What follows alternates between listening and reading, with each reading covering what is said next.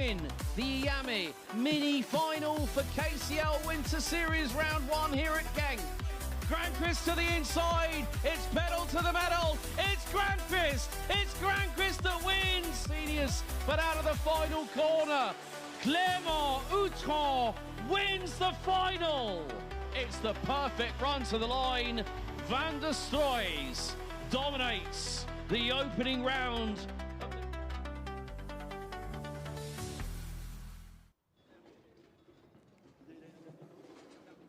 Welcome everybody, good morning to you all. This is Sunday of racing, this is the Karting Final of Mariembourg, and look around us, the sunshine is here on the beautiful valley of the Couva region. My name is Guillaume Alvarez, beside me the mighty Alex Goldschmidt. Good morning, Alex. Morning, Guillaume. A bit of a crisp bite to the local air here in the Couva region of southern Belgium, just around about a 20 or so minute drive from the French border. But yesterday on heat day for the final round of the Karting Champions League Winter Series for 2026, boy, did we have some exciting racing. Yeah, the weather was rather different than it is today. With we had almost snow, but a lot of wind, Yes. a lot of rain, half of rain, heavy rain, dropping just before the drivers will make their way onto the track on slick tires, on the slippery and very dangerous conditions. But we had it all 4 seasons in one day. That made the battles on track even more interesting. Yes, and also with that, we also have the first set of points awarded for our respective divisions. Of course, there are 40,000 euros worth of prizes to give away, including for one of our drivers in Senior X30 and one in KZ2.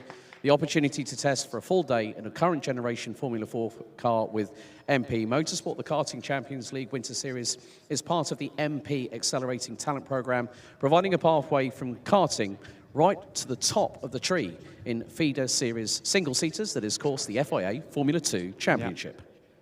Yeah, a lot of prizes at stake, a lot of points, because this is today that we conclude this year's edition of the Karting Champions League Winter Series. After the Home of Champions, the Karting Final. And as you can see behind us, the first drivers that will make their way onto the track are the minis for the first of the superheat that we're going to have this morning. Yeah. Then we're going to have the juniors, the seniors twice for the superheat A and B, and then the shifters, the KZ2, the KZ2 Masters and the Super Shifter, making their way, paving the way and the expectations of everybody for the finals this afternoon. Yes, on offer for our top driver in the mini division is a brand new kart and engine, a guaranteed gold spot, gold ticket for this year's Iame Warrior Finals that heads to Viterbo in Italy in late October this year. Plus also the other drivers, one will get for second place, it's a kart and a guaranteed spot in IWF 2026. It's an engine for the driver in third, plus that guaranteed spot, and then fourth and fifth will get some brand new sets of tyres.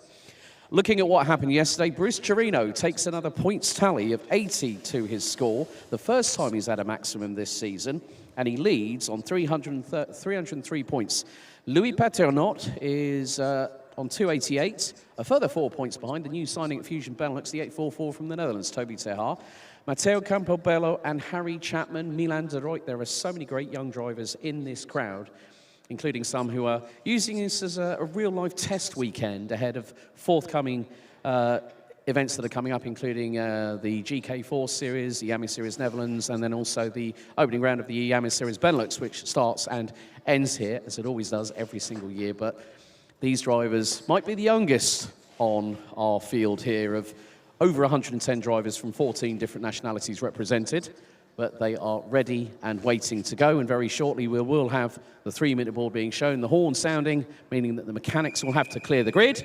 And as I say that, here we go. I think it's time, That's maybe. a signal, isn't it? From less than 3 minutes before the green flag, the first race. 9 races on schedule today, Alex. A lot of fun ahead of us. Yeah, well, I think you better hightail it up to the commentary box while we have a look I'd down like to track. stay, though. You want to stay? I know, someone's going to call the grid. Someone's going to call the grid. We are on duty. I'll see you in a minute. Okay, so great to see these young drivers. Eloin Poissonnet, now, if we can zoom in a little bit on his race helmet, I noticed we've got a bit of a Mario Kart theme here. And he's got Super Eloin with the invincibility star on the left-hand side with the checkered flag going around it. You've got Martin Chekin Gomis, the youngster with the Senna-style helmet livery. Now a new signing with Euro Karting. Over the other side, we've got Bruce Chirino. Also the 815 there, Musa Bera Akbabar on the Cali kart for UN1. We've also got the 866 of Axel Leenders. Toby Terhart, so many different drivers here this weekend, but we are going to have a fantastic opening superheat, and with there being 23 drivers, well, this is now the opportunity. This is the second hurdle they have to climb here this weekend, because all 6 scores for the Karting Champions League Winter Series go towards their tally. So there is nowhere to run, there is nowhere to hide here at Karting de Fagnes. We have to say a big thank you to Thierry Lepine and his team for allowing us to host this fantastic event here once again. But with 2 Formula 4 test days with MP Motorsport up for grabs, and also all the karts and engines and the tyres that we're going to be giving away, plus the IWF 2026 spots for the relevant top 3s in Mini, X30 Junior, X30 Senior.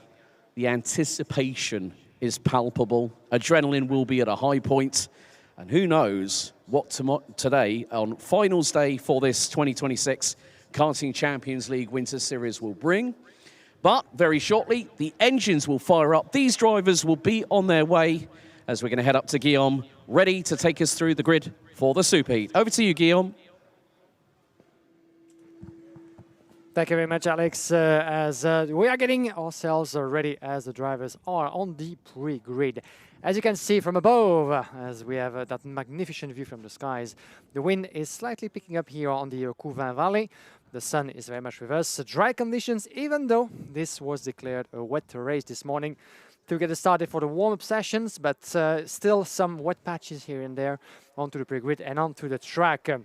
At the wheel of the 815, Moussa Berra Agbaba, at the wheel of that beautiful Calicot machine, the smile beneath the helmet, the 866 of Alex Lenders on the grid as well, 844 from Fusion Benelux. This is Toby Tenrar, one of the couple of drivers now making their way onto the track as the green flag is waving. Welcome along, everybody, live from the Karting de Fagnes of Mariembourg. And look at that view from the skies on the 1.366 meters long track in the south of Belgium, one of the most prestigious locations, not only in this country, but in the world of karting. Let's take a look at the grid as we go for the first of the superheat that we have this morning, with Bruce Chirino on pole position, Eloane Poissonnet by his side, Moussa Berra Agbaba and Martin Sechagomis on row number 2, row number 3, Alex Lenders and Matteo Campobello, row number 4, Toby Terrar and Harry Chapman. Then we have Luis Paternot and Arda Bilyanov on row number 5, row number 6, Gilles de Waal and Kian Tanev, row number 7, Bram Konings and Milan de Ruyt, row number 8, Lewis Rieder and Mathis Lambrecht, row number 9, Mats Van Alst and William Sitio. On row number 10, Lucas van der Reer, as well as Victor Radu, Matt Copper and Matthias Cavuela, row number 11, and Arthur Jassogne on the 12th and last row. A total of 23 competitors getting themselves ready for that superheat. Superheat means another 80 points on scale, 80 points up for grabs, shall I say, for the driver that will step up on the higher ranking at the end of this race. 80 points for the leader at the end of the qualifying heats, being Bruce Chirino. If he wins that one, that's 80 more for the championship and 80 plus points for the winner of the final. That will take place in the mini class at 1:30 local time this afternoon. You don't want to miss that. But before getting on the way to the finals, we need the proper starting grid, we need classification, and that's what the superheats are all about. First the minis, then the juniors, twice the seniors, because we had more than the maximum grids would allow, and then the super shifter. As you can see, the surrounding of the tracks in the Chemin de Fer Erpin are quite muddy. This is the result of a lot of excitement on the track, and a little bit of enough here and there for some of the competitors in all classes. The grip levels were very low due to the pouring rain at some point during yesterday course of action. But now, as you can see, in the escargot section, the last sector of the track, through the double right-hander of 10 and 11, coming down to the start of the pit lane N3 and then the mechanics bridge on the right side of your picture. This is one of the spots of the Mariembourg track when magic can happen. If you time your braking point right, if you make the right choice, that could also be certainly a dangerous spot to launch any maneuver. But it remains to be seen what the young drivers of the mini class will be trying in the next couple of minutes. 9 minutes plus 1 lap. That's the length of that first superheat. And once the light go out, Dave Ridson, our race director, in the middle to make sure that everything goes according to plan. And we go green. We're racing in Mariembourg for the first time on Sunday. Impeccable start from Bruce Cherino. Musabera Agbaba, Elan Poissonnet just behind. Poissonnet trying to go around the inside. Everybody safe through the first one, through the second hairpin as well, and through the third. Bruce Cherino not letting himself being impressed or chased whatsoever. And he keeps the lead from pole position, building up a bit of a gap, but 8:35 at the back, putting 2 wheels in the grass, but he keeps on going, and he goes through safely and sound into the podium corner, onto the hairpin. The first heavy braking point of the track. A couple of drivers trying to find a better racing line, and goes relatively well for everybody. As Alex, you made your way back yes, up here in the booth. As we are now back on track, up and running for what will be a happy day of racing. Yes, with the sunshine in the air here at Mariembourg, it is wonderful to see these drivers getting the superheats underway for the final round of the 2026 Karting Champions League Winter Series here at Mariembourg. But it is still the man of the moment, Bruce Cherino, being chased down hard by Elan Poissonnet from Euro Karting. Musabera Agbaba holds on to P3 ahead of Axel Lieners in the 866. Toby Terhar has made some progress in the 844 Fusion entry, but it looks like Martin Cekin-Gomis has got through on it. He's trying to chase him down. So the 844 from the Netherlands trying to make hay whilst the sun shines here on Sunday morning. But we have got, 8:02 gets a 3-second time penalty, but change for the lead into Chemin de Fer. Through goes Poissonnet. And well done, Elan Poissonnet in the lead as Bruce Cherino finds himself under the pressure from Bera Agbaba. He's going to try to do the same into the escargot. He stays in 3rd place as for now, with Axel Lieners from RSD Karting down in 4th place. Watch out from breaking point into that turn number 12. There's not a lot of space to try to make a move there. And as I said, 2 drivers into the mud, unfortunately. William Sitio. Yeah, the 8:02, unfortunately, was battling along through the field, trying to make his way up, but it's not going to happen. William Sitio, unfortunately, was been slightly pushed by the look of it, and losing a pile of positions in the process. Half of a second in the meantime between Elan Poissonnet and Bruce Cherino. Look at that battle with the 8:12. Oh, this is one of our competitors in the lead on the grid. Martin Cekin-Gomis, who dropped a couple of places. He found himself in P7 in the belly of the beast, shall I say. Yes. Try to make up the places, but as I say that, he loses another one by the look of it into the hairpin. And even another, or at least trying to, there was Gilles de Waal that was trying to make his way past, I think. Milan de Reuil did so just before in the breaking point. A little bit of a heated moment, I'm afraid, for Martin Cekin-Gomis. Would have liked to certainly see himself battling at the front, but it's not happening quite yet.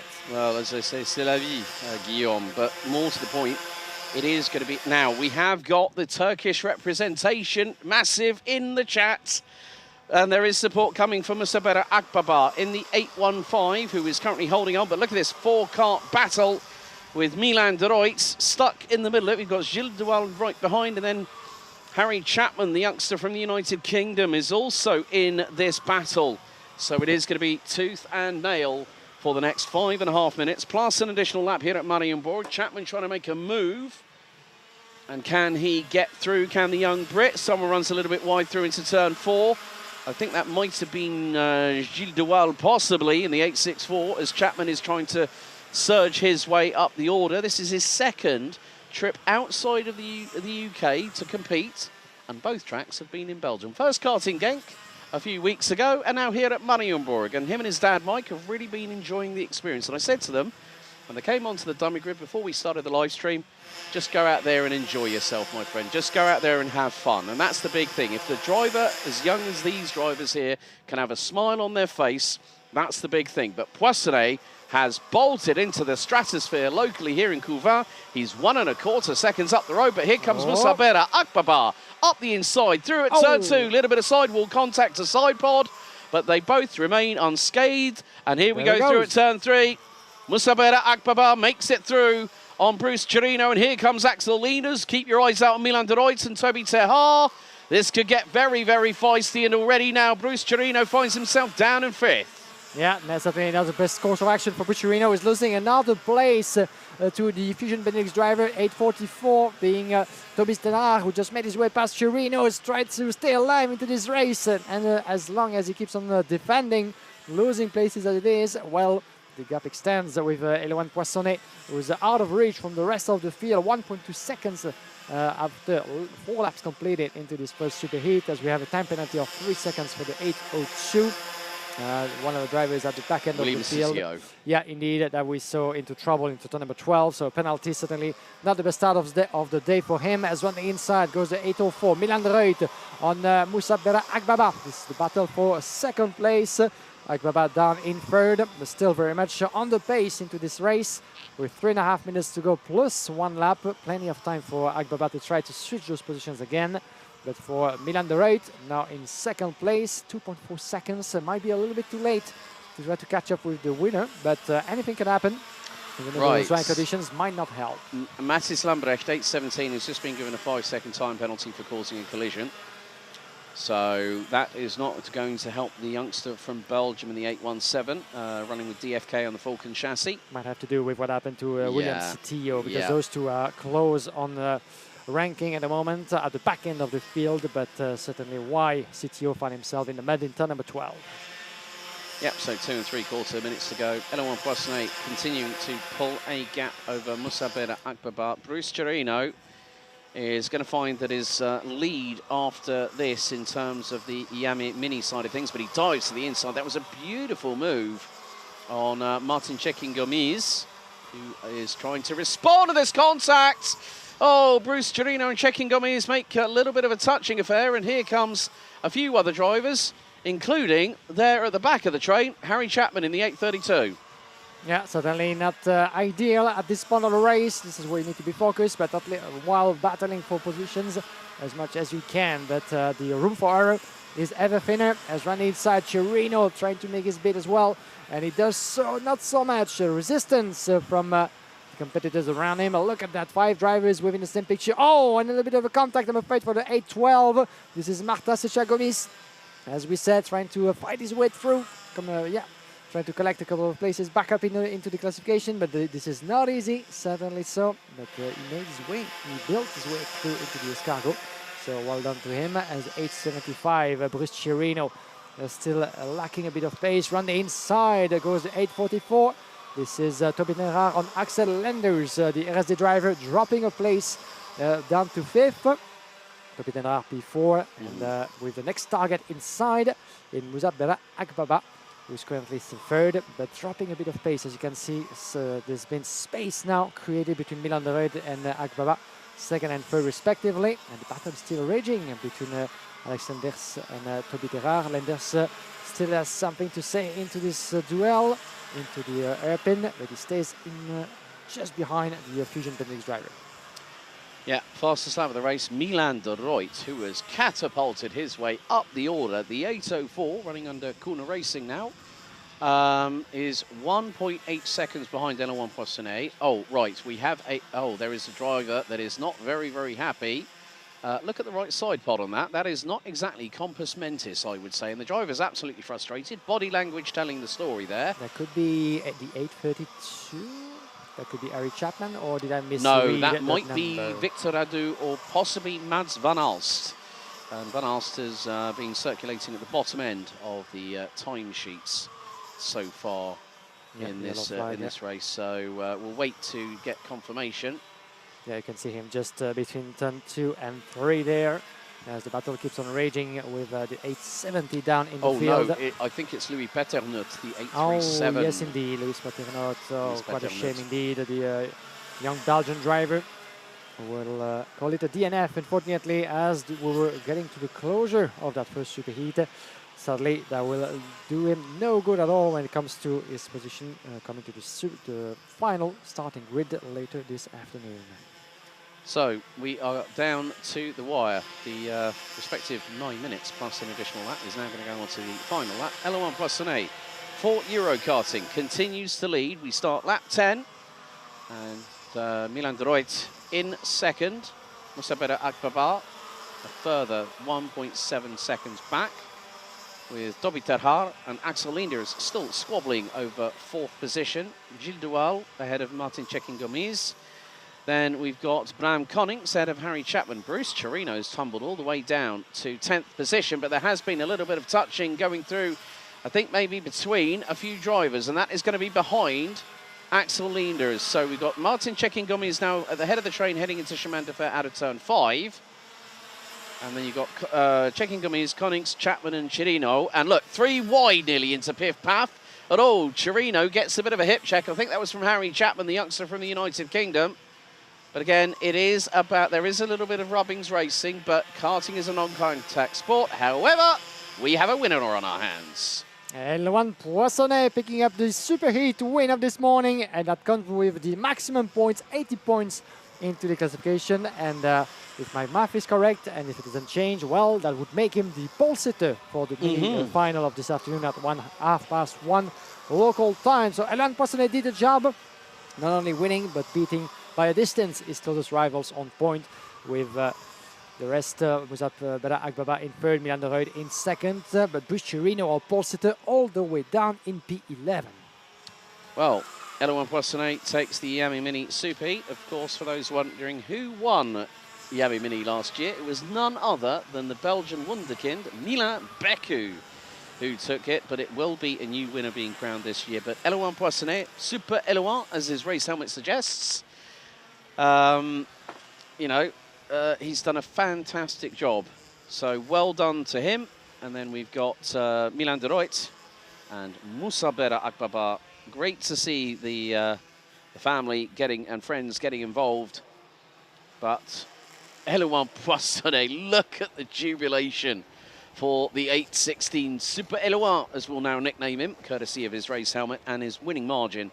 1.364 seconds after 10 laps. Fastest lap of the race, Milan de Rooij. And look, handshakes were plentiful before we went live this morning as the drivers came onto the dummy grid.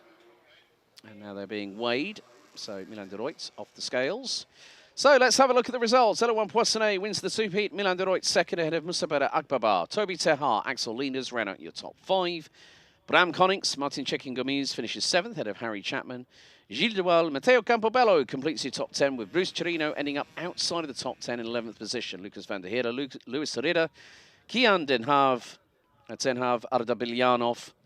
Then we had Arthur Jasson, Matt Cooper, Matthias Cavulleia, Matthias Lambrecht, William Sitio, Mads van Als being the last of the classified finishers. Victor Adu out on lap 9, Luis Paternot out on lap 7.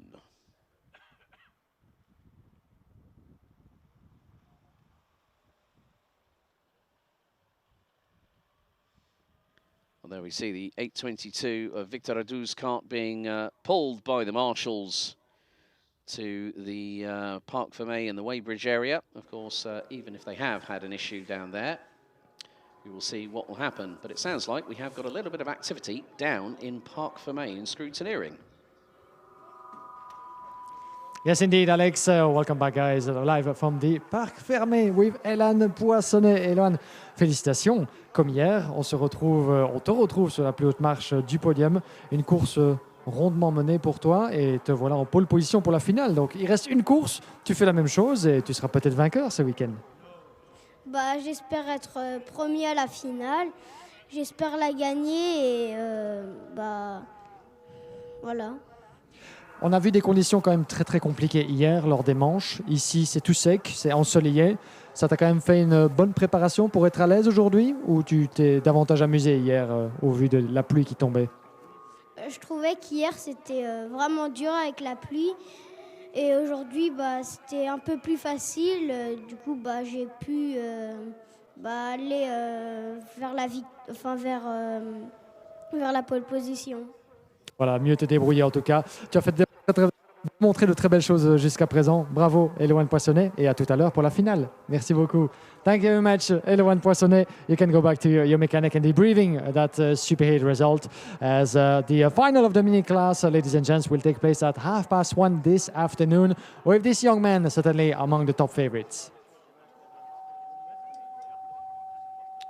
Well, great to hear from Guillaume there down trackside.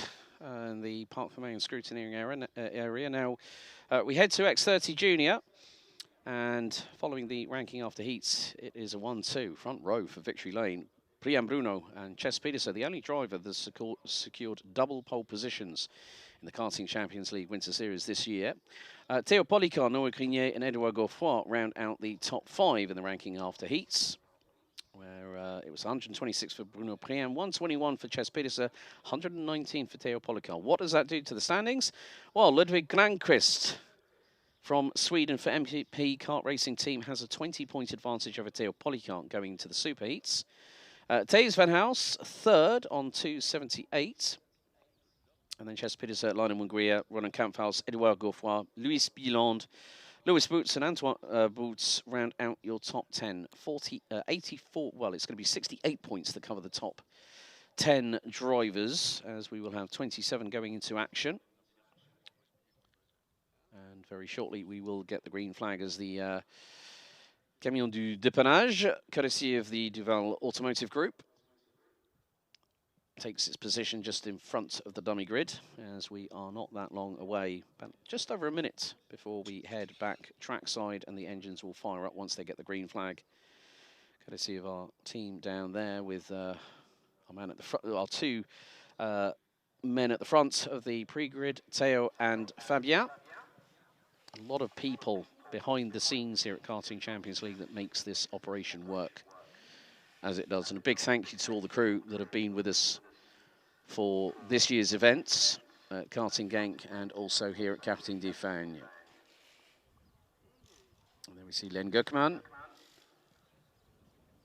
from Germany.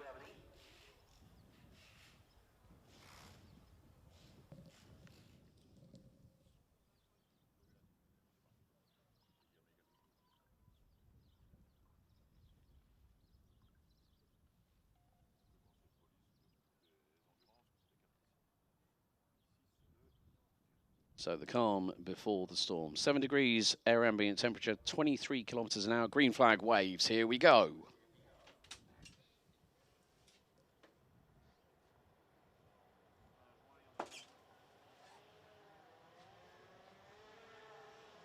So let's take you through the grid for the Junior X30 Super Heat. 12 minutes plus an additional lap. Priam Bruno starts on pole position.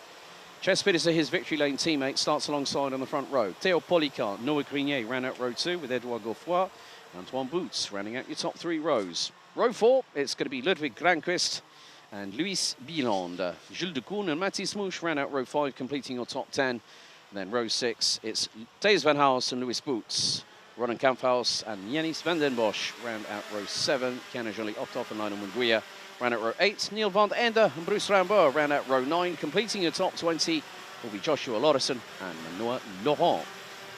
Dorian Grandjean and Joris Verkerk round out row 11 with Linus Tysted, Isaac Zahiri, Jamairo Hoft, Len Gökman and Louis Struven rounding out the grid. However, there have been dramas, and oh no, it's Théo Policar, the youngster from Dream Racing. I don't think that throttle is quite working there, and I'm sure he's not going to be a very happy bunny because they're yellow. And there's problems for Louis Bieland as well. Mechanic frantically working on the left-hand side of the RSD cart.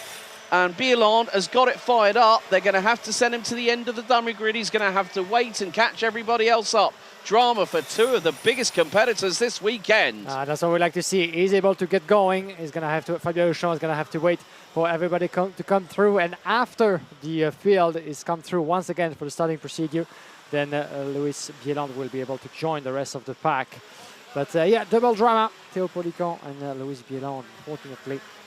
As you can see, the marshals already busy on track, pacing everybody down. The pole sitter, Priam Bruno, is the one who has to show the good example here to everybody, reducing his speed quite significantly enough for everybody to get together. As you can see, once we passed, you're going to see it in just a few moments, once we passed the red line between the 2 cones, well, we enter into the starting procedure zone. No overtaking allowed.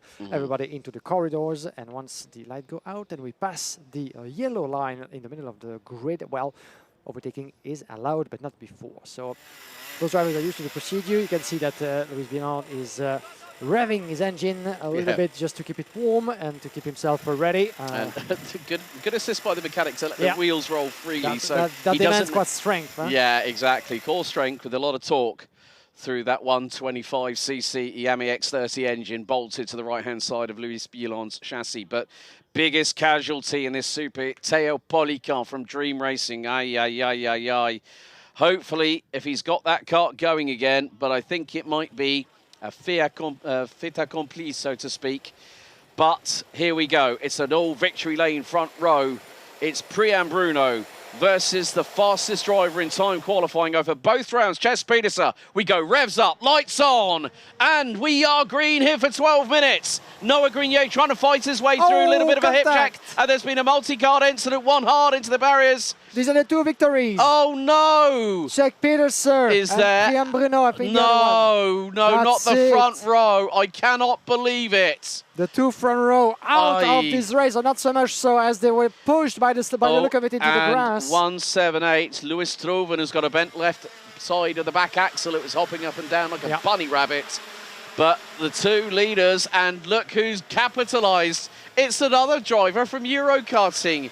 Félicitations, Noah Grenier. Well, I do wonder how all things unfolded there, because Noah Grenier, as we saw, you just went diving onto the inside of turn number 1, went for the move. Maybe there might have been a slight touch there that sent Check Pedersen spinning, or Priam Bruno, shall I say, and Check Pedersen was really caught in the middle of it and went for his own spin as well. So both leaders on the grid, both teammates from Victory Lane into the grass in turn number 1. That's something that we don't get to see every day. But as a result, Noah Grenier is your leader and got 3 seconds. Well, the thing was, Pedersen, I think, spun on his own. His front bumper got collected in the aftermath. Priam Bruno, I think, spun in sympathy. Grenier, I don't think even hit either of them. Okay, that's good to see. But it was difficult to read that, because Grenier was at full velocity. They were accelerating, and now Edouard Godefroy is counting his chickens right about now. So is Ludwig Granqvist, who is the points leader. And the biggest thing is, Théo Polican did not start the superheat. That is a big, big blow at one of the most crucial points of this series. Polican is going to be wondering, what if I did get started? I would have possibly been leading that race and closed that gap to Granqvist in the latter stages. It's 80 points for a win.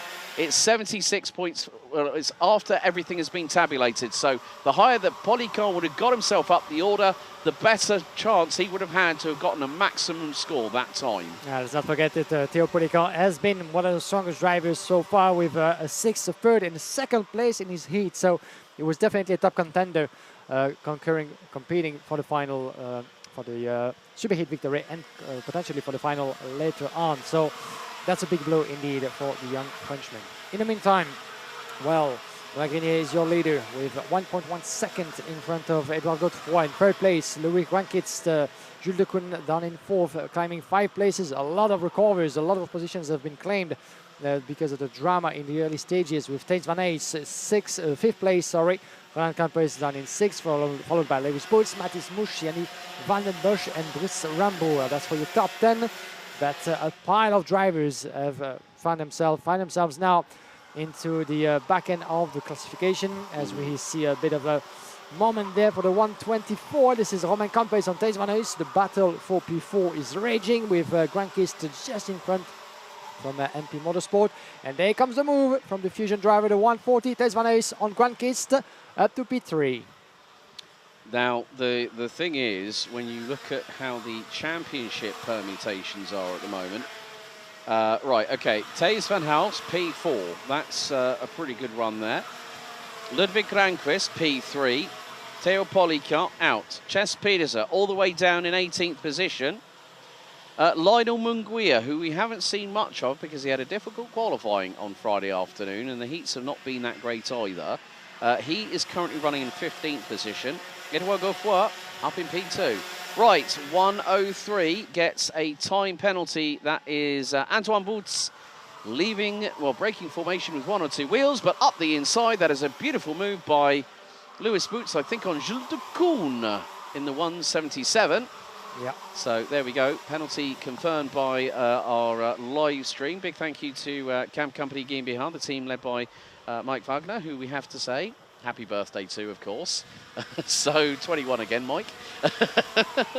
Nevertheless, great racing we have had here so far this weekend, and it continues that we're now going to see a dive to the inside at Chemin de Fer, and that is very, very close indeed. But you can see the breakaway at the front end, and then you've got 6 karts in a line going through. There's a little bit of pushing and shoving, but more to the point, Noah Grenier is relishing the opportunity of leading, but Edouard Godefroy is closing him down, and last time did a 57.372, was over 2 tenths quicker, come across the line, down by 2 tenths. Toby Tehar has got Ludwig Granquist breathing down his neck. Yeah, fastest in this race, Fagnes in third, and he's looking for a way in on the inside, left or right, into the second, maybe the third hairpin. It's not happening quite yet for the 110, Ludwig Granquist on Fagnes, as the 124 of Rowan Campos is keeping a close watch on the battle in front. As Godefroy in second place is closing in as well on his fellow countryman in the lead, Noah Grenier. It's going to be an interesting battle shaping up in the next few seconds. 6.5 minutes plus 1 lap. We haven't seen nothing yet into that super heat. 12 minutes and 1 lap long. That will be the same length for the seniors and the shifters, as the finals will be slightly longer than that in this afternoon. Coming down to turn number 12. No one dares to move just yet, but the momentum is crucial here onto the start-finish straight, entering turn number 1 at full speed. As around the inside goes Granquist, beautifully made at the wheel of that MP Motorsport machine. And gesturing is important as well to notice, because he's saying to his opponent, all right, now I just put myself in the lead, and now another position lost, I'm afraid, for Fagnes, who goes from 3rd to 5th. But now Granquist is the leader of that pack, and he was telling his fellow drivers, okay, let's not fight each other too much, because there's still potential for that win in this race.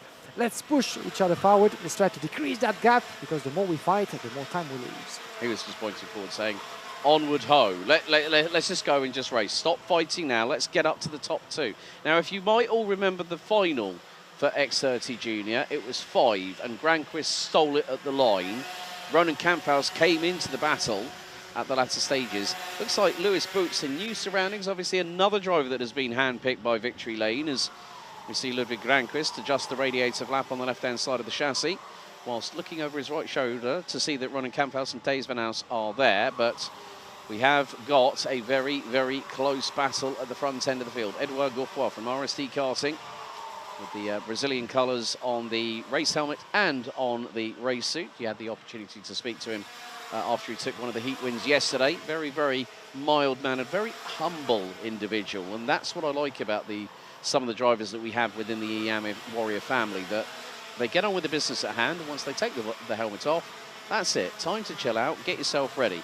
Okay, we've had our first 5-second time penalty for exiting with all 4 wheels out of the track, and that penalty is handed to Yanni van den Bosch in the 144, who's currently running P10, ahead of the likes of Janne Joly-Optov. Joris Verkerk, who's moved up 10 places up to P12, as Godefroy is edging ever nearer to the back bumper of Noah Grenier. He's thinking about maybe just saving the tyres, saving a little bit of fuel, because the thing is, once Noah Grenier's got his throttle 100% of the way down, Godefroy is about 85, maybe 90%. Okay, we have got yellow flags.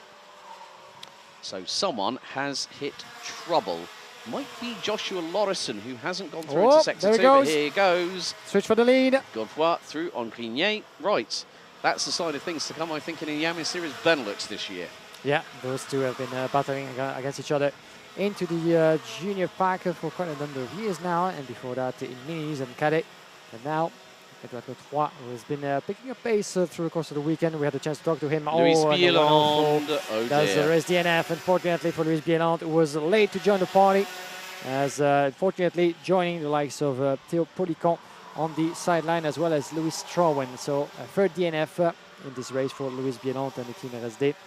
But while RSD might have lost a driver, they have one in the lead. And Edouard Godefroy, as he was telling us yesterday, after not so much of a good start to his weekend at P14 in his first heat, he was able to collect a win and a 6th place, switching tires, so definitely playing with rubber, as those drivers are only allowed 2 full sets of slick tires through the course of the weekend. Good thing is, because of the weather yesterday and the rain pouring.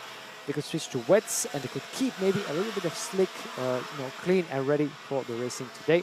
Yes. That's always a bit of a push. And Edouard Godefroy, well, you can see that the pace is certainly strong on the Belgian driver's side. Speaking of a push, Priam Bruno's just been given a 5-second time penalty for pushing, so that is going to hurt him. So out of the top 10 in the championship standings, Polycan out. They all raising their hand. Drivers just acknowledged it by coming across.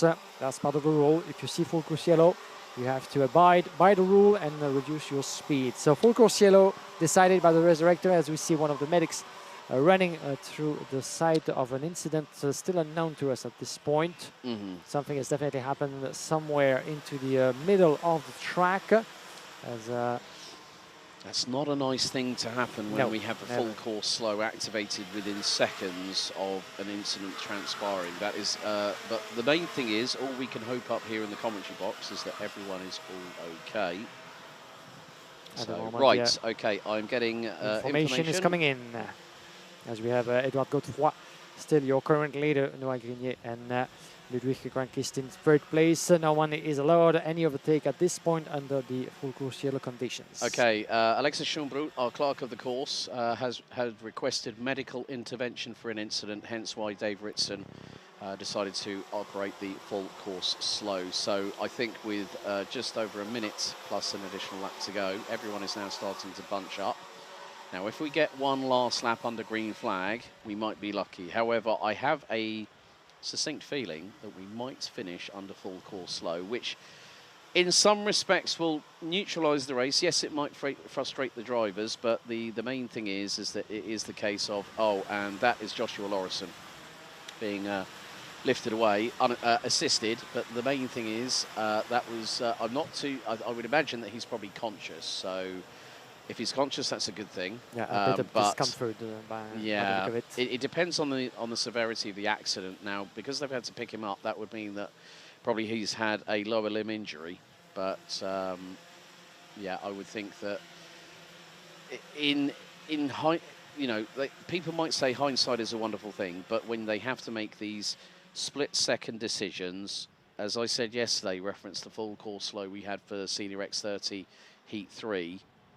It is going to be a case of we will now finish under full course slow. So timer literally expired as Edouard Godefroy completed lap 12. Yeah, good thing that he did reduce his speed quite significantly there on the straight, allowing everybody to bunch up quite closely, so that we don't have any driver going around or trying to make any move. So everybody bunched up in one group, and this should be the.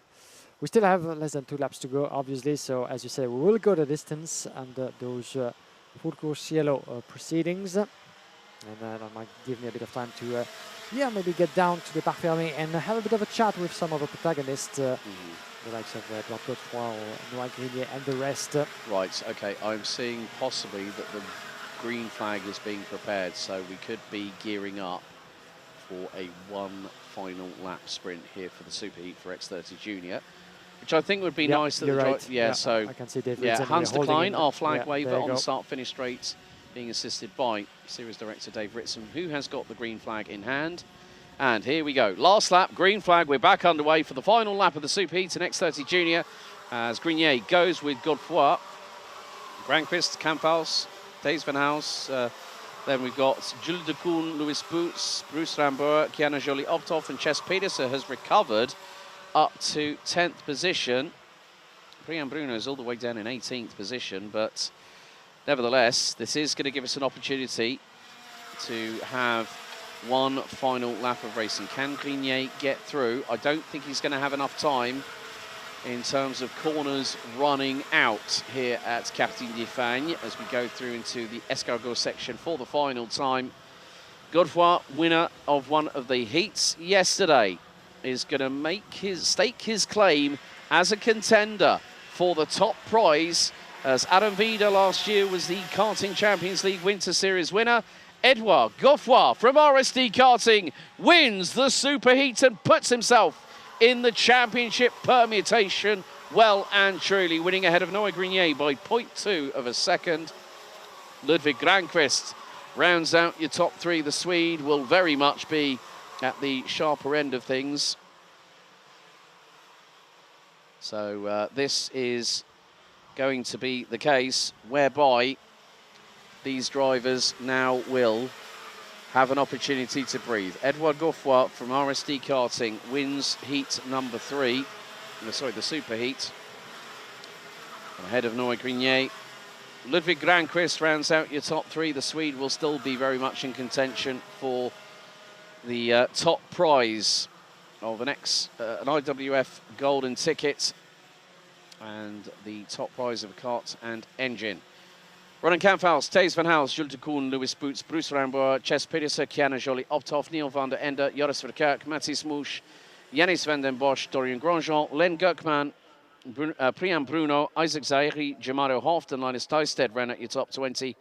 Manoa Laurent, Lionel Munguia, Antoine Boots ran out your top 23. Joshua Lorison, Luis Bieland, Louis Stroven and Theo Polycart did not make the end of the race as the medical team is en route to the drivers Joshua Lorison for CS competition, but Theo Polycart might find that his title push for the Winter Series title in X30 Junior coming to an end.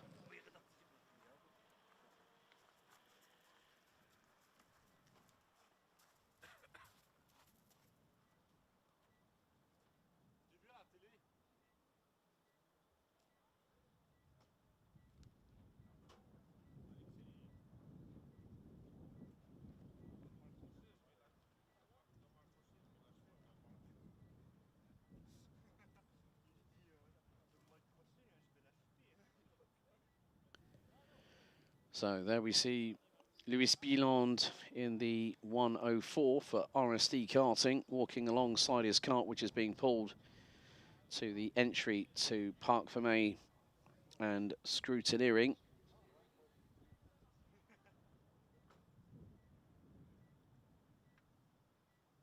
But this superheat has really changed things around quite significantly. As there is 178, but it looks like we've got some activity down in Parc Fermé. Thanks, Alex. I'm here with Noah Grenier, driver in second place that led that superheat for quite a while before Edouard Godefroy turned things around. And as we know, we came to conclude that race under one lap last sprint. Mon cher Noah, comme on disait à l'instant, ça s'est joué à pas grand-chose pour toi. Tu as quand même mené cette épreuve dans sa majorité. Qu'est-ce que tu aurais pu faire différemment, tu crois, pour empêcher Edouard Godefroy de venir te titiller derrière? Au début, ça manquait un peu, mais c'était bien, je tenais le rythme. Après, quand Edouard m'a dépassé, je faisais quelques erreurs, j'ai perdu le contact. Après, il y a eu le slow qui était pas mal parce que j'allais encore perdre des positions ou rester à ma place. Donc c'est bien, après j'ai tenu ma place et ça s'est joué à pas grand-chose avec Edouard.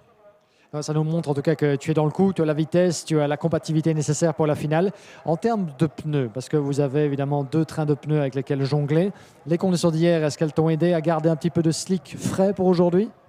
Non, parce que c'était un peu pour tout le monde que les pneus se sont usés, donc pour moi ça ne change rien. Et tu auras encore quelques pneus que tu n'as pas encore utilisés éventuellement pour la finale, tu peux nous le dire dans l'oreille? Non, j'ai encore tous mes pneus pour les finales. C'est magnifique ça, donc attendez-vous à voir Noah Grenier en tout cas au devant du peloton, à jouer très très fort la gagne certainement. Merci beaucoup Noah, à tout à l'heure en tout cas pour cette finale de la classe junior. Je peux te laisser rejoindre ton mécanicien pour le débrief de cette super manche. Super heat, second place for Noah Grenier, and as you might have heard, he has still a full set of slick tires ready for the final, ready for the battle, so you can expect great things from the Eurokarting driver. As he said, it was a close call. He did a couple of mistakes along the way of that race, allowing Edouard Godefroy to make his way past. And then, thankfully, as he said, the full course yellow came into play, because otherwise he would have lost more positions as he wasn't feeling 100% towards the last part of the race. So, close call, second place, still satisfying for Noah Grenier, who feels very confident coming to the last race of the weekend, the final of the juniors taking place this afternoon. Now, we're waiting for the senior category to come into play. 2 races up next, the Superheat A and the Superheat B, to get all the grid mixed up together, as only 36 drivers will be allowed, and we currently have 43 competitors. So it's all down to the best to make their way to the last race. Over to you, Alex. Thank you very much, Guillaume. As we go via the drone shots, a big thank you once again to Cam Company Game on behalf of the live timing, live scoring, and also the live stream. A big welcome to everybody that's just joined us on the Karting Champions League YouTube channel. Don't forget to like, share, and subscribe. Also, those wondering about the timetable for the remainder of the day, that is in the description down below, along with the links for the live timing and the results. So, after the two heats, Super Heats coming up, Super Heat A and Super Heat B for, oh, and good to see, salut Timio Riflard, go Euro Karting, he says in the YouTube chat. After this, the top 36 will then go through into the A final. We were scheduled to have a B final, which would conclude the on-track action this afternoon, but it's only 7 drivers will not make it past the Super Heat stages. The B final has subsequently been cancelled, so the shifters at 2:45 local time will conclude the on-track action here at Karting de Fagnes as the recovery truck makes its way back into its position in front of the tyre park where the drivers and mechanics are able to put the tyres on the karts. However, for the Super Heats, for the remaining classes, including the Senior X30 divisions this weekend, 12 minutes plus an additional lap. We up the ante for the final races. So for Iame Mini, it will be 11 minutes plus an additional lap. 14 minutes for all other categories.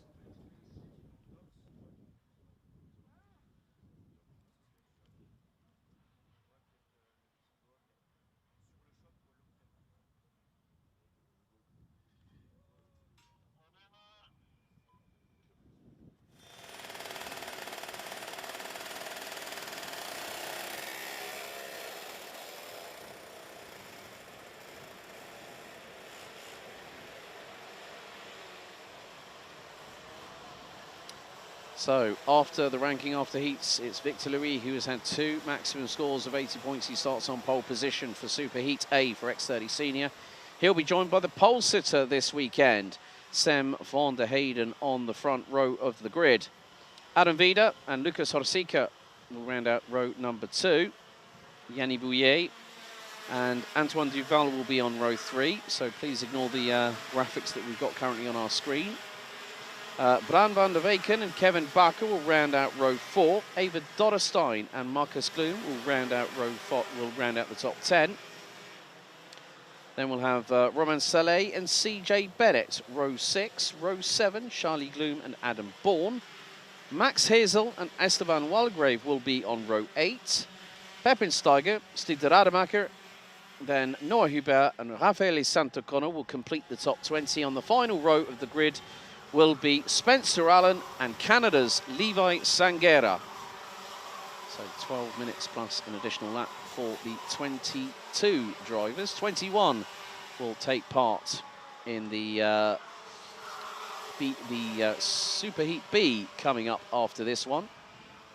A big thank you to all the team behind the scenes, the crew, the marshals, the recovery team, for keeping us as close to on time as possible. We're running a couple of minutes behind schedule, but the good thing is we're able to get these races underway very, very quickly. So, un grand merci à tous.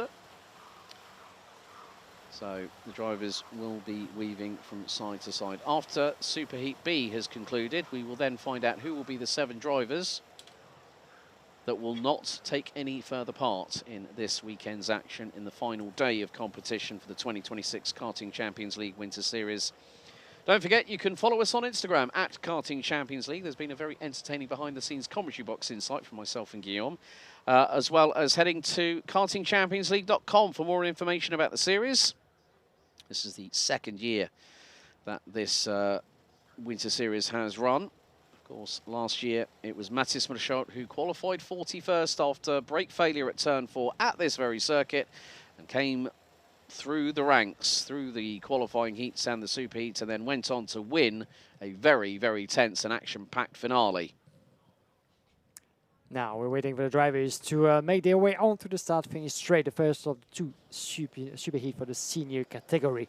And some of the big names are in the sport of karting on national and international level here in the Benelux, with Victor Louis Sam van der Eyden sharing the front row of that grid.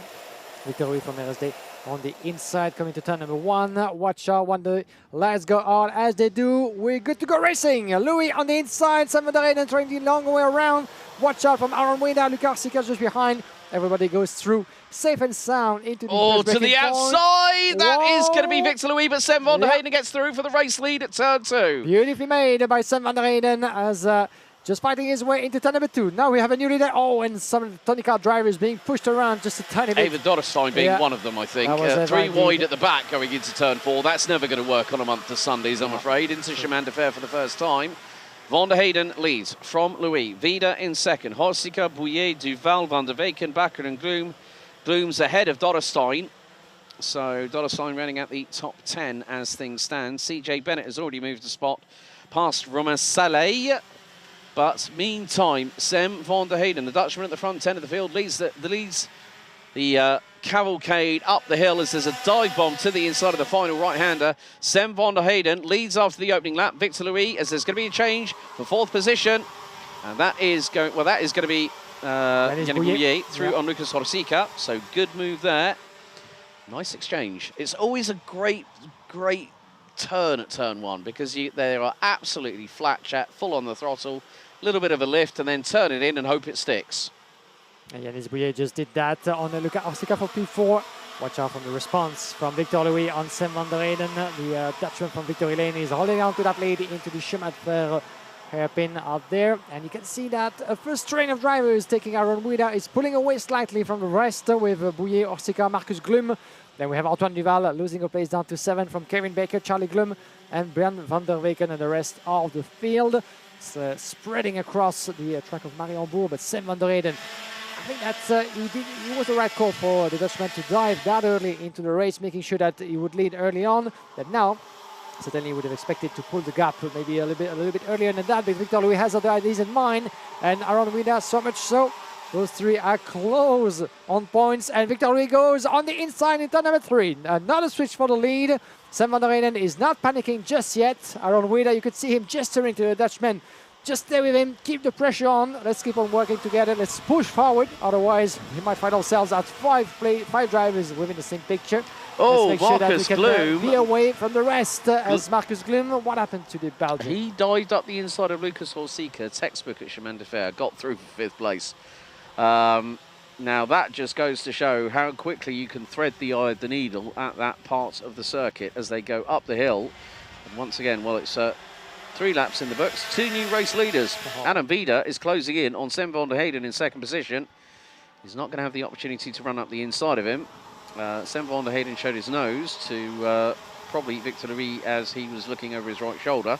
Now through into turn 2, Vida really seems to have a little bit more pace than his fellow countryman in 2nd position, but Marcus Guillaume closing in on Yannick Bouillet for that 4th spot.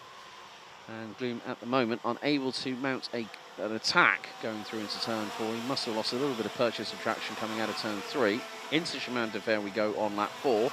Adam Vida looks very, very comfortable, whereas Sam van der Eyden is losing a little bit of pace. He lost 2/10 on the previous lap to Victor Louis. As look, Vida's all over his back bumper. It's a case of not if, it's going to be when does Adam Vida pull the trigger and fling it past Sam van der Eyden. It could be as we go up the hill, past the bridge and through over the cross the line. Lap 4 in the books. Victor Louis leads his 2nd lap in a row. Sam van der Eyden and Adam Vida 0.43 of a second apart.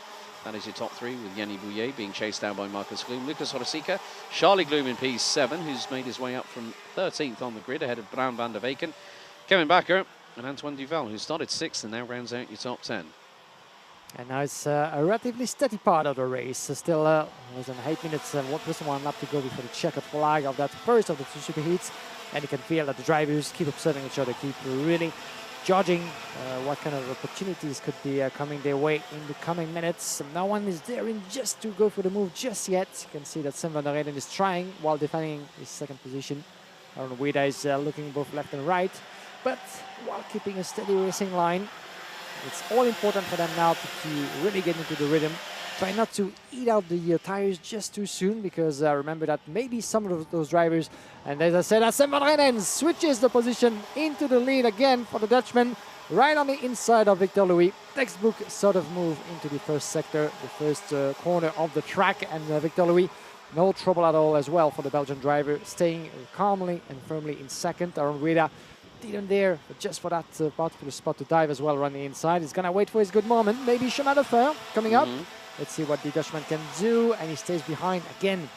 The more he stays behind, the more he's going to have to eat as well on his back, because look at Yanis Bouillet and Marcus Klum closing in as well. Marcus Klum helping out his teammate at RSD in second place, Victor Louis. That's always useful to have at least one of your team colleagues with you in the heat of the battle. Let's see if they will be able to make a difference. But as for now, it might come down to maybe the last 2 laps, maybe the last lap for someone to try to make a difference, because it seems to me, by the look of it, Alex, that everybody's on the same page. Here we go.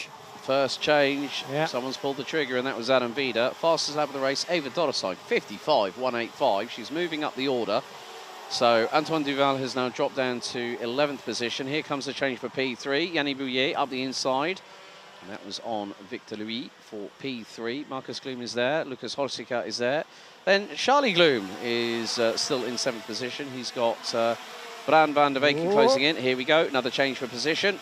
And that is going to be for 4th on the road. So I would say that is more than likely going to be Marcus Gloom getting through on Yannick Bouillet for position. So the 2 RSD karting teammates working a little bit together. Victor Louis actually who lost the place. Oh, Victor Louis. Yeah. So Victor Louis, who is at the sharp end of the field in terms of the championship permutations. It's 3:12, and then we've got his chief rival, Dream Racing's Clément Outron, who's going to start on pole position for Superheat B. Now, this is going to prove to be something rather interesting, as with regards to the points that are awarded. Now, the points are slightly different when you take into consideration the sporting regulations. Now, with regards to the qualifying heats, it's 50 points for a win. But for the super heats, if you win it, it is 90 points that goes towards your total cumulative tally. And that gives us the final intermediate classifications after the heats and the super heats, which then gives us another secondary score on the board. And then the final, it is, as the championship points will be, it will be 80 points for first, 76 for second, 73, 71 and 70. That is for the top 5. But 4.5 minutes to go. Dive to the inside and a change between Marcus Gloom and Victor Louis. So Victor Louis back up into 4th.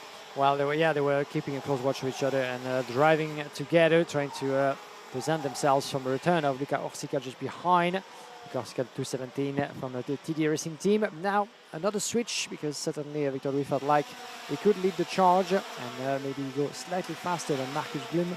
Those two were in 55. Let's have a look at the respective last time. 55.3, 55.1 for Victor Louis, 2 tenths faster than his teammate on the last lap. So I figured maybe it's my time to shine again into this race and to try to turn things over. Because at some point RSD was leading, and not so much so, as we have Sam van der Reyden firmly in the lead. Aaron Weed at second.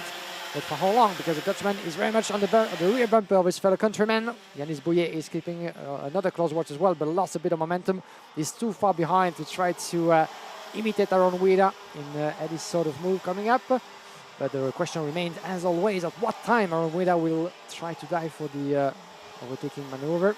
We want to wait a little bit to prevent any switchback from Sam van der Reyden. But the more he waits, well, the more the 3 and even the 4 chasers behind him could join them for the party.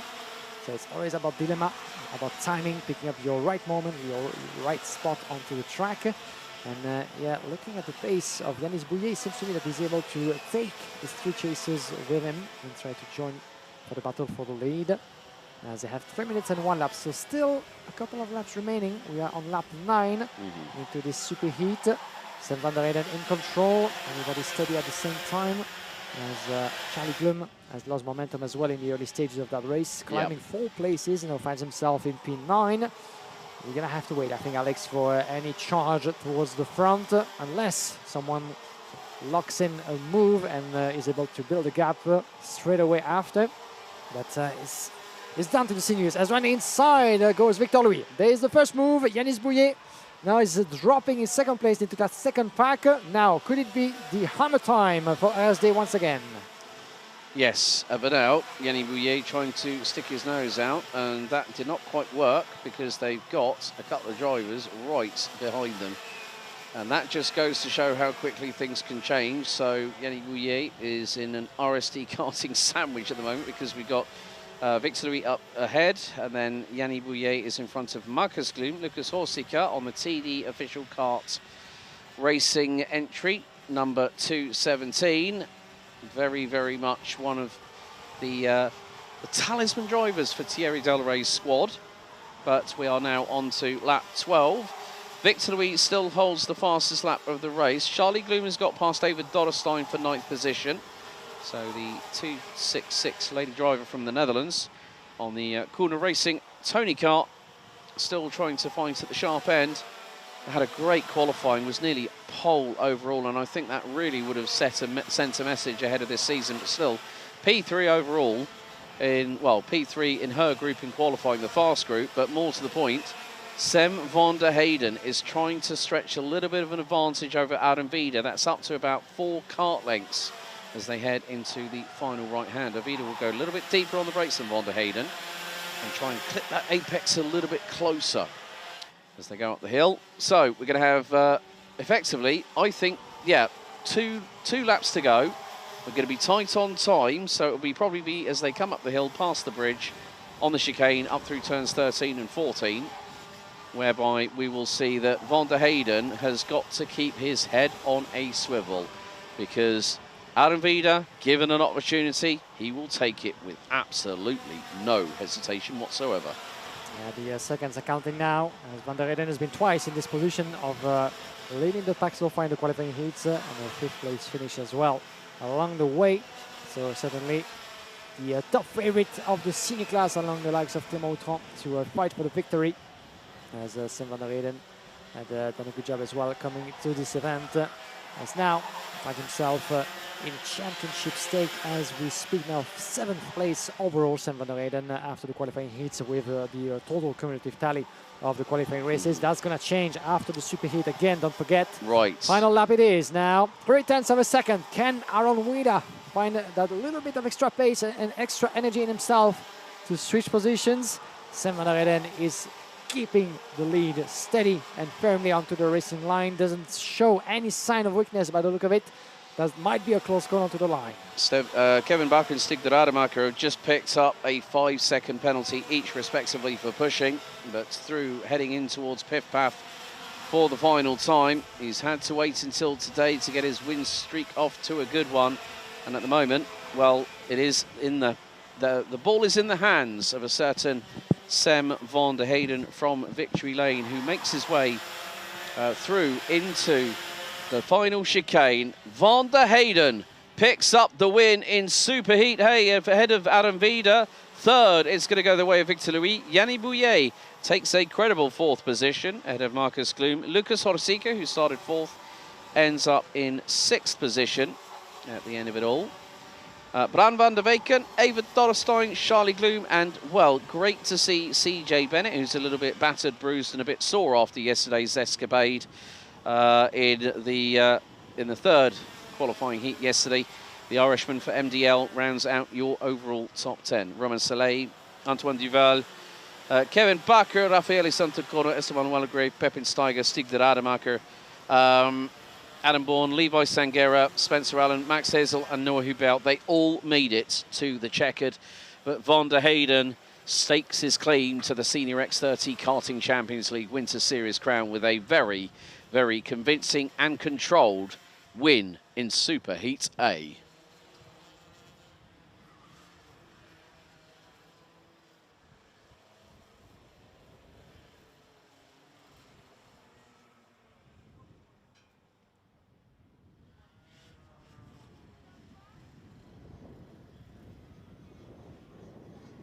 Well, the dust has settled for the first of 2 superheats as Sem van der Heyden comes off of the weighbridge.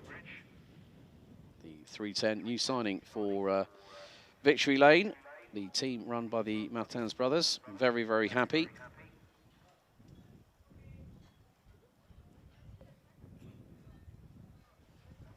And then Adam Vida again showing his run of consistent form this weekend.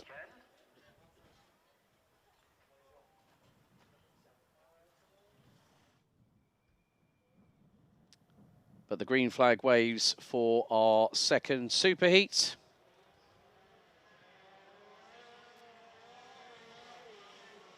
So, Senior X30 Superheat B. This is what is our penultimate superheat of the weekend. Let's take you through the starting grid. Clément Autran from Dream Racing will start on the front row, joined by the UK's Henry Domain for MP Kart Racing Team. Matthias van der Kerkhoff, new signing at VDK, as it looks like we have got some activity down in Parc Fermé. Let's head down to Guillaume. Welcome back, guys, from the Parc Fermé. Very quickly with Sam van der Reyden, the winner of the first superheat, as the other one, the next one for the seniors, is up and running already. Sam, quickly talk us through that race. Quad at ease, certainly, but Aaron Wade up with the pressure on you up until the very end. So that's going to be a close battle up until the final, right? We starting P2 in the race and managed to get P1 with the start. So that was good. And then I got overtaken back. And then I think in lap 3 or 4, overtook P1 again, so I was P1 and just managing the race. Yeah, it was good. We see you with new colors for this season. Can you talk about this new partnership for you with Victory Lane this season and what's on schedule for you racing-wise? The schedule for this year is the Benelux and European Championship and a couple of other different races. So. You're going to be a busy man as always. We cannot wait to see that. And first of all, on the final this afternoon. Good luck. Thank you, thank you. Good luck, Sam van der Reyden, and well success for the final of the senior class. Back over to you, Alex, as superheat number 2 is up and running already. Thank you very much, Guillaume. We'll go through the grid once more, which is Clément Autran starts from pole position, Henry Domain alongside on the front row, Matthias van der Kerkhoff, Bertrand Saxe, row 2, Delano Vellens and Arthur Huang, row 3, Vince van der Halle and Adam Rahali, row 4. Completing the top 10 will be Anthony Bongartz and Aurelio Justinelli. Mathis Marchalt, the defending Senior X30 champion from last year, will be joined by Nathan Best on row 6. Farid Jalil and Angelo Mali round out row 7 ahead of Noah Mengal and Nick de Hoyes. Zachary Gernon, Raphael Linders, Alexander Mercier, Mathis Renet and Matt Pereira-Simon round out your field. 21 drivers covering 10.5 rows of competitors. And once everything has been settled in terms of the dust from the air laying back down on the ground, the calm after the storm, well, Clément Autran has been a tour de force in the Karting Champions League Winter Series in 2026 by winning the final at Genk just a handful of weeks ago. Can he repeat a good train of success here on the final day of the series itself and stake his claim to become the X30 Senior Champion? Into the tram lines we go. Revs up, lights on, and we are green for 12 minutes plus an additional lap. Into turn 1 we go. Domain straight on the offensive. Tries to look around the outside through at turn 1, maybe to try and get the crisscrossers. A little bit of a bunny hop from the right rear wheel of Clément Autran as he rotates the Dream Racing entry through into turn 2, into turn 3. Everyone making it through so far. A little bit of argy-bargy, a little bit further back. Nathan Best and Noah Mengal having a clash of sidewalls as we head through in towards the approach to Chemin de Fer for the first time. Bertrand Saxe has managed to get through on Matthias van der Kerkhoff in the VDK Racing number 346. So the Belgian down to P4 at the moment, but it's a long old train that is being led by Clément Autran in the early stages of this race. But meantime, Domain, Saxe and van der Kerkhoff staying with the Frenchman. Then we've got the 388. Arthur Huang has gone up into 5th place. Oh, and a bit of a moment there coming through the chicane. That might have been, I did see a 4-4 at the end of that. It might have been Nathan Best that had a bit of a code brown and clean up on aisle 3 moments, but manages to hold it. Meantime, Arthur Huang loses a position to Algeria's Adam Rahali through out of turn 2. So a redress of the situation. So Rahali up 3 places from P8, now rounds out your top 5 as they head into Chemin de Fer once again. Here on lap number 2, but Clément Autran starting to build an early advantage over Henry Domain. And spoke to Henry and his dad as, someone has gone off the circuit. Trouble, yeah. Bit of a bad rejoin That might have been, looks like that's a Kuna Racing kart. I would judge by the colours. Now, who is that had that little bit of off-track excursion? I didn't get quite to see clearly who it was. I'm wondering who dropped places there after one dropping place. Delano Wellens. Unfortunately, dropping all the way down to P14 after being tangled a little bit into the escargot. And it seemed to me that maybe his chassis didn't like that very, very much, but remains to be seen if we will be able to see the checkered flag. As Clément Autran, in the meantime, as you said, half of a second now, Harry Domain being put under pressure by Bertram Sach down in third. And Adam Harley after one, dropping a place down to 6. For Clément Autran, the mission is simple, as Sam van der Eyden has won the first superheat. He was close on points with the Frenchman in the overall classification as for now. Victor was leading just before the superheat in front of Autran and van der Eyden. So if Clément wants to start that final on pole position, he needs to win and get the maximum points out of this one. But remains to be seen. 9 minutes and 1 lap remaining, as behind the two Enza cars of MP Motorsport are battling. Henry Domain being a little bit pushed on the side, shall I say, but without damage at all by Bertram Sach taking second place. Switch of position between the two teammates, as Bertram Sach will be the one giving the chase to Clément Autran, with Matthias van der Kerkhoff just behind on close watch. Good battle as well for the back, as you can see from above. Oh, Arthur Wang being pushed a little bit on the side by Vince van der Halen. I think he's the one who just went diving into turn number 4. You could see clearly that there wasn't much room for the VDK driver. Still managed to stay almost 4 wheels onto the track. Aggressive driving, that's the way we like it. But Arthur Wang is going to have to try to focus back on the task at hand, as his teammate, his new teammate for 2026, Van der Kerkhoff, you can see him now putting his pressure on Henry Domain in third place. Let's see if he's going to be able to make a move. Not just quite yet. Van der Kerkhoff closing in on the British driver. And so is Bertram Sach on Clément Autran. So we're still getting into the early groove of that superheat, Alex, as Van der Kerkhoff makes his move in turn number 3. Yep, nice move through on Henry Domain. He was actually quite happy when I spoke to him last night. I said, you know, good run of consistency, 3 third place finishes. And, you know, he's going to be doing a lot of racing over in Europe this season, which will probably include the Iame X30 Euro Series, which heads to its first round in Zuera in Spain in a few weeks' time, which I know that you're going to be heading over there. A lovely part of the world is Spain. Of course, you have roots there, judging if anyone didn't notice his surname. Not quite the same part of the country. No, not quite, but still Spanish nevertheless. Indeed, and proud Spanish indeed. As, cannot wait to be in Zuera. It's going to be certainly cold and windy as we get into the desert. Very much so as it was yesterday in Mariembourg, but hopefully not too much. As a 210 on your picture, a little bit further back. Adam Harley battling along with Henry, not Henry Domain, but this is Vince van der Halen that is in front of him now at the wheel of that Tonicot machine. So Van der Halen up into P5, Adam Rahali down in 6, with Mathis Marscout, Fares Jalil 7 and 8, Aurelio Agustinelli 9, and Arthur Wang down in P10. With Noah Mengal climbing his way up in 11th place, having climbed 4 places, 6 places gained for Rafael Lenders up into P12.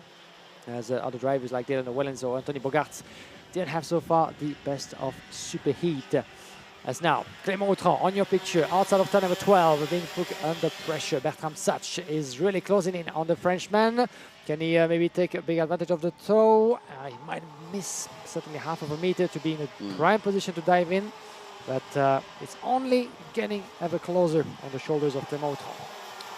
Yeah, and Bertrand Sach is a little bit further down the order. So from that perspective, you've got to factor in that there is going to be a lot of drivers that will be unable to battle for the X30 Senior Crown. Mathis Marchalt has been making progress to 201 for RSD Karting, formerly of KCR Racing. The switch happened mid last year, and I did actually speak to Mathis when the changeover happened. I think it was actually between the 2 rounds of the Iame Series Benelux when we had the double header at Karting Genk last year that he made the switch, and he said, well, you know, I had a great time with KCR, you know, it was an amicable split, but I felt, you know, once we had the conversation with RSD Karting, here comes Bertrand Sach to the inside of Clément Autran. Autran didn't really fight it that much, and I think he knows that with what Victor Louis had in terms of his finishing position. Well, if Clément Outran finishes second or first, it might provisionally put him on the pole position for the final later on. And for those that did watch the final at Karting Genk all those weeks ago in round one, Clément Outran was leading a 10-kart train going on to the final lap. NBL 78 Karting, what is the round schedule? Well, we had our first round in the last weekend of January at Karting Genk, and this is the second and final round of the Winter Series, which helps the drivers get into the rhythm of race mode ahead of their respective campaigns. So this is the final round, and of course, stay tuned to kartingchampionsleague.com for further information of upcoming developments of obviously more than likely another Winter Series for 2027. Whether there might be a summer schedule, you never know. There could be something in the offing, but watch this space is all I can say. Yeah, looking at the live streaming as we speak now, as Clément Outran putting a slight wheel onto the outside of turn number 3. The funny question coming from one of the viewers asking what track this is, and you kindly responded, Alex, being the Karting Define, yes, as one of the long-awaited and most celebrated karting tracks in Belgium and Europe since the 1987 that this track was built, and the host of some decades of many great international events up to this date in the Iame world, but as part of the CIK calendar not so long ago with European and World Championship events on this very track. Mariembourg certainly among the most favorite tracks of many drivers as run the inside. Clément Outran switch positions as the Frenchman takes back the lead. I've been led to believe as well that finishing on Mariembourg, that this is the favorite layout of Mr. Bas Lammers, one of the karting legends of the past 25 years or so. And he likes to come in these parts of the world, Bas Lammers, if he's listening. And always great to have him on and off the track. The bloke is an absolute legend. I still remember when I first commentated on him, and he was back then a Sodi Kart works driver, and he did the traditional Sodi Kart victory celebration. No hands, no feet, and it got caught perfectly by Michael Mellis from kartphoto.com. So, yeah, the thing is, Bas Lammers is one of the nicest guys in the paddock. But communication, you have to do it his way or no way at all. Yeah, that was the name of the game indeed. Bless him indeed, Bas Lammers. As now, the gap is still down to almost nothing between Clément Outran and Bertram Sacchi in second place. The pressure is on as the minutes are counting now. With Matthias van der Kerkhoven, something tells me that Matthias is really eyeballing them right now, and more than eager to join them for the fight for the win. Van der Kerkhoven has been fast always in this part of the world on this very track of Mariembourg, and now with same chassis they used to compete with at Victory Lane. I was just about to say. VDK. We can see that he's hungry for results. He will be one to watch up until the end of that weekend. And now, if I were Bertram Sacchi, I will look over my shoulder just a tiny bit to see where he is, because the more Bertram is stuck behind Clément Outran with no solution whatsoever to pass him, well, the more he will be under the pressure from Matthias van der Kerkhoven. He knows that the clock is ticking. He needs to do something about it. Otherwise, well, that's open door for the Belgian in third. But Clément Outran, he needs to keep that place alive because of the danger coming from behind and those two chasing him. And if they keep going on at that rhythm, well, Henri Domain and Vince van der Halen could as well join them for that upper part battle. As long as those two don't start battling elbows out between the pair of them. But Bertram Sacchi looking for a way through on Clément Outran. This is allowing Matthias van der Kerkhoven, Henri Domain and Vince van der Halen to actually close in on them, as we are very shortly coming to the 1 minute plus an additional lap remaining here for Superheat B. After this, we'll have the shifter class for their Superheat, and that will take us through to the lunch break before we get things back going again for the finals here at Karting Define. Outran starts to defend, goes to the inside line. This could be dangerous. Van der Kerkhoven is pulling the momentum in, and look at this. He was right on the rear of Bertram Sacchi. Is going to try for the crisscross. Robustly gets through. That's P2 for the man from VDK Racing. Textbook Van der Kerkhoven on display. Wow, and watch out, because further back, Vince van der Halen as well as Henri Domain making his move on Bertram Sacchi. Well, it's tumbling down the order, I'm afraid. The worst case scenario for Bertram Sacchi.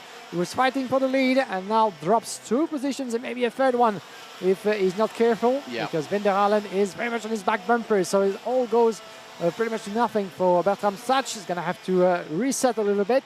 But look at Van der Kerkhove. He saw the opportunity. Bertram Sach didn't have the best of momentum outside of turn number 1. You could see him juggling a little bit from left to right. He was stuck a little bit in the back bumper of Clément Autran. That's exactly what Van der Kerkhove needed just to fight his way through into turn number 2. Last lap. And he's going to do that again, Randy, the long way around. Here comes the main. Domain could do the same as well. Van der Kerkhove is trying to fight his way, kicking that door open. And yes, he does on the outside. On the curves. Autran holds on. Van der Halen's trying to round the outside here at turn 3. Oh my goodness, the Bouvin power driver just shoulder checks Bertram Sachs out of the way. And here comes Mathis Merschult. We have got 6 drivers possibly that will gun for the race lead and for the victory here on the final lap as we head through into Escargot for the final time here on lap number 14. The top 3 have slightly broken away, but don't count your chickens before they hatch, folks, because they will be coming up the hill. Aurelio Giustinelli trying to fight Adam Rahali for 7th position, but up the hill for the final time.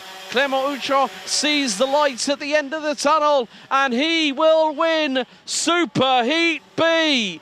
That provisionally might put Clément Autran on pole position for the final later on today. He wins by just over 0.16 of a second. Ahead of Matthias van der Kerkhoff, Henry Domain, Vince van der Halle, Bertram Sachs to round out your top 5. Mathis Merschult made great progress in that race to finish P6 ahead of Adam Rahali, Aurelio Giustinelli, Dilano Vellens and Arthur Huang rounding out your top 10. Farid Jalil, Noah Mingal, Raphael Linders, Alexandre Mercier and Anthony Bongartz round out the top 15. Zachary Gernan, Mathis Renet, Angelo Meli, Nathan Best, Nick de Hoys and Matt Pereira-Simon round out your finishing order. All 21 drivers making it to the checkered, but Clément Autran victorious in Super Heat B.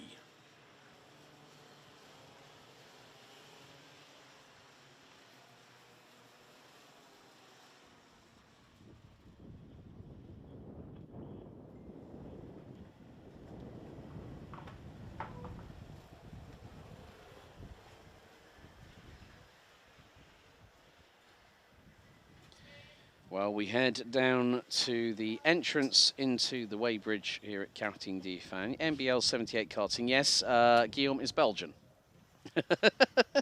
He said, is one of the commentators French or Belgian? Okay, well, I've answered the question for you. So there we go. Right.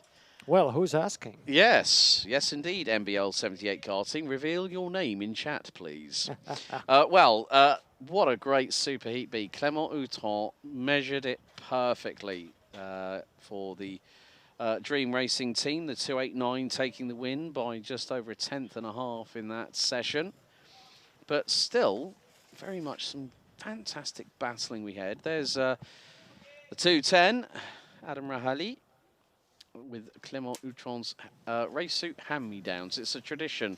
Yeah. Whilst your race suit is being prepared, the same will be said for Matthias van der Kerkhoff.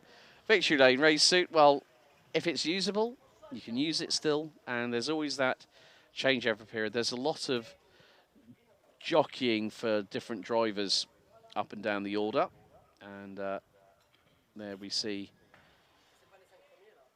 that's Rahali there. And again, Adam Rahali is wearing the racing suit of Clément Autran because this is not Adam Rahali's name on it, as you can see. It can be a bit confusing sometimes, but it happens within the same team as you switch clothing, waiting for a new one to be made. In the Parc Fermé, as you can see, Delano Wellens, who went through a lot of trouble into this race, unfortunately, discussing, debriefing with one of the LSD drivers there, the 201. As you've had some great piece of racing in this second super heat, Mathis Merschult, as you can see him already discussing what went wrong, what could have been done differently, what could be improved for the final coming later on. As a reminder, only 36 of the 43 competitors starting this weekend in the senior class will get to have the golden ticket for the last and most important race of the series, taking place later this afternoon at 2:20 local time. So make sure to tune in for this much expected final. That will be the penultimate one before the shifters. We were supposed to have a second final, the final B for the senior category, but as stated in the rule book, we would have needed at least a minimum of 10 drivers to organize that race, which is not the case, unfortunately. So a decision was made this morning not to run that last race. So that means that we might finish earlier than planned, and leading to an earlier than planned as well podium ceremony, but that still needs to be confirmed. Yes, indeed. So... and obviously the finals will then be the deciding moment of when we crown our 2026 Karting Champions League Winter Series champions. Jens Strø looking to go 2 for 2, just like Mattis Schultz. So in Junior X30 and Iame Mini, we will have 2 new names. Now, can Schultz and Jens Strø make it work? As here we go, push start ahoy in the pre-grid.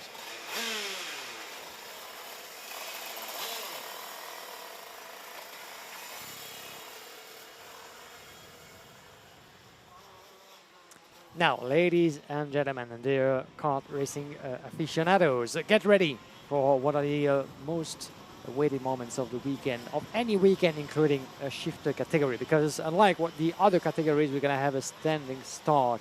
And believe me, for us commentators, for anyone in the grandstand, for drivers especially, well, the heartbeat will be rising atop, certainly with the intense pressure that comes with that kind of moment, as the revs will go up as much as the tension beneath the helmets.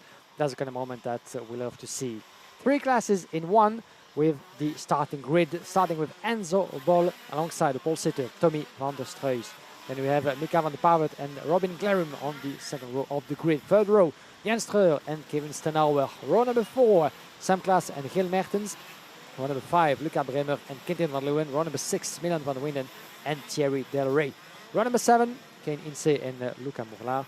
Then we have Erikets Kalsiems and Jelte Bouma, as well as Milo van Buggenhout and Christopher Satch, as well as on row number 10, well, Anders Elgje running up the top 21 drivers, 19 in total here this weekend, competing in KZ2, KZ2 Masters and Super Shifter. What's the difference, you ask? Well, it's very simple. The KZ2 has to be weighing a minimum of 175 kilos, because the Masters can go up to 185, and you have to be a little bit older than 30 years of age.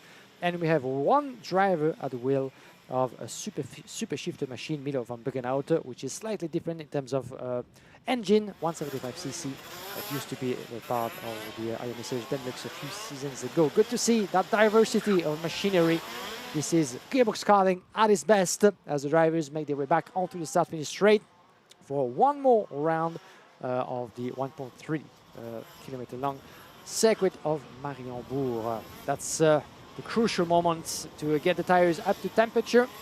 Unlike the rest of the field using Comets, those in the shifter class use LeConte, the famous Italian brand in the world of karting, obviously, providing the rubber for the gearbox competitors. Now, we've seen all sorts of different outcome and results so far in this class, with Tommy van der Struijs, our pole sitter, picking up a win and 2 second place. A win in the heats coming the way of Robin Glerum to finish yesterday's program. He will be starting from third on the grid, just behind the pole sitter on the way to the inside line. And we had one win as well yesterday to introduce the gearbox karting to the weekend for Enzo Bol, who is going to be starting on the first row of the grid. So 3 races so far, 3 different winners. Will we have a 4th different name? Will someone among the protagonists confirm his ease here on the layout of the Karting Final? It remains to be seen. Yesterday, conditions, as we said, were not on the driver's side, making their life certainly at unease, as now it's fully dry, slick tires for everybody, so it's full power, full energy, full emotions for the competitors of the KZ2 category. We cannot wait, Alex. Gas, gas, gas is all I'm going to say now, Guillaume, because that's what they're going to be doing. They're going to be putting the pedal to the metal, and once those 4 red lights go out. We'll be underway for 12 minutes plus an additional lap. And we are getting some updates with regards to the results and some final intermediate classifications coming through. Mini has already been confirmed. So we're going to take the time in a lunch break, I must tell you, to make our own little calculations. My goodness me, I'm doing the old-fashioned way. I am doing pen and paper. That's the best way, isn't it? It is sometimes, but then at least when you scribble it out, you've then got to make another adjustment. Whereas if you have an Excel spreadsheet, and I should have prepared one last night, but you know what, spur of the moment, pen, paper, hey, it works. Yeah, it's good for the writing practice as well, you know. Not well, everything has to rely at on least screens you these can days. keep that muscle memory going. Definitely. which is case in point. At least I have you for the, you know, the muscle memory thing. Oh, well, there we go. I'm trying to make my own as well. Possibly up in the grey matter a little bit as well. That's why there's two of us here. Exactly. We One has bounce to work off each at other. least. Green flag at the back. As here we go, the 4 red lights ignite for the shifters. Superheat with lights out and underway, and a good start by the front row. Great start by Tommy van der Stroys, but to the outside, Enzo Bol has got through on him. That was great work by Enzo Bol. He launched it off the line. Van der Stroys kept wheel to wheel. Glirum in P3 as they head to turn 3, but what a move. Round the outside, high, wide and handsome by the youngster from the Netherlands for SP Motorsport. It is Enzo Bol, leading from Tommy van der Stroys, Robin Glirum, Jens Truer, Kevin Stayhauer rounding out your top 5, followed by Mika van der Pavert as they go into Shamanda Fair on the opening tour. SP in the lead, MP just behind, but what a cracking start it was for Enzo Bol. Everybody coming through the escargot, the chicane and last sector with ease. Everybody still on track, that's what we like to see into that opening lap.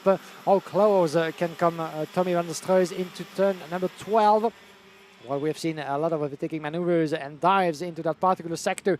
It's not that easy with a shifting machine behind your hands, considering that the braking point is even tighter. Oh, look at the battle coming up in turn number 1. It's 3 wide. 3 wide as Van der Stroys as well, trying to make his way on the inside Jens of Truer Bol. gets through. He's losing places. Bol in the lead still, as making his way through was Jens Truer, I think it was, up into second. He was robust. He literally banzaied through on the inside of Van der Stroys from the outside of turn 1.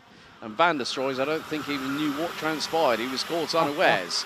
But Jens Truer absolutely wants to take this Winter Series crown for a second year in succession. But a great job there by the 401 on the Croc promotion chassis from the Netherlands. But Enzo Bol starting to pull away slightly into the distance.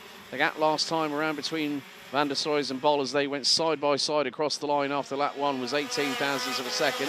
The lead looks to be a lot more than that as there are some jockeying for positions. Here goes Kevin Stayhauer on the inside at turn 1 on Robin Glirum with Mika van der Pavert in the 486 from SP Motorsport.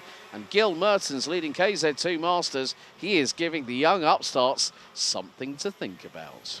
And for you to know the difference between not only in weight and age between the Masters and the KZ2 is numbers as well. The KZ2 will be in the 400 and the Masters in the 500. So you can keep an eye as well on who's leading what into the classification. A good move indeed for Kevin Stayhauer on Robin Glirum for P4 that was. As Robin Glirum, the winner of yesterday's last qualifying heat of the afternoon. Try to switch those positions again. In the meantime, Enzo Bol still leading the way outside of the escargot. And the double right-hander, Jens Truer in second. Then Tommy van der Stroys, our pole sitter down in third. Kingston, however, Robin Glirum, Tim Mertens up to P7 behind Mika van der Pavert. No one is moving in on the inside line in turn number 1. Quinten van Leeuwen picking up a place in 9th in front of Sam Klaas. Thierry Delray down in 12. Sam Klaas and Delray, two familiar names of the Belgian aficionados of karting in the national championship in the shifter class as it used to be. Now as part of the GK4 kart series in Belgium and in the Benelux as well. But now, 0.3 of a second, quite not a lot in terms of gearbox racing between the two. But look at the battle going on with Robin at the wheel of that Pirelli machine. Mika van der Pavert from SP Motorsport in the sandwich with Gil Mertens just behind from CRG Belgium. Gil Mertens trying to make a difference there. The 5.34 in 7th place currently. Let's have a look at the gaps. 8 minutes and 1 lap remaining. Here they come across our position. We went from 3 to 0.2 of a second. Run inside goes Mika van der Pavert on Robin Glirum. beautifully made on the inside. And we have now Van der Pavert up to P5. I spoke with Robin Glirum actually, and it was nice to see Enzo Bol. He said, "Oh, long time no see." I said, "Likewise." But Robin Glirum was praying for something that would fall from the sky to help him out because he loves driving in the wet. But at the moment, we are very, very much in dry conditions. Some blue sky, some clouds, some floating clouds in the background here in the Corbeil region of southern Belgium. Around about an hour and 45 minutes drive from Brussels-Zaventem Airport.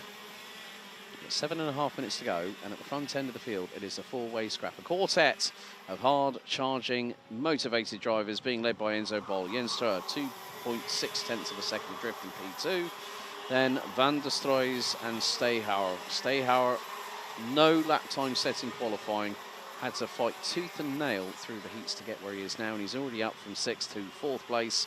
So expect the man from the Netherlands in 4th position to close on in on his so it's all the Dutchies at the front end of the field in this one. The top 4, make that the top 5. Actually, no, even the top 6. Top 6, and then the first Belgian representation is Gil Mertens in 7th position, leading the Masters class.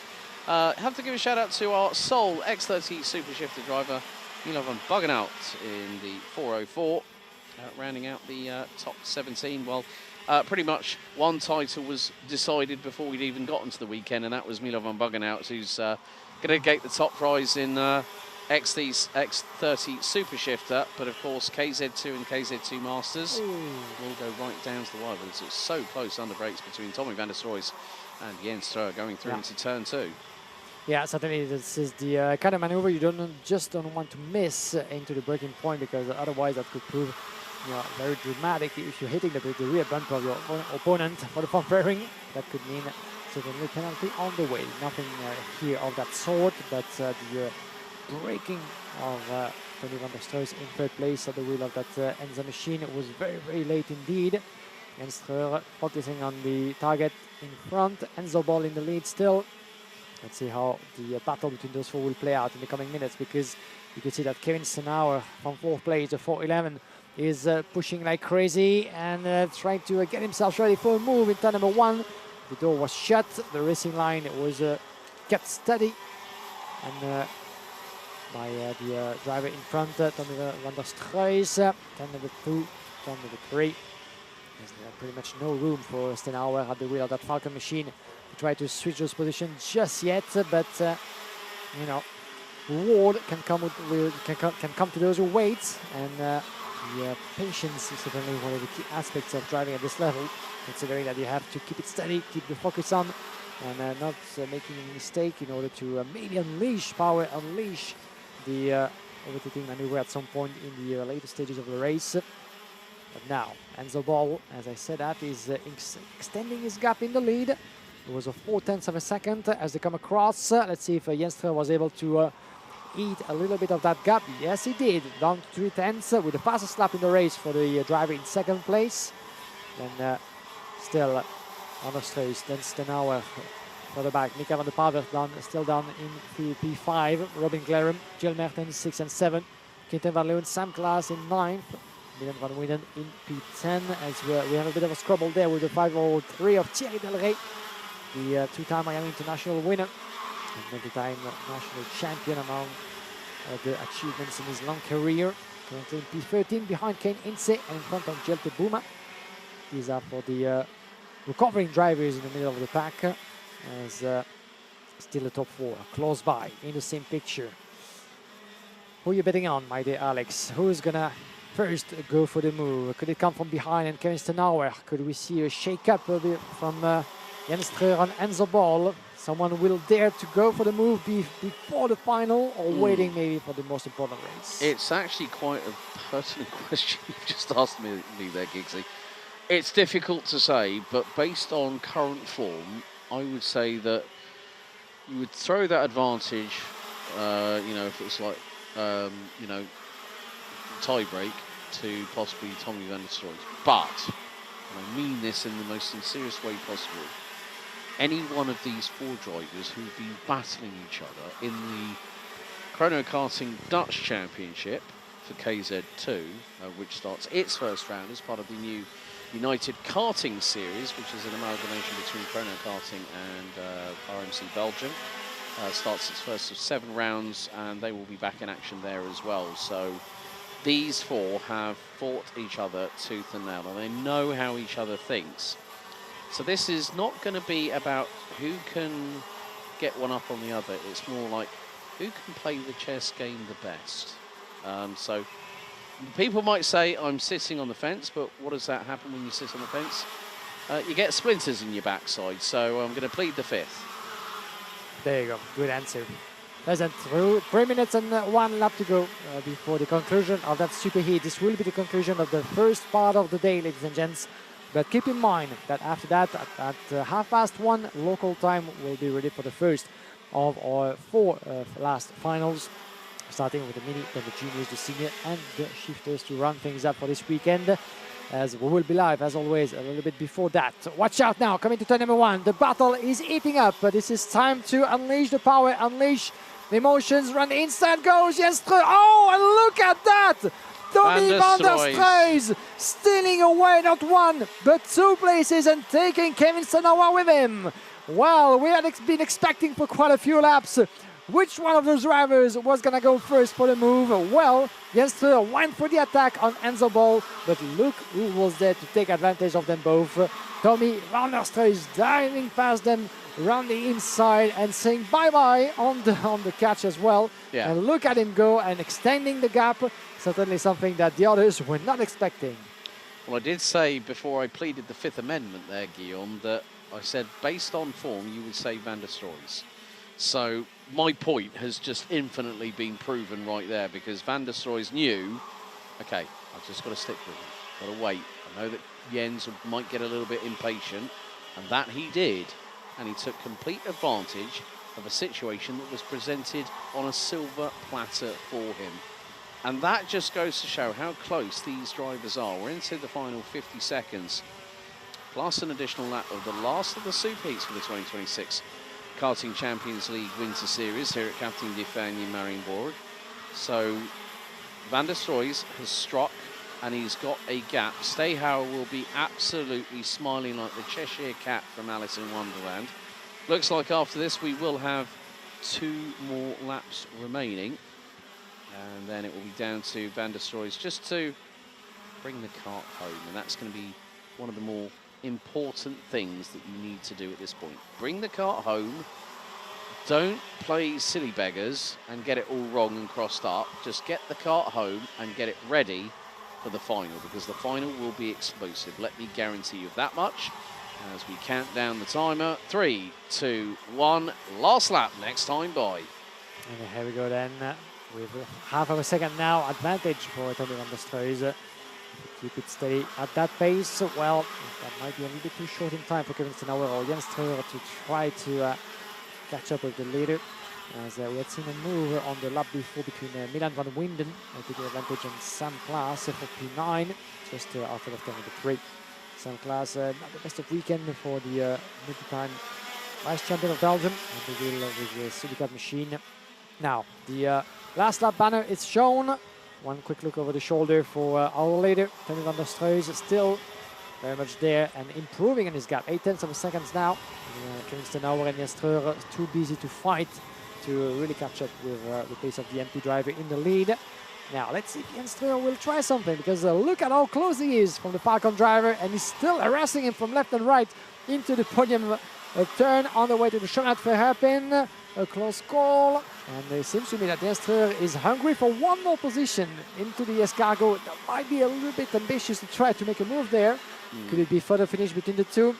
They both seem to have forgotten completely about Tommy van der Struijs. It makes sense considering they don't have much time to try to do something into this superheat. But one last attempt. No, I think Jens will be certainly keeping that 3rd place alive. And the checkered flag is waving. Tommy van der Struijs wins the superheat of the shifter category. Yep, winning by just under a second from Kevin Steyhauer. Great to see Kevin in the top 3 this time around. Jens Struijs in the 4:01 takes 3rd place. winning margin, 0.998 of a second after 15 laps of racing. So well done to Van der Stroys and Stejo and Treur. And we have got these drivers coming up behind them. Enzo Boll, who was in the lead of the race, ends up P4 ahead of teammates from SP Motorsports. Team run and operated by Stan Pex. Mika van der Pavet, Robin Glirum finishes P6 ahead of Gil Mertens, Quinten van Leeuwen, Milan van Winden. Sam Clays, second in Masters, rounds out your top 10, with Gil Mertens taking the W. Luca Prima, Thierry Del Rey, Kane Ince, Jelti Wilma, Anders Elkier, Christopher Saxe, Luca Mular, Milo van Buggenhout, and Latvia's Ricard Skalzims, rounding out your 19-strong grid. But Van der Stroys could be one step away from booking his place in an MP Motorsport Formula 4 car this afternoon. Well, you're going to have to find out a little bit later on to see how it transpires.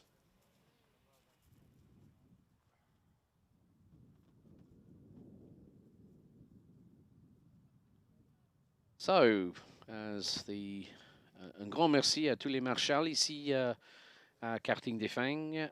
Big thank you to the marshalling crew and also everyone on site to help the timetable run to as close to schedule as we can. 1:30 this afternoon. We'll be back just before then as we get into the final stages and see who will join the honour roll list. Short honour roll list, that is, of the Karting Champions League Winter Series here in 2026. 1:30 p.m. for Iame Mini, X30 Junior, 1:55. X30 Senior, the top 36 that will go through, will have a battle for 80 points. And then, of course, the shifters will conclude the action at 2:45. Podium is scheduled for around about 3:30. And not only will we give trophies away to the winners, but then also our champions. Let's head down to Guillaume as I hear some noise and activity in Parc Fermé. Over to you. Thanks very much, Alex. One last quick word with Tommy van der Stroys before we take a well-deserved lunch break for everybody here and get ready for the finals. Tommy, well, prachtige proficiat. What a job in this race. Talk us through that move, because we felt the pressure was on everybody's shoulders, but in the split of a second, you found the key to victory. Yeah, the start was a bit difficult. Enzo came around my outside, but I had to just stay calm. My pace was good, and I knew something was going to happen up front, so I stayed calm, and it happened. So got up on the inside, got them both, and won the race. How hard is it to keep patience, to keep the patience going as you go through that race? Because there's a certain length to the effort that you guys have to pull in. The level is high. You guys are on equal footing pretty much. So it all comes down to the nerves, waiting for the right moment. Well, when you know your pace is good, it's easier to stay calm, but still, yeah, you have to trust on your pace, trust in yourself that you can stay calm, and that's what I did, and it came in the end. So. It came alive in the end. Hopefully the same scenario or slightly better for the finals. Hopefully we should have dry conditions, so it's all to play for you. Yes, exactly. I hope to win the final. That's the goal. So yeah. Fantastic. We cannot wait to see that. Hartelijk bedankt. Thank you very much, Tommy van der Stroys. As we will see them with the shifters for the last final of this afternoon, as we'll be back a little bit before 1:30. Stay with us for plenty of action left for the Karting Champions League.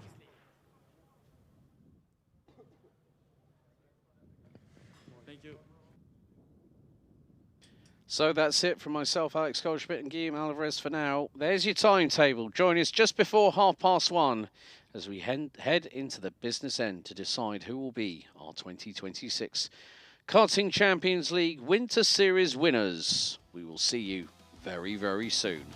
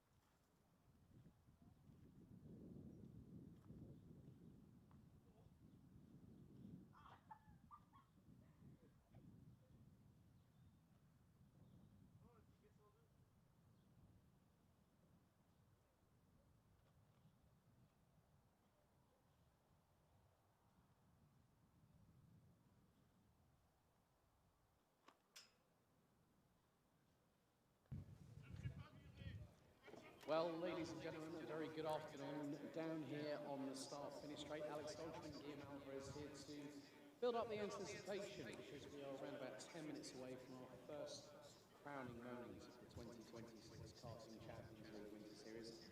Guillaume, the sun is still on our side. The wind has somehow picked up a little bit, so it's a little bit of a biting breeze. But we've got our drivers here in Iame Mini. Now, last year, Milan Beku took the top spoils in the Karting Champions League Winter Series, but the thing is, looking at the top 10, it is very, very close.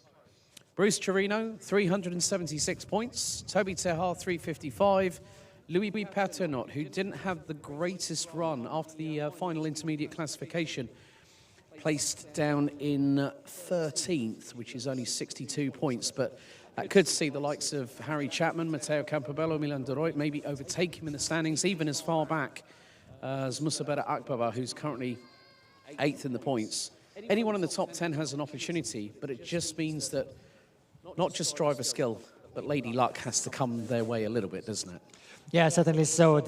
Right now the weather is very much on our side. The wind has been picking up for the past few minutes as we had a lunch break here at the Karting des Fagnes after the superheat of this morning. If you're tuning in right now, well, this is a wise decision to spend your Sunday afternoon with us because we have 4 finals on schedule, starting with the Mini that you can see behind us. All the young warriors of the Mini category have lined up, ready to go for battle. And looking at the chrono, it's 22 past 1.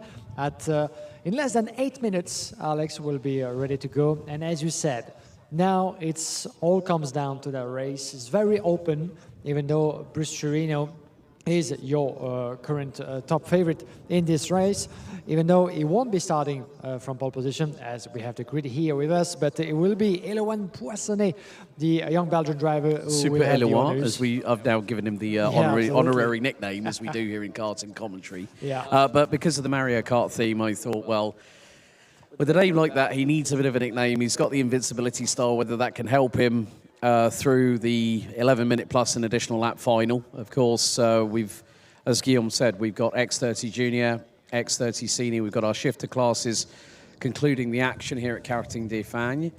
But more to the point, I mean, this is really crunch time. It's between the top 10, as any one of them could come back from where they're positioned on the grid and become the 2026 Karting Champions League Winter Series winner.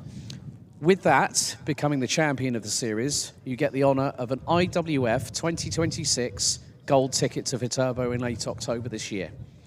Also, we have just seen a lineup of brand new Henza karts that will be given away, which will include to our mini champion.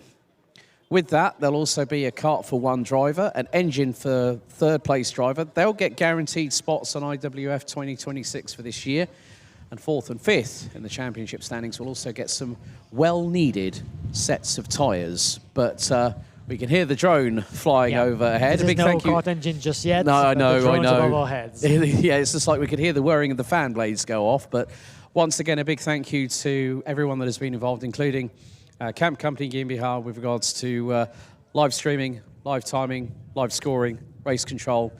And also the team extends as far back as scrutineering, Park Fermé, Tyre Bay, and a big thank you to everyone, and I mean this sincerely from both of us, to everyone, including our men and women around the track. Our marshalling crew have done a fantastic... Yeah, the Orange Army. Without them, it doesn't matter what part of motorsport it is, be it in karting, right the way up to Formula One. Without the marshals, we say thank you very much for your support. They give their time up voluntarily to come around the world and to help us all out. One last thank you goes to the people from the grandstand. If you can hear yourselves, you can cheer for the youngsters of the mini class as the fans are starting to gather in the main There we grandstand. go. We've got some noise coming from the grandstands. A lot of noise from the RSD family and the rest as well. You can say hi to the cameras and hi to the world as the eyes of the live streaming of the Karting Champions League are on you. Conditions are with us, as we said, so if you find yourself in the area of Mariembourg, well, why not pay us a visit? The cafeteria is open. Yeah, you've still got time. You still got time to be right now for the start of the first final, and there's plenty of occupation on and off the track here on this lovely facility. So don't hesitate, the action will be aplenty, starting with the minis. And we won't be too many of the two of us to give a good coverage for you guys at home if you cannot make it to the track. As today has been so far, Alex, rather different than what we had yesterday in terms of weather, first of all, as the rain came to play with the nerves of the mechanics and the drivers. It was all of a jungle of tires in the end. But so far, so good, even though a bit of wind, a bit of clouds, but let's keep it that way, shall we? Yes. Fingers are crossed on that one. Legs, arms, and everything else you could probably think of to be crossed at this point. But this is crunch time. These drivers know they've got to go out there and perform. These young shoulders carry a lot of pressure on them. But more to the point, they also enjoy their racing. When they get further up the ladder, then that more serious note comes in on the pressure to perform. If you want to make this a full-time vocation as your employment as a racing driver, trying to go for work status. But every one of these single young drivers deserves appreciation from not just everyone here, but also from you at home, where we've had over 300 plus live viewers concurrently at one point or another over the course of the past 2 days. And we're T-minus 4 minutes away. You know what I'm going to do, Guillaume? I'm going to head up back there to the commentary box. Are you leaving me on my own? In the wind? Well, I think the thing is that we got the 3-minute board. So yes, 3 minutes to go before these engines fire up, and we crown our first KCL Winter Series champion here in 2026 in Couvin. All right, off you go then. I'll see you in a minute in the box, see you later, my dear Alex. As you heard the whistle, less than 3 minutes left onto the track. And now this is the time for the mechanics to leave the drivers into their own bubble of focus. And saying hi as well to the grandstands and the people and the peers and the friends watching along, whether you are in the world tuning in or if you are here on location to support the effort of the youngsters of the mini category.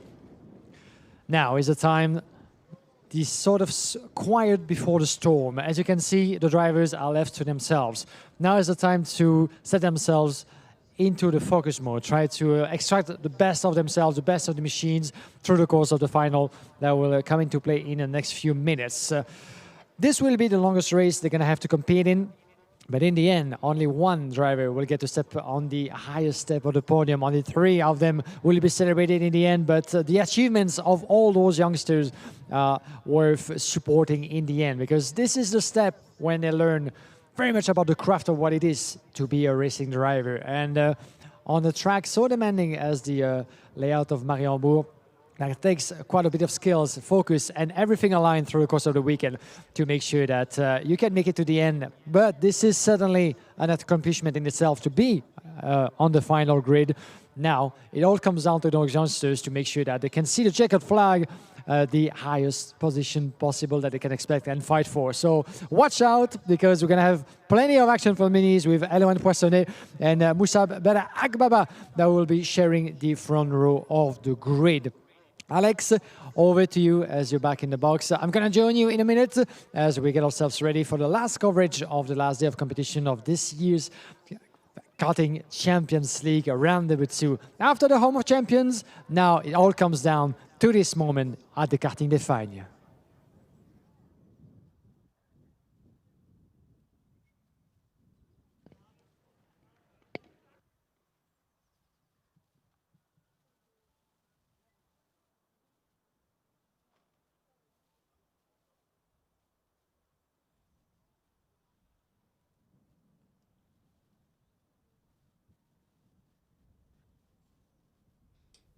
So, as Guillaume rightly said, it is the calm before the storm. Milan Beku last year took the Iame Mini Crown.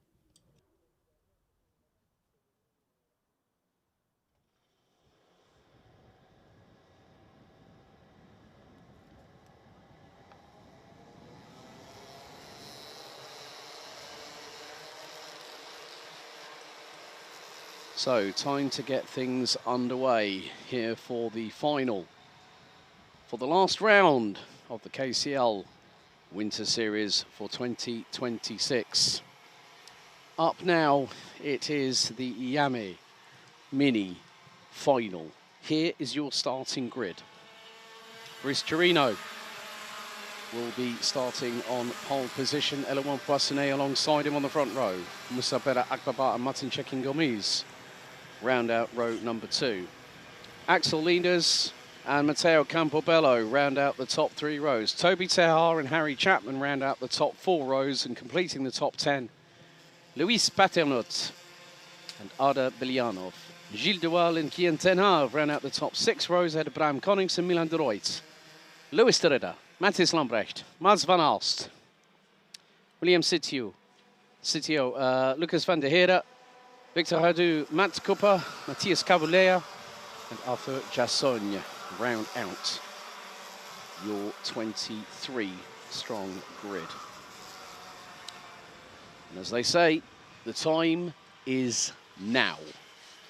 This is the crunch time opportunity for these drivers. And more to the point, who will come out victorious is the big question we need answered. And that will be in around about 12.5 minutes time from now. But who is going to take victory?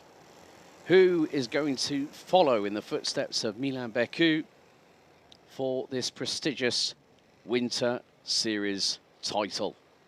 It all comes down to this moment where these drivers have big pressures on their very, very young shoulders. But you can cut the anticipation like a hot knife through cold butter. People will be sitting at the edge of their seats, but folks, grab your popcorn in hand, your chilled beverage of choice in the other, and join us on the roller coaster through the final right-hander. Up towards the bridge, through the chicane we go. It is Chirino and Poissonnet on the front row of the grid as they head through the chicane. 11 minutes on the timer as we will crown our first Winter Series champion of 2026. It's revs up, lights on, and we're underway here in the final. Good start by Poissonnet. Chirino dives straight away to the inside at turn 1, but Poissonnet holds his line, holds his nerve, and keeps resolve clear in the front of his mind. But Chirino is quickly back at him, but straight off. And we've got a little bit of an incident heading into turn number 3. One kart spinning around after a concertina domino rally effect. But Poissonnet got the jump on Chirino. But look at Chirino, he's bump drafting the Belgian down into Chemin de Fer here on lap 1. There's a dive for the inside on Chemin de Fer for P4. That might have been possibly someone in the vein of Axel Linders or maybe Toby Tehar. Well, Tehar is 6th. That is Milan de Ruyt that has got through on Axel Linders in the 866. What a dynamic, dynamite first lap here, Guillaume, in the Iame Mini Final. But Poissonnet starting to bridge an early gap. Yeah, that was beautiful to see indeed. A perfect start and getaway from Eloan Poissonnet, taking the Eurokarting colors up in the lead. As a change for third place with Milan de Ruyt on Moussa Bella Akbaba. Akbaba losing that P3 to Milan de Ruyt, the round 1 winner, you might remember, in Genk just a couple of weeks ago. And now finds himself in third position at the chase of Brice Chirino, still very much in second. Then we have Axel Linders down in P5. 6th place for Toby Tenard. Harry Chapman follows in P7 from Martin Gomisk, Matteo Campobello and Kian Tenhav. In the Chemin de Fer hairpin, and there's another place gained by Milan de Ruyt. Beautifully made, run the inside of Brice Chirino.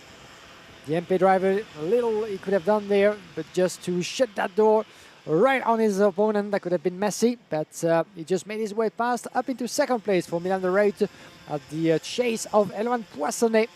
As this final is only getting started, as we're supposed to go through for 11 minutes plus 1 lap for those youngsters of the mini class. This will be 14 minutes plus 1 lap for the rest of the classes. The longest race of the weekend, as we said. As further down, one of the Fusion Penix drivers, the 844 of Toby Nerard, getting ahead of Axel Lenders for P5.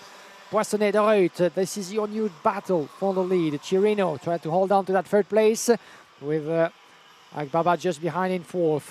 Good battle as well further back, as we said, with Gerard in front of Axel Lenders for P5. Eric Chapman trying to give the chase as well into those early stages of that mini final.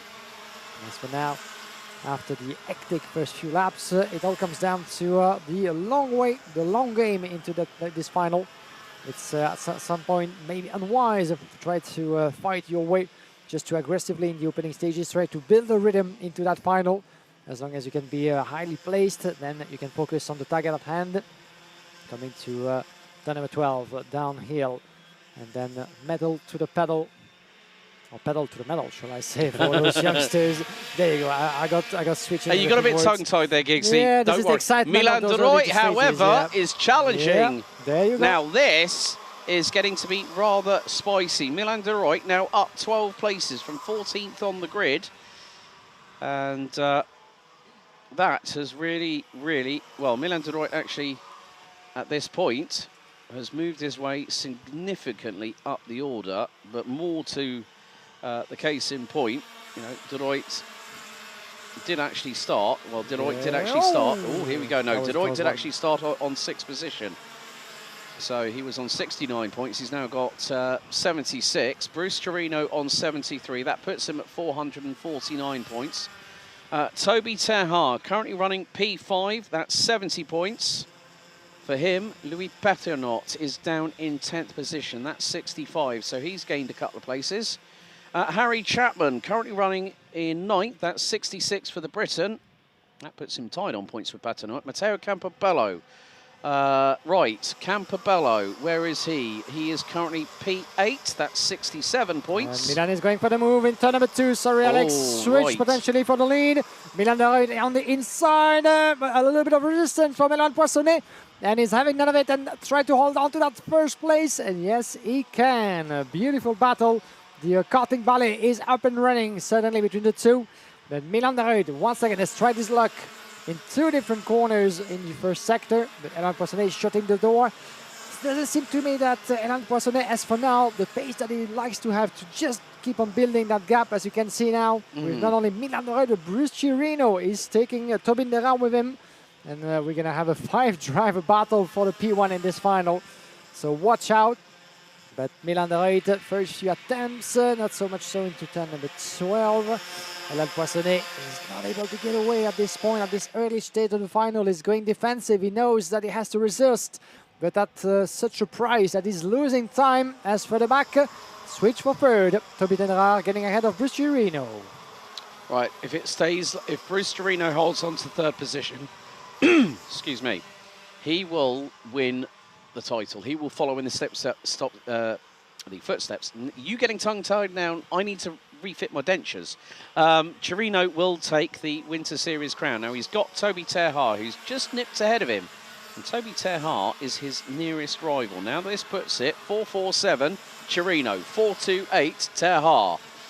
So at the moment, as things stand, Bruce Chirino is call it 6.5 minutes away from being in the footsteps of Milan Beku for the Iame Mini side of things. But at the front end, Milan de Ruyt, at this moment in time, with 76 points. He came into this 6th in the standings with 341. With 76 points, that puts him P3. Through he goes. And he gets the lead. That does definitely put him up ahead of Elan Poissonnet, puts him on 421 points. So if Milan de Ruyt wants any luck on his side, he's got to hope that Toby Terhard has a bit of a nightmare of a race. But at the moment, for the 844 from the Netherlands, for Fusion Benelux Racing, he is tracking true at the moment in 3rd place, behind Milan de Ruyt. As Poissonnet, behind Elan Poissonnet. Yeah, they're trying to change. Yeah, Poissonnet's trying to, Super Elouan is trying to use the invincibility star now, I think. I'm just waiting for the... Look, as soon as you see a very, very famous video game parlayed on a young driver's race helmet, You know you can have a lot of fun with the comments, but here we go. Deloitte to the outside, beautifully done. 3 3/4 minutes to go, plus an additional lap. And now look, the freight train is coming. Here goes Terha to the inside. That could be P2 by the exit of turn 1. Doors open for Chirino. Not quite for the 875 for MP Kart Racing Team. Terha moves up another spot, and that puts him closer. And there's the response from Milan Poissonnet as he comes back into second place. And you could see the gesture already. Stop battling along, stop thinking for just your own head. It's about time to try to chase Milan de Reuil. Otherwise, well, he's going to get with the distance and get away for good into this final. Still 3 minutes and 1 lap to go. Milan Poissonnet goes back into second place, but yeah, he maybe start to feel a little bit tired of these games and start focusing on the target at hand. But he's going to have to really, put every tricks of the bag here to try to get close to Milan de Reuil with the pressure of Tenara and Bruce Chirino just behind. Chirino, as you mentioned, is at the moment out of the top 3 position, which means that the title could slip away through his fingers. It needs to be confirmed, as calculations will be made once again after the final. Yes, I have to do double checking of the championships, but provisionally we will call the champion if we can. Yeah, we go live with this. Yes, we do. You're busy on the side. I'm busy on the sidelines. I'm watching YouTube, looking at results, typing on my Excel spreadsheet. There's a lot of work that goes in behind the scenes. As we said the other day, we are very, very multifaceted in some respects, but it just goes to show, folks, that we love this sport just as much as everybody else. But look at how close it's getting, because Deloitte is away and clear. Poissonnet has got Terha and Chirino breathing down his Iame Mini Engine's exhaust pipe at the minute. And talking about multitasking, we even sometimes part-time comedians, my dear Alex, and if you haven't seen that, well, go to the Instagram page of the Karting Champions League, where the two of us got into a nice bit of video making that you might appreciate. Yes, definitely. That's one of the fun things, that we can bring a sense of humour to the paddock in our own right. Just over 1.5 minutes to go. Chirino still hunting down Terha, and they are split by less than 7/100ths of a second. But even in 4th position, the points difference between Terha and Chirino is, as things stand, Terha back down to 3rd place behind Poissonnet is on 73 points. 447 plays 428 at the minute. So at this particular juncture, don't count your chickens before they hatch, folks, because you never know what might happen in the next, what we're going to say, 2 laps, because we are going very, very close to time. They should have crossed the line by now. So next time around, we will get the final lap board. And at that point, and only then, will we be very, very close to deciding who will be the Winter Series champion. But at the moment, with one potential hand on that trophy, and also the prizes that come with it, Bruce Chirino is in that position that he needs to remain in. But to the inside, we see a move a little bit further back from our front runners. And that looked to be possibly the 864 that might have made the move. CRG Belgium driver is not particularly happy in this one. The 864, there was a little bit of argy-bargy between the 833 and the 837. Here comes Chirino in the meantime in the chemin de fer hairpin. Chirino back in 3rd, getting ahead of Toby Derard, the fellow countryman from the Netherlands. Chirino back on the 3rd step of the podium as we speak, as this is the penultimate lap of the final of the mini class. Now the time is running out for Bruce Chirino. The first move is done, but he needs 2 extra to get his hands on the trophy at the end of this weekend. Can he do so? Can he achieve the result he had been building upon towards the end of that weekend? Here we go. The final lap board is shown. 1.3 kilometer of length. Milan de Reuil, 0.3 of a second. Eloine Poissonnet, 2nd, with 0.4 in front of Bruce Chirino. That might take a little bit of a miracle into this last lap to switch any of those positions. The leaders keep it steady, and Milan de Reuil, who's been starting this final from P6 and finds himself in the lane in the coming stages, the closing stages of that final. Well, if you can keep it in the hand, what a result this will be for Milan. Yeah, so the final couple of corners await our drivers here at Karting de Fagnes in Mariembourg for what will be a crowning moment for one driver. We will have a winner, but we're going to have to focus in on the driver of the moment. Out of the final right-hander we go. Up the hill for the final time. It is going to be victory in the second final in a row for Milan de Ruyt, the 804, but it might be the case that Bruce Chirino has just wrapped things up. He provisionally becomes your Karting Champions League Winter Series 2026 Iame Mini Champion. What an end to a race. It was very, very clean. Great respect shown by all drivers. And more to the point, they deserve a round of applause and a big cheer from the audience here and also from you lot watching at home.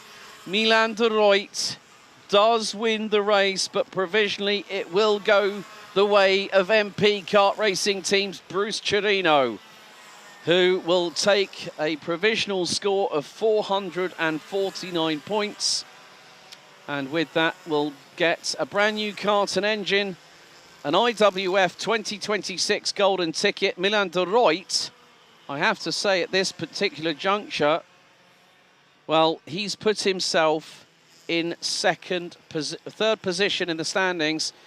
Toby Terhaar becomes the provisional runner-up. There's Milan de Ruyt, as he will be the first one on the weighbridge here at Karting de Fagnes. So de Ruyt wins the race, Poissonnet P2, Bruce Chirino takes P3 at the checkered, and provisionally books himself on the honour roll as the 2026 Karting Champions League Winter Series Iame Mini Champion. Toby Terhaar finishes fourth ahead of Musabira Akbaba, Martin Checking Gomis, Axel Leaders, Gilles Duval, Matteo Campobello, Bram Konings, Louis Peternot, Lucas van der Heere, Mathis Lambrecht, Louis de Ridder, Matt Copper, Kian ten Hav, Arthur Jassogne, Matthias Cavulea, Arda Biljanov and Victor Ardu rounding out the top 20. Mads van Aals, the last of the classified finishers. Unfortunately, Harry Chapman finishing down in 22nd. And looks like he did not make the end of the race. William Sitio out on the opening lap. But there is your Iame Mini provisional champion for 2026 in KCL Winter Series history.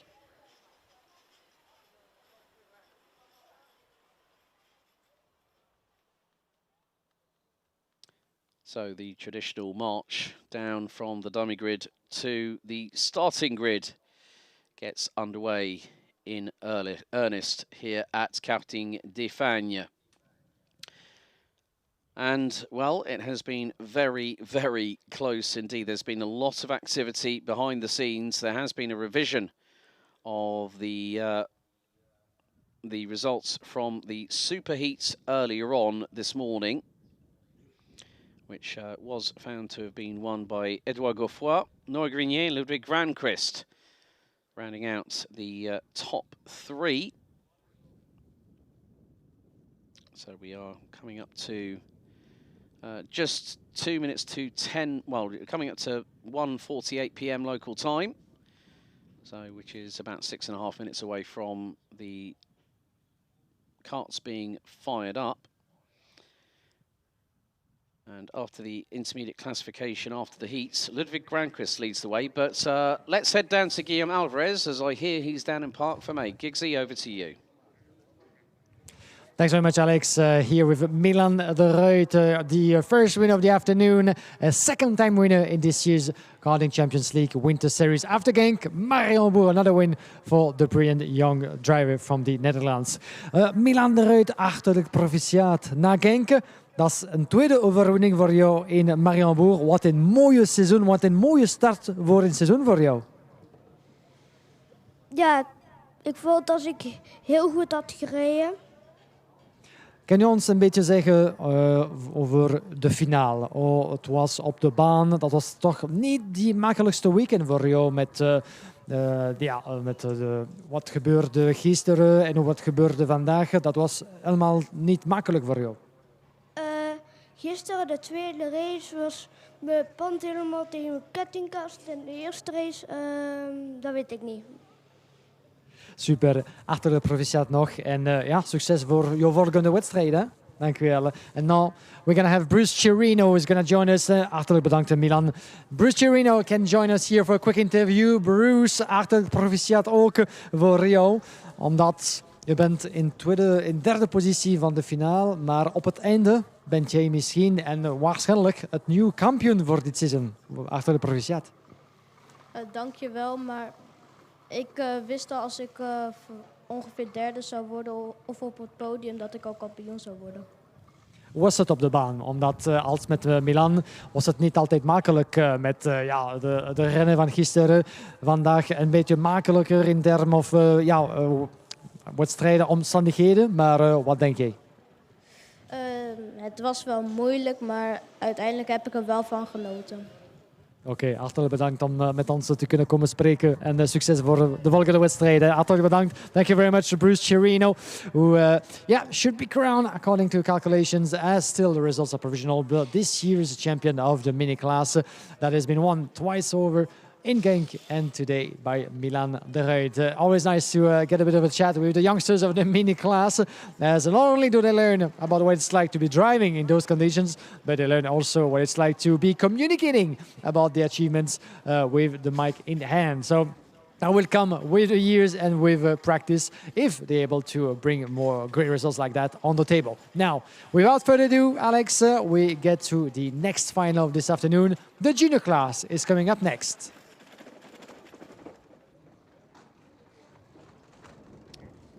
Thank you very much, Guillaume. As great to hear from our winner of both finals in the 2026 Karting Champions League, Milan de Ruit, and the person who, by provisional calculations, has followed in the footsteps of Eichmann's Grand Prix's very own Milan Beku last year. Bruce Chirino for the MP kart racing team takes their first honorary title of the season. But now the 3-minute board has been shown to the junior X30 drivers. Still a lot of things to be decided. Alan Vida, last year's KCL Winter Series champion, has moved up the order to Senior X30. So he will be in action at around about 20 past the hour here. And this is the moment where the drivers are kept to their thoughts all the way through the upcoming 14-minute plus an additional lap race that will see someone being a very, very happy individual and going into this season with a bag full of confidence.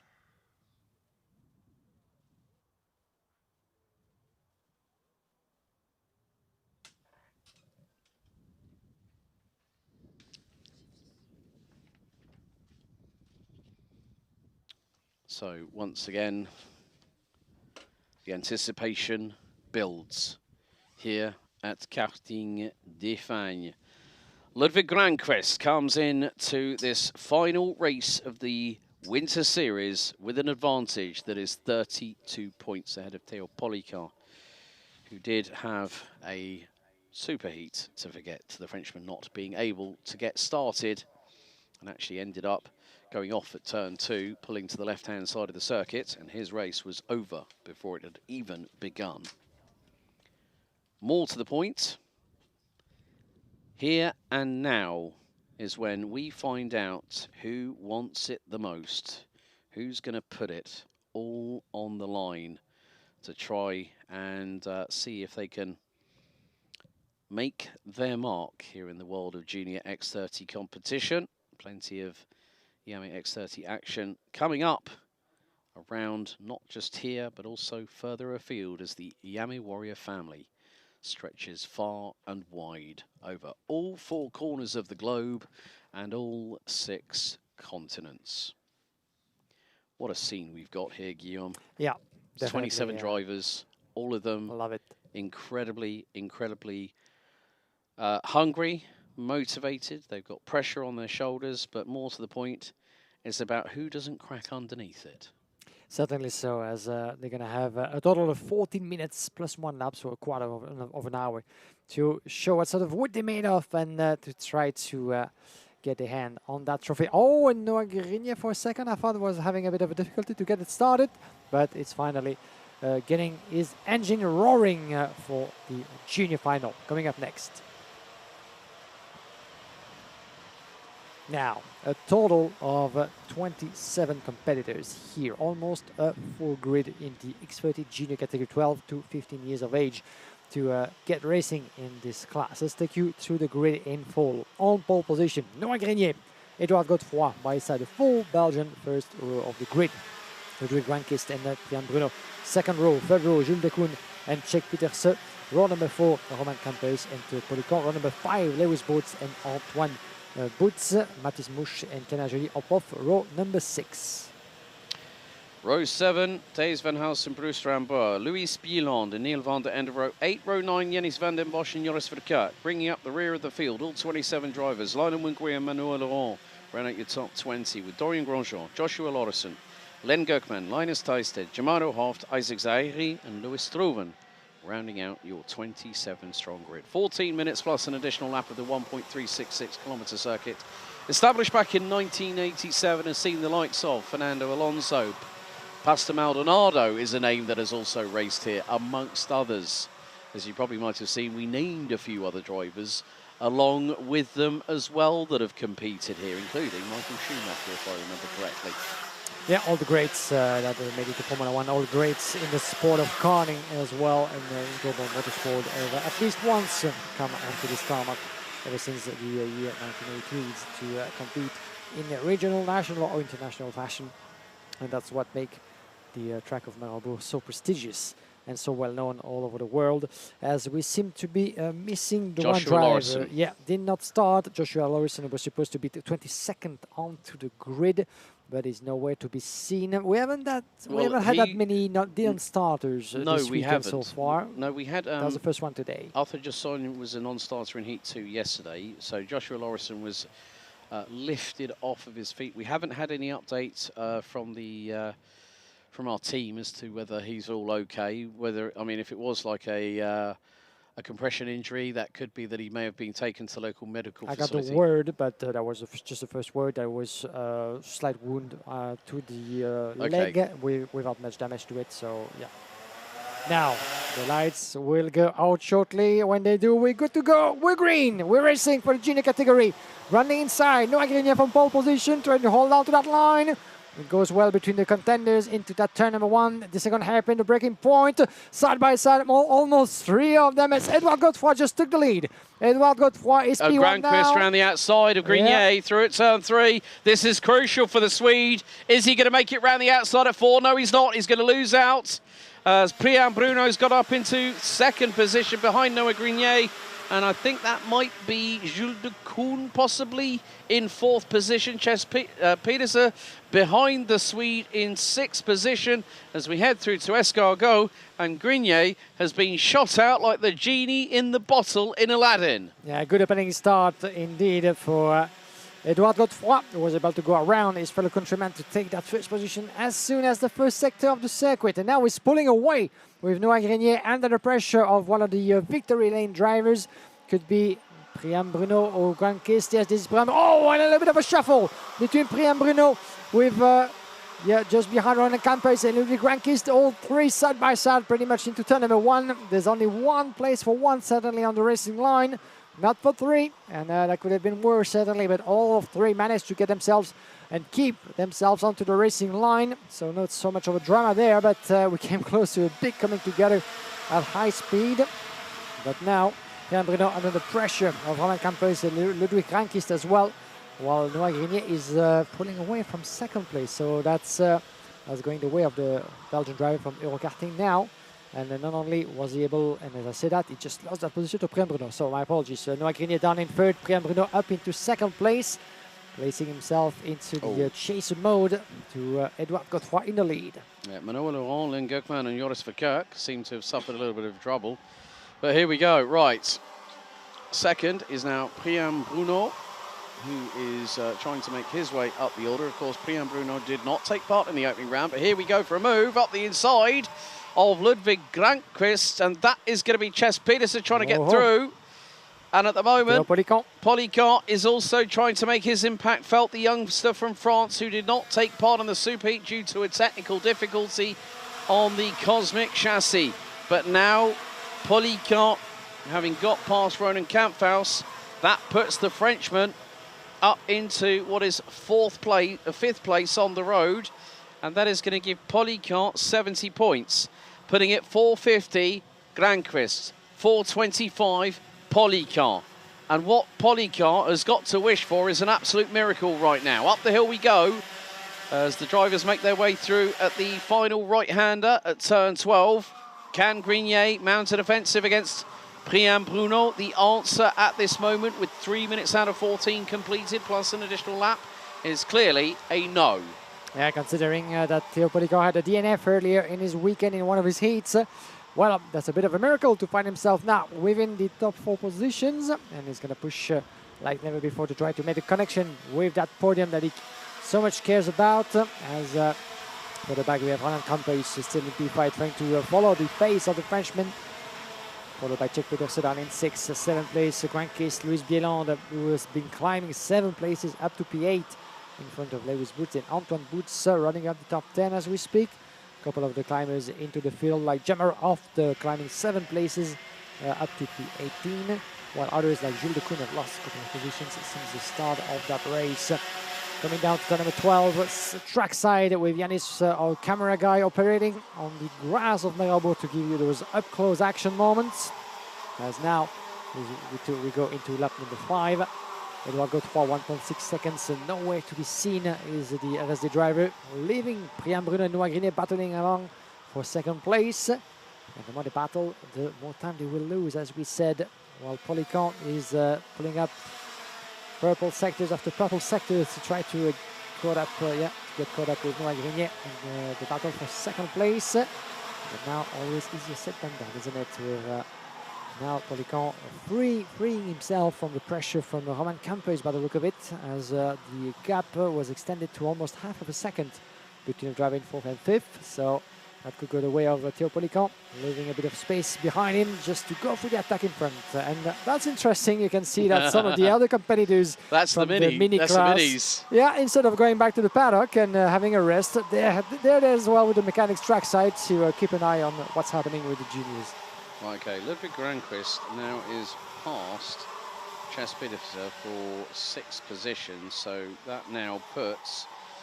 Oh, well, it's changing all the time, but the man on the move at the moment, Louis Bieland, up from 15th, now runs 8th. So that is going to put him a little bit further up the order, but it's not going to be enough. It's way too far behind, so you're probably looking that it is between our drivers in 4th and in 6th that are really going to contest for this. As this is Granqvist versus Polycart. So it's come down to 2 drivers who were very, very strong. Edouard Godefroy is really putting himself into a Winter Series Championship podium position here, because he's leading. He had 333 points. He was P5 after the final intermediate classification after the Superheats, and that had put him up to 413 points. And Theo Polycart is absolutely flying on the Dream Racing 187. He has just gone under 56 seconds. The first person in this race to do so with a 55.965. Great shove. Allons-y, Theo Polycart. As you said, allons-y, Polycart. That's all he needs to do, trying to pick up the pace and get his hands on the trophy in the end, because yeah, he will need a bit of a miracle looking down at the classification as for now, because as you said, Polycart sits in 2nd place overall, but has a bit of a gap, 34 points adrift from the Greek Granqvist in the lead. So Granqvist, whatever happens, he needs to do his own race. There's not caring too much about what's happening in front of him. Yeah. Not going into a DNF. He needs to see a checkered flag, not at the bottom of the classification either, but he needs to pick up the points. But with what he has so far after his impressive first weekend in Genk, Polycart ran inside of Noah Grenier. Oh, that was beautiful move. Textbook sort of move to teach at school. as Polycamp made his way up into second place. Third place it is behind Mariembourg, maybe second place very soon if he keeps on going at such a rate. And as we said, Polycamp needs the points and hoping for his case that Granquist doesn't make it to the fight, doesn't make it to the checkered flag to maybe snatch the overall title, but that's very unlikely. Well, the thing is, that would mean that Granquist would, if he finished outside of the top 20, then I think that Polycamp might just nip it in the bud. But if Granquist finishes in the top 15, that's a differential of 20 points. That is not going to be, that's possibly not going to be enough, but that just depends on how fast Polycamp really unlocks that pace. And he's been quicker than the two in front. So, right, 5-second time penalty for the 117. And that is Dorian Grosjean. That is a pushing time penalty that the driver from Belgium, who's made up 3 places, well, that's going to knock him straight back down into just underneath the top 20. Correction for myself, I said 34. It's 26 points between Granquist and Polycamp in the provisional overall classification. So I told you that doing live calculation is not my strongest asset. Alex. That's why I've stop got making me doing calculations. No, I'm not asking you to do it. That's why I've got an I Excel know spreadsheet. You've done the job most of it so far. So I mean, the thing is that Granquist needs to have an absolute nightmare in the dying stages of this race. But the way that the MP kart racing team have done so far, there's a nice little cheeky move up the inside into turn 12, the final right-hander, and here we go. A little bit of racing between Roman Kamphaus and Chess Petersen, the man from 121 from the Netherlands. Another signing, of course. Priam Bruno was also with another team last year, but the Matans brothers very, very quick to identify and get talent. And look, Chess Petersen is now getting frustrated. He's just basically said to Roman Kamphaus, stop this mucking about malarkey, because now look who's behind them. It's the Luxembourger. It's Matisse Woosh, who dives to the inside. That's a beautiful move from the RSD karting driver. Chess Petersen, you were caught napping, fella. Yeah, that's the sort of move we haven't seen in a while in that particular corner. As we see, I could see a green flag. That means yellow. That means someone in trouble. Louis Bieland, I believe. I could see a 4 at the end of that. And it is. Yeah. Shame for Louis. And he's like saying, why did you fail on me when I needed you the most? Yeah, it's quite a shame for Louis Bieland. Not the first time that he's running into trouble this weekend. Certainly, the second round of this year's Karting Champions League won't be one to remember for him. To scrap him, let's scrap this weekend, he must be thinking, and let's come back even stronger afterwards. What comes next in this season? But Louis Bieland and RSD, certainly not a weekend to remember, as we said. In the meantime, Edouard Godefroy pulling out the RSD colors as well, up in the lead, very much so, 0.6 of a second, with Priam Bruno taking not only Théo Polycamp, but also Noah Grenier with him as chasers, because look at that. That's interesting, Alex. And now we have under 4 minutes and 1 lap remaining. The gap was more of a full second at the advantage of Godefroy, and now it comes down to less than half of that. Now, as Godefroy has too much of his tires, is he getting a bit short in terms of his own energy and capacity to make it to the checkered flag? Has he been pushing too much in the early part of that race? Couple of actions possible, but what's certainly clear is that with the fastest lap in the race, Priam Bruno is catching up on the Belgian. That's going to be an interesting 4-driver battle. It all opens up now, as there are only a couple of laps remaining until the conclusion of that final, and we have 4 clients with the victory up for grabs still. Yep, but at the moment, well, Ludwig Granquist has dropped to 9th position in the meantime. That's only 67 points that he'll gather. So it now is 4-2-6 for Polycamp, plays 4-4-8 for Granquist. So the further up the order that Polycamp goes, if he gets to the race lead, that is going to be an additional 9 points. And if it does happen like that, it still will put him 13 points short of where he needs to be. But karting, word association, you throw unpredictability, because anything can happen. Your kart can be running absolutely silky smooth, and then all of a sudden, towards the end of a race, just as we've seen with Louis Bieland, it was running fine, and then it just decides to give up the ghost, and that's it, game over. So all that Podium can do, he's kind of in a Lewis Hamilton, Felipe Massa situation like we had back in 2008 in Formula One, where Hamilton needed to place P5 and Massa needed to win the race at all costs. Massa went on and won the race, and then as soon as the words "is that Glock" sentence was uttered, well, we knew that it was game over for Felipe Massa to get his only FIA Formula One world title. However, still, getting a title, if it is even a winter series or a winter cup or a winter trophy, it is still an accolade that a driver will cherish all the way through their career. Oh, here we go. Mariembourg dives to the inside. Godefroy loses the lead. He tries to mount an offensive, and this is going to allow Policar and also Grenier. Quartet battling for the race lead. And Grenier, oh, that's it. Policar's through. I cannot believe it. Bruno and Godefroy went toe-to-toe, wheel-to-wheel. It all went horribly wrong, and straight away Policar is in the race lead, being chased down with Grenier. 2 laps to go. And here we go, the latest stages of that Junior Final, a race that just got turned upside down. Théo Policar, your new leader. Noah Grenier, leader after the qualifying heats and super heat on the grid. He got stolen at P1 quite quickly. Now he has the chance to maybe get his hands on that trophy, but he needs to stay with Théo Policar. They need to be glued and maybe try to achieve something into the last lap. That could work. That could backfire as well. Let's see. But now, Edouard Godefroy and Mariembourg, those two battling along in the escargot. Priam went for the move. Edouard Godefroy kept on battling. He kept chasing. He kept resisting just before that right-hander, and it didn't go through. When there's no space for two, well, any drama can happen. That's what just did.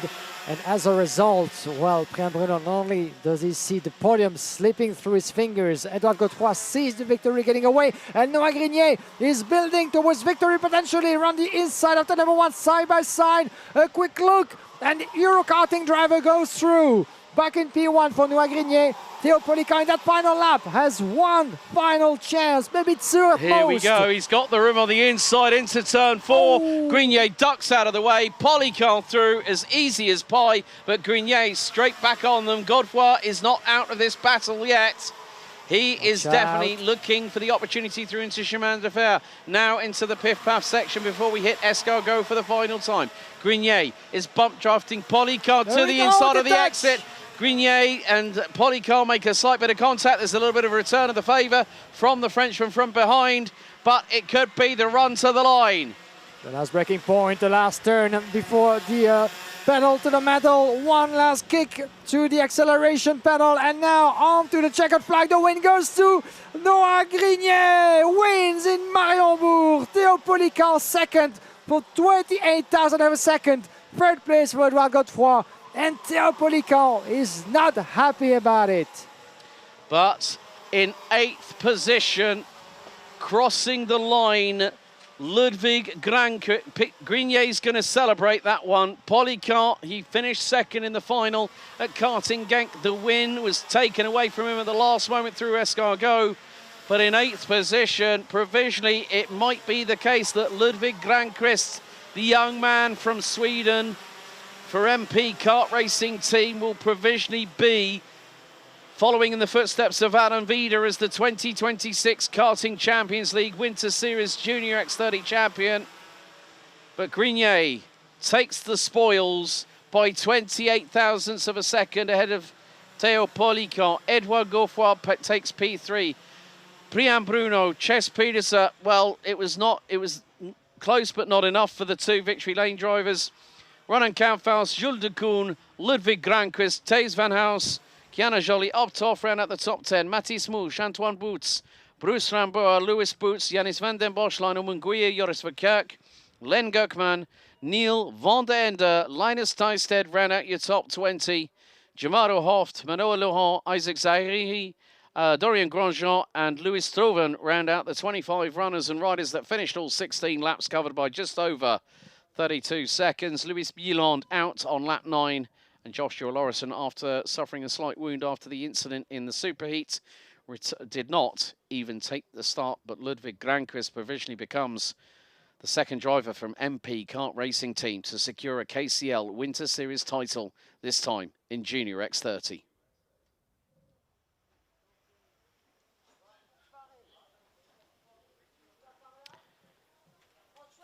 I think he's like saying, have I done it? You can see the very, very wide open eyes of a certain youngster from Sweden. And more to the point, to take the win in the first final at Genk as the Senior X30 drivers now make their way to the starting grid. And they will be getting underway at in about 5 minutes' time. We still have this and one more final to go. Mattis Merschalt last year was the X30 Senior KCL Winter Series champion. And the man in pole position who has a lead of 17 points at the moment is Victor Louis. But I hear a microphone open. Let's head down to Parc Fermé with Guillaume Alvarez. Well, what a race, guys, in this junior class. Incredible fashion here at Mariembourg. Noah Grignier, congratulations, bravo, mon cher Noah. Eh bien, c'était vraiment un week-end où, de course en course, tu as montré toujours plus ta détermination. Et ça s'est vraiment joué sur le fil du rasoir à cette course. Ouais, j'ai vraiment bien attendu. J'ai eu vraiment une bonne vitesse toute la course. Après, j'ai attendu le dernier tour et je suis plongé. Donc, c'est vraiment une bonne finale. Une bonne finale, une bonne performance d'ensemble. En tout cas, vous nous avez ravis par le suspense de cette course. Ça va mettre en confiance aussi pour la suite de la saison avec l'équipe. Ouais, bah après, c'est la première. J'espère que le déroulement de l'année, ce sera pareil. C'est un bon commencement, donc je suis content. Magnifique. Merci beaucoup d'être venu nous parler. En tout cas, il y a une prochaine fois. Et tu pourras laisser la place à l'un de tes adversaires du jour, Théo Polican, mon cher Théo. Merci de nous rejoindre l'espace d'un instant. On a senti un petit peu d'agressivité de part et d'autre, une certaine frustration de ton côté une fois passé l'arrivée. Voilà, comment est-ce que tu vois le déroulement de cette finale? Je trouve que du coup, les deux premiers se sont accrochés devant moi. J'ai pris la tête dans les deux derniers tours. Il était collé à moi toute la finale. Je l'ai doublé dans les 2-3 premiers tours. Et le dernier tour, c'était un peu chaud. Il m'a un peu poussé à l'entrée de virage. Du coup, je suis parti un peu large et voilà. Ah, ça fait partie de la course, diront certains. Ça n'enlève en rien que tu as livré une superbe performance parce que tu as eu quelques petits soucis mécaniques au cours du week-end. Parvenir à revenir si fort devant, à te battre pour la victoire, c'est quand même un beau lot de consolation. Oui, parce qu'en Super Hit, j'ai fait la bougie, du coup, j'ai pas roulé. Et là, je suis bien revenu en finale. Voilà, c'est ce qu'on retiendra en tout cas de ta performance et de la part de Dream Racing. Merci beaucoup, Théo Polican. Et à une prochaine, en tout cas, tout aussi fort en piste.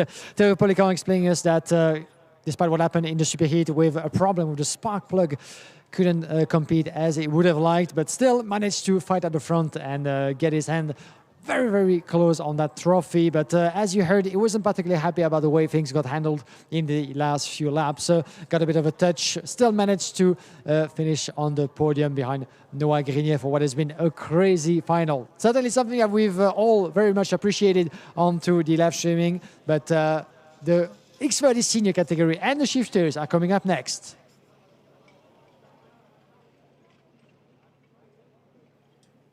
Thank you very much, Guillaume, for speaking to both Noah Grignier and Théo Polican. Well, you want a firecracker for a finale. We've certainly got one coming here because the top two are split by not much at all. Victor Louis, the 216 from Dream Racing, who starts on the inside of row number 2. Right behind his chief rival, who was the leader after the final intermediate classification, Clément Outron, who took the win in the first final at Genk. And between the pair of them, they have both taken 2 maximum scores of 160 points apiece. But it is very much crunch time at this particular juncture for these drivers. 36 of them made it through to this final part of the competition. So we have had, unfortunately, to say goodbye to 7 drivers in total. After this, the shifters will bring it home for the 2026 Karting Champions League Winter Series here at Karting de Fagnes. And we lost Pepin Steiger, Stig de Rademacher, Mathis Renet, Spencer Allen, Levi Sangera, and Noah Hubert, along with, well, I was trying to find another driver to, I think it was 43 we had in total. Matt Pereira-Simon from CG Motorsport, the last of the drivers to not make it through into the top 36. Mathis Merschalt, who is going to be starting from the outside of row 8. A very different situation as the engines fire up for the final time.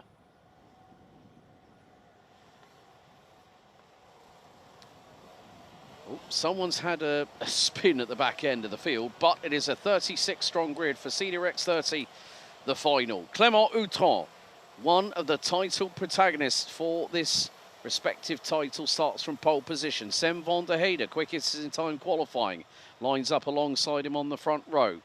Victor Louis, leader in the points, joined by Henry Domain on row 2, with Adam Vida and Matthias van der Kerkhoff on row 3. Yanni Bouillet and Lucas Horsika row 4, with Bertrand Saxon and Vince van der Halle rounding out your top 10. Marcus Gloom, Delano Vellens, Bram van der Weken, Adam Rahali, Arthur Huang, Mathis Merschalt, Evert Dorrestein, Aurelio Giustinelli, Antoine Duval and Charlie Gloom round out your top 20 on the grid. Completing the 36 strong, Kevin Barker, CJ Bennett, Roman Saleh, Anthony Bongarts, Noah Mingal, Adam Bourne, Farid Jalil, Nathan Best, Angelo Mali, Esteban Walgrave, Raphael Linders, Zachary Gernan, Max Hazel, Alexandre Mercier, Raffaele Santacono, and Nick de Hoyes rounding out your 36 strong capacity grid. Now, of course, Chinese Lunar New Year was celebrated yesterday, actually most significantly at the Cité Impériale Hotel, just off of the Circuit Jules Tacheny in Metet, and this being the Chinese Lunar New Year of the Horse, according to the Chinese Zodiac. But at this point, they're not worried about horoscopes here at Senior X30, but more to the point, it is going to be close. Now, looking at it from this perspective, and I am using wonders of an Excel spreadsheet, the points gap. Now, the points gap with regards to how it currently stands, based on starting positions. Victor Louis starts in 3rd place. That will give him 73 points, puts him on 458. Clément Outran needs to win this. Well, if Outran wins this race, the deficit has to be significant. And I think I'm just doing some calculations at the moment. Oh, well, if Clément Outran finishes 1st and Victor Louis finishes 12th or lower, it goes the way of the Frenchman from Dream Racing. If it goes to 11th for Victor Louis, it goes on countback, which means the most maximum scores will take precedence, which means that it will be Outran 3, Louis 2. So, Victor Louis needs to stay in the top 11 to become the next driver in X30 Senior to take the KCL Winter Series crown. All the mind games are already... Oh no! Oh. Clément Outran has stopped! I cannot believe it! Oh, First Teo Polycart in the Superheat for Junior X30, and Clément Outran is pushing that to the dummy grid. Full start called. Disaster for Dream Racing for the 2nd race today, and it's with a title contender. They're feverishly going to be looking at it. Clément Outran saying, right, give me the tools, let me work on it. I know what's wrong.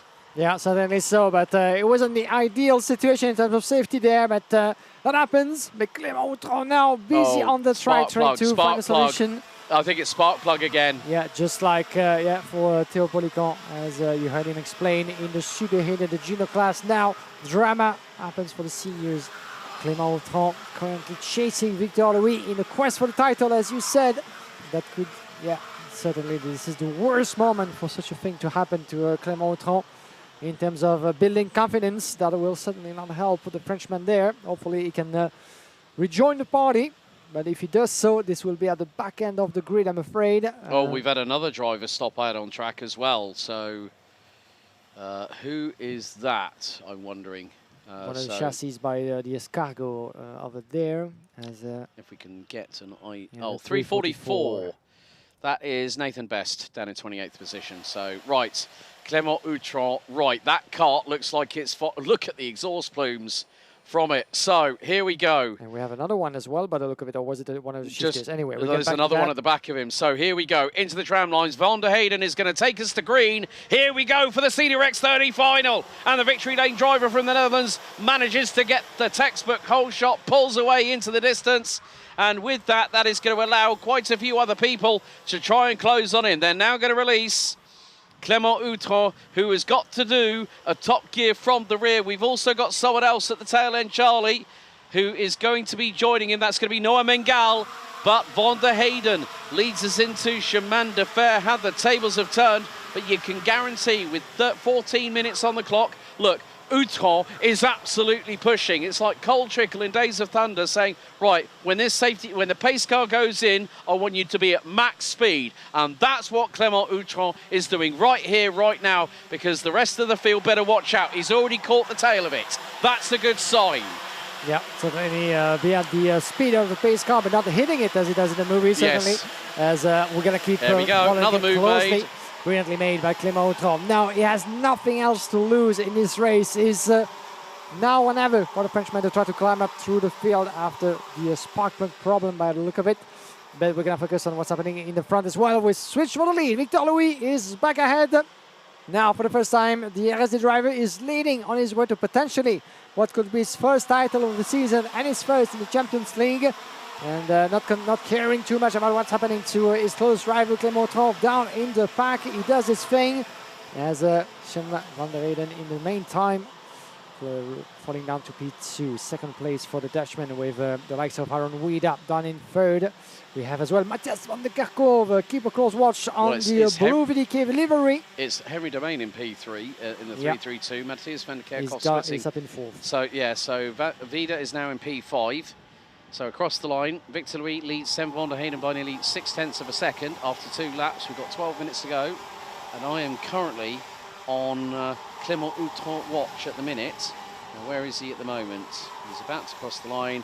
30th place for the Frenchman. So it's going to be a very, very great fight that we've got in prospect. Now, well, we have had a change. Henry Domain has got through on Sam van der Heyden for P2. Van der Kerkhoven is right behind the Dutchman in third place. So that will drop Sam van der Heyden down to P3, putting him on 410 points at the moment.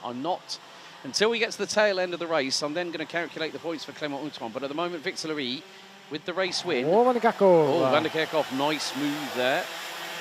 Van der Kerkhoven, that puts him into third place. Sam van der Heyden down to fourth. That is now going to be the case that... Another brilliant move on the outside, the exit of turn number 13 for Clément Outron right there, climbing his way through as look at the battles happening at the forefront. Bertrand Saxer and Alan Vida have both got through. Sam van der Heyden, he is hemorrhaging places. Something doesn't seem quite right with that Victory Lane Kart Republic chassis. So Sam van der Heyden is going to look back at this final and say, what could have been. Yeah, he's been caught up. But it is part and parcel of this race, but they are really getting feisty. Oh no, multi-cart incident, 2 carts off to the side, rejoin, 2 barreling into the side of each other. That is exactly, I did say about the fireworks, and someone definitely has lit the fuse. Yeah, that's maybe a little bit too much and too soon for that senior final. Still a long way to go, 10 minutes and 1 lap, and some of them went into a bit of a misunderstanding into the Escargot section there. On the inside goes one of the VDK as well, battling his way through. Battles happening left and right at every stage of that race into that senior final. You can feel that this is the last opportunity that some of the drivers have to get their hands on strong results here. As now we keep on focusing on the battle here with one of the RSD drivers, 226, a little bit further down. This is Marcus Glum in P8 with Yanis Bouillet and Adam Rahali just surrounding him at the moment. The battle for P6 potentially. coming down to the chemin de fer with one of the Dream Racing drivers. Watch out for Adam Harley trying to make his way past. Not quite happening just yet into the escargot with the 8 and 9. They were right-hander in 10 and 11, where we have seen just a few times some overtaking maneuvers happening over there. Not the easiest of spots, as we just had the lap before. Once you try your luck, that can go very wrong indeed. As in the meantime, 7/10 of a second is the gap between Victor Louis and Henri Domain, first and second. Then Van der Kerkhoven run inside into turn number 1. That is going to be 2:45 it is. Yeah. And this is further down the order. Charlie Glum, the brother of Marcus, a little bit further down the order in P16. He just went ahead of C.G. Bennett, the Irish driver, for P15. Yeah, so at the moment, right. Uthor watch update, 21st and climbing. He is right with Nick de Hoy's. So when we get to the top 15, I'm going to put in the respective points at the moment. But at the minute, Victor Louis is more than comfortable, let's say, at this point. And another move, that was probably Ava Dorrestein, I believe, that might have just made a move. She's been trying to climb her way up the order. Dorrestein currently in 22nd, but Clément Uthor is absolutely firing on all 125 cc's of that X30 engine to his right. Move here, and that is going to be on C.J. Bennett. That is the 2:55 Kevin Bakker from the Netherlands, and right behind him is Arthur Huang. Funnily enough, wearing his FIA Academy Trophy uniform. Yeah, indeed. You can see that the wheel of that 388 machine. After Huang over there on the name of it is not the same, isn't it? Yeah, but different colors. You can see him trying to find his luck through that field in P18 at the moment for the young Belgian driver.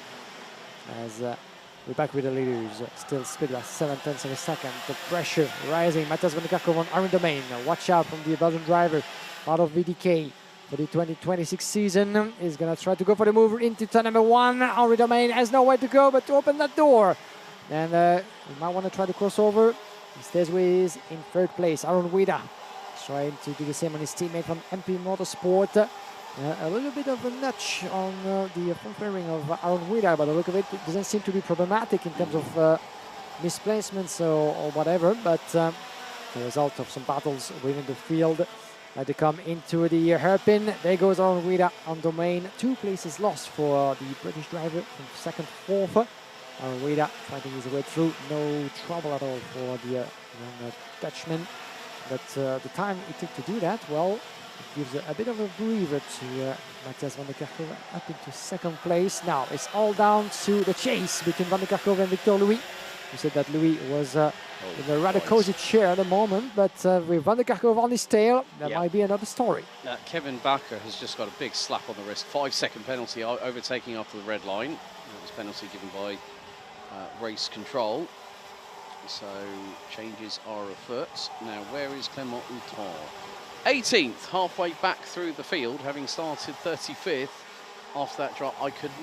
We both could not believe our eyes that lightning had struck twice, and it was the spark plug again for Dream Racing. But Clément Uthor was 6 minutes plus an additional lap to go. How far up the order can he go? That puts him effectively 18th. That puts him on 57 points. You hit the 60 bracket when you hit P15. So how far can Clément Uthor fire his way up the field? Now the big thing is that between him and C.J. Bennett, last time around it was less than 0.6 of a second. But Victor Louis has got a comfortable 1 second lead as the circuit here in Mariembourg gets flooded once again with that wonderful Sunday afternoon sunshine. Yeah, perfect conditions to conclude a perfect weekend for some drivers, not so much so for some others, but that's to say that the 2nd round of this year's Karting Champions League has been a success on and off the track, and that's how we like to see.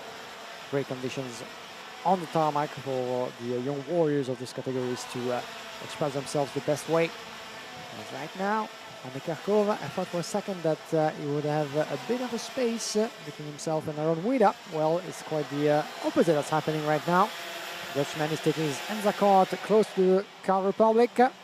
We shall see maybe a potential move. Van der Kerkhove has been lapping in 55.1, roughly 1/10 slower than Aaron Wida just behind him. As coming to turn number 2, another of the MP Motorsport drivers, Bertram Sach, battling with the driver just in front of him. Yeah, Sam van der Heyden. Yeah, he just made his way past Sam van der Heyden and Bertram Sach. This is for P5, well spotted there.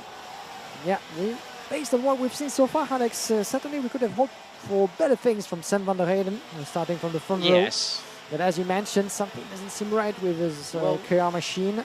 I think the thing is, as the race evolves and the track rubbers in, you'll find that some drivers will have that kart that doesn't feel like it's cornering as it should do, or accelerating out of the zones, or braking as it should. So whether who's got through that layer of rubber that's sort of restricting the kart in terms of his overall top performance, but Clément Outreau has been on an absolute tear. He's through on over Doddestein. He's got Charlie Gloom in his crosshairs now, and that's for 15th. So we'll see where he stands after we complete lap number 11. Just over 3.5 minutes to go, plus an additional lap, and Clément Outreau is still, well, he's got about a 2.6 second gap to make up. So 15th puts him on 60 points. And at the moment, the tally is as follows. 4.65, Victor Louis. Clément Outreau, 4.29. Matthias van der Kerkhoff, who's moved his way up into second position. I think, there's the 328 coming into pit lane, I'm afraid.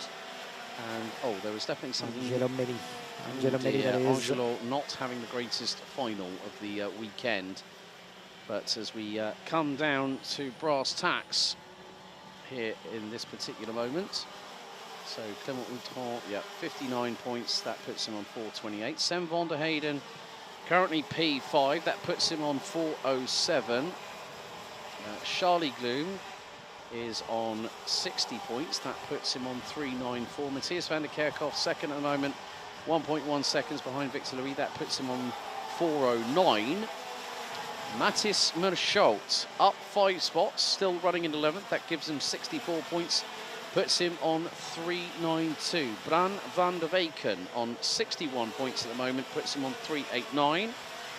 Vince van der Halle, P12, that gives him 63 points, puts him on 3 level with his Bouvin-powered teammate. Adam Vida, P3 at the minute, puts him on 3.96. And Arthur Huang, currently in 18th position, that puts him on 57 points, 3.76. So at the moment, Louis, Outreau and van der Kerkhoff could be your provisional top 3 in the overall standings. We have 1 3/4 minutes to go. Aaron Vida is closing in on Matthias van der Kerkhoff. Now, if Aaron Vida makes the move through on van der Kerkhoff, so Aaron Vida now, that is actually 73 points, puts him on 3.98. That puts him ahead of the likes of Gloom, Merscholz, van der Weyken, van der Halle and Huang, and could put him in the top 5 provisionally. That might actually put him in 5th, because it is van der Heyden who in 4th position at the moment. That will be 71 points, puts him 1 point behind a man who was formerly at Victory Lane, Matthias van der Kerkhoff. 2 laps to go. Well, we're going to have 3 laps to go because we crossed the line with about a minute and 2 to just spare. Just on time as Aaron Wida dives on the inside of Matthias van der Kerkhoff. That's a move we had been expecting for quite a few laps. I was about to wonder, is he going to wait up until maybe the last lap to try to switch those positions? But Wida on van der Kerkhoff, this is gone and dusted. Look at this, Sam van der Heyden has got a second win, so to speak. Yeah. And he is closing quickly. You saw that it's possible, actually, to make a move. I think he does, because if he does that, well, that's going to put Sam van der Heyden on 410 points. Matthias van der Kerkhoff will go down to 404. And there is, a very, very forlorn Nassau panel on the Energy Corsa chassis. That is the 229 Nick de Hoys from the Netherlands. There's PJM's Angelo Milli. Right, 2 laps to go, 7 seconds as we cross the line. Lap 16 out of 17 underway, and Victor Louis has had no problems whatsoever. Clément Outreau's run up the field, I think, has come to an end. It looks like, that Nassau panel is not tracking true. It's a little bit askew to the left-hand side. Yeah, it was, and as a result, unfortunately, it was no good to keep going with for the driver that had to retire. Nick de Geus joining the likes of Angelo Medi and Nathan Best. Angelo Medi was with PGN Motorsport now this season. Newcomers a new team, I believe, for the young Belgian. He's been part of the national karting scene for quite a good number of years now, trying his hand at a new structure for 2026. In the meantime, we're about to get into that is one of the glooms. I'm afraid Marcus Gloom is out. Quite a shame, as you could see the lovely London Irish colours of his racing suit. But unfortunately, that's a weekend coming to DNF for Gloom, unfortunately, as we get into the final lap, ladies and gents. Final lap of the senior final, 1.1 second for Victor Louis. The battle still raging. Aaron Weda, Matthias van der Kerkhoff, Shane van der Heyden. Watch out between van der Heyden and his former teammate at Victory Lane. Don't forget, very much on the tail. They weren't teammates. Oh, my apologies. No, the switch just happened Van der this Heyden season. was on That's right. was at Simon, also running in a KR chassis. But now Van der Kerkhoff has got to fight tooth and nail to secure himself fourth in the series. But Mathis Marchal won it last year. A new change at the top of the guard, out of the final right-hander through turns 13 and 14. It is Victor Louis from RSD Karting who wins the X30 Senior title in Karting Champions League Winter Series history here in 2026. And Van der Kerkhoff did take the honours for third place, but Victor Louis has deserved it. He takes the win, just like Matthias Marchal did last year. A very different set of circumstances, and I'm sure there are cheers and rounds of applause, people coming to congratulate him, including Lucas Horsica. Victor Louis, soak it in, my friend, because you have an opportunity to get your backside into an MP Motorsport Formula 4 car in a few weeks or months' time with the Dutch team. And there we go, the peers of the man that has been the Tour de Force, led the series coming into the final round, and with a victory, a comfortable, commanding victory where drama hit his chief rival, Clément Outran, who finishes in 16th and will still be provisionally our classified runner-up. Victor Louis takes the win, and with it, the provisional Karting Champions League Winter Series crown as X30 Senior winner. He finishes ahead of Adam Vida, last year's X30 Junior winner. Matthias van der Kerkhoff rounds out your top three. And Victor Louis soaking. This is like an honour lap for the 216 from RSD Karting from Belgium. Sam van der Heyden, Henry Domain, Bertram Saxe, Yanni Bouillet, Adam Rahali, Lucas Horsica, Vince van der Halle, Matthias Marchal, the outgoing champion, rounds out his campaign in 11th position, putting him on 392 points at the end of the race. Following that, Delano Vellens, Bran van der Weyck, Charlie Gloom, Evert Dorrestein, Clément Outran made it as high as 16th, and his charge came to an end for the Frenchman from Dream Racing, Arthur Huang, Farid Jalil, Kevin Barker, Alexandre Mercier, Raphael Santocono, Antoine Duval, Anthony Bongart, Aurelio Justinelli, CJ Bennett, Max Hazel, Esteban Walgrave, Adam Bourne, Noah Mingal, Zachary Gernan and Roman Saleh round out the finishers. Raphael Leenders out on lap 16. Marcus Gloom retiring on lap 14. Nick de Hoys on lap 12. Angelo Milly on lap 10. And Nathan Best did not even make it past turn number 1. But Victor Louis provisionally becomes your 2026 Senior X30 champion.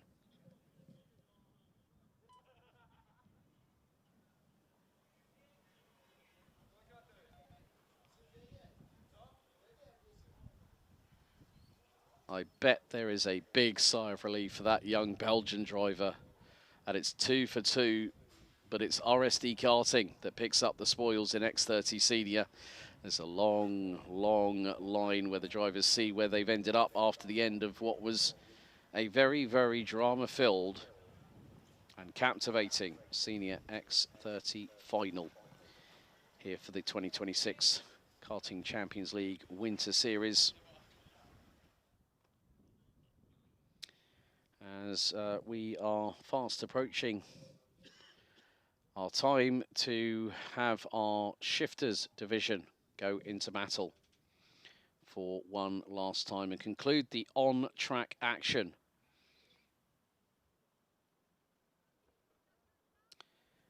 And at the moment, well, the story tells a tale. There is one driver who has had a pretty much perfect score over the course of this winter series.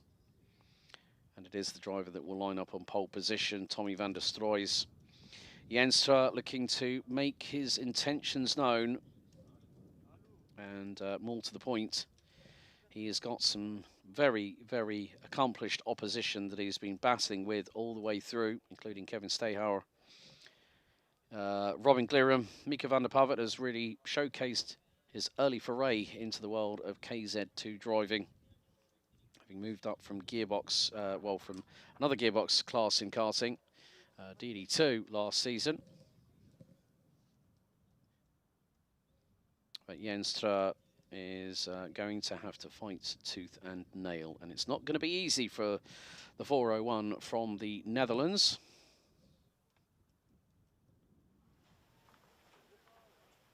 Still, the lengthy line continues.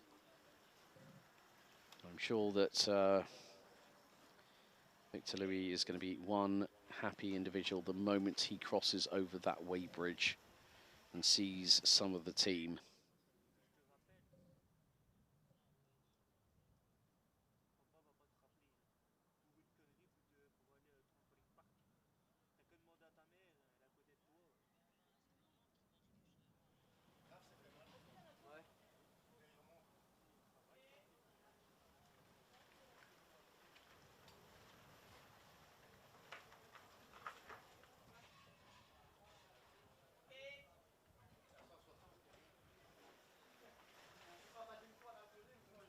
Okay, right, looks at the weighbridge, looks at the scales. Yes, first sign of relief for Victor Louis.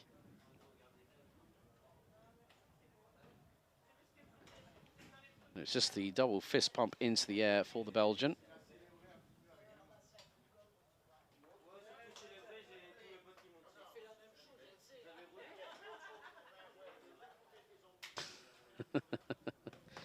Great to see a lot of people congratulating Victor Louis on what he has just achieved here at Karting de Fagnes.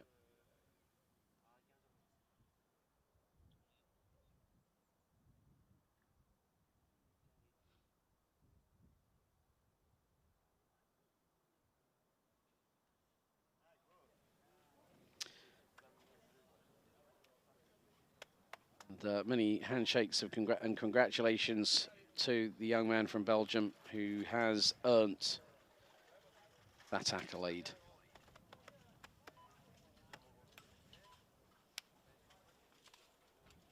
Sure that maybe My dear Victor, yeah, come with me, mon cher Victor, pour une petite interview. On te laissait le temps évidemment d'apprécier ces moments, hein, c'est toujours la récompense après la lutte.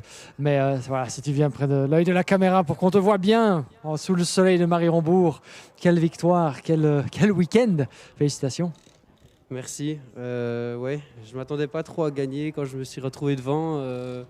Je partais un peu à l'aveugle, quoi, mais finalement ça a tenu, donc super. Franchement, trop content. Alors, c'est une victoire quand même qui est synonyme de beaucoup d'émotions, j'imagine, pour toi et ton entourage, parce que ça fait quand même des années que j'ai moi-même le plaisir de suivre ta progression dans le monde du karting belgo-belge à l'international également. Et depuis quelque temps, on sent que tu prends une autre dimension dans ces catégories. Et si je pouvais m'exprimer, je pense que ça a été sans doute aujourd'hui, ce week-end, une de tes performances les plus accomplies, sans doute depuis longtemps, avec non seulement la victoire, mais le titre aussi dans cette Karting Champions League. Oui, le premier week-end à Genk était très bon aussi. Dommage la finale, j'ai mal géré, mais c'était très bon aussi. Ici, j'ai bien géré. Voilà, juste la gestion était la plus importante ce week-end. Il fallait éviter les problèmes en slick sous la pluie ou faire les bons choix. Et ça a payé ce week-end, donc voilà, content. Ça a payé ce week-end. Où est-ce qu'on aura le plaisir de te retrouver en piste cette saison, dis-moi, avec cette victoire et ce trophée sur la cheminée? Le truc, c'était si la Karting Champions League se passe bien, on fait la Benelux. Donc normalement, on part pour une saison complète. Et voilà, on verra la suite. Eh bien voilà, semi-confirmation, on espère que ce sera le cas en tout cas. Merci beaucoup, Victor. Thank you very much, Victor Louis. You heard the man as they were saying before coming to the Karting Champions League, if they would have good results, well, it was the open door potentially for a full season in the Iame Series Benelux. So with the victory in Mariembourg and the title in hand, has to be said that it has been overall a pretty good performance for Victor Louis. Congratulations to him. As let's get back over to you, Alex, because we have one more race to go. Get to your seat, get to your popcorn, because we're talking shifters now.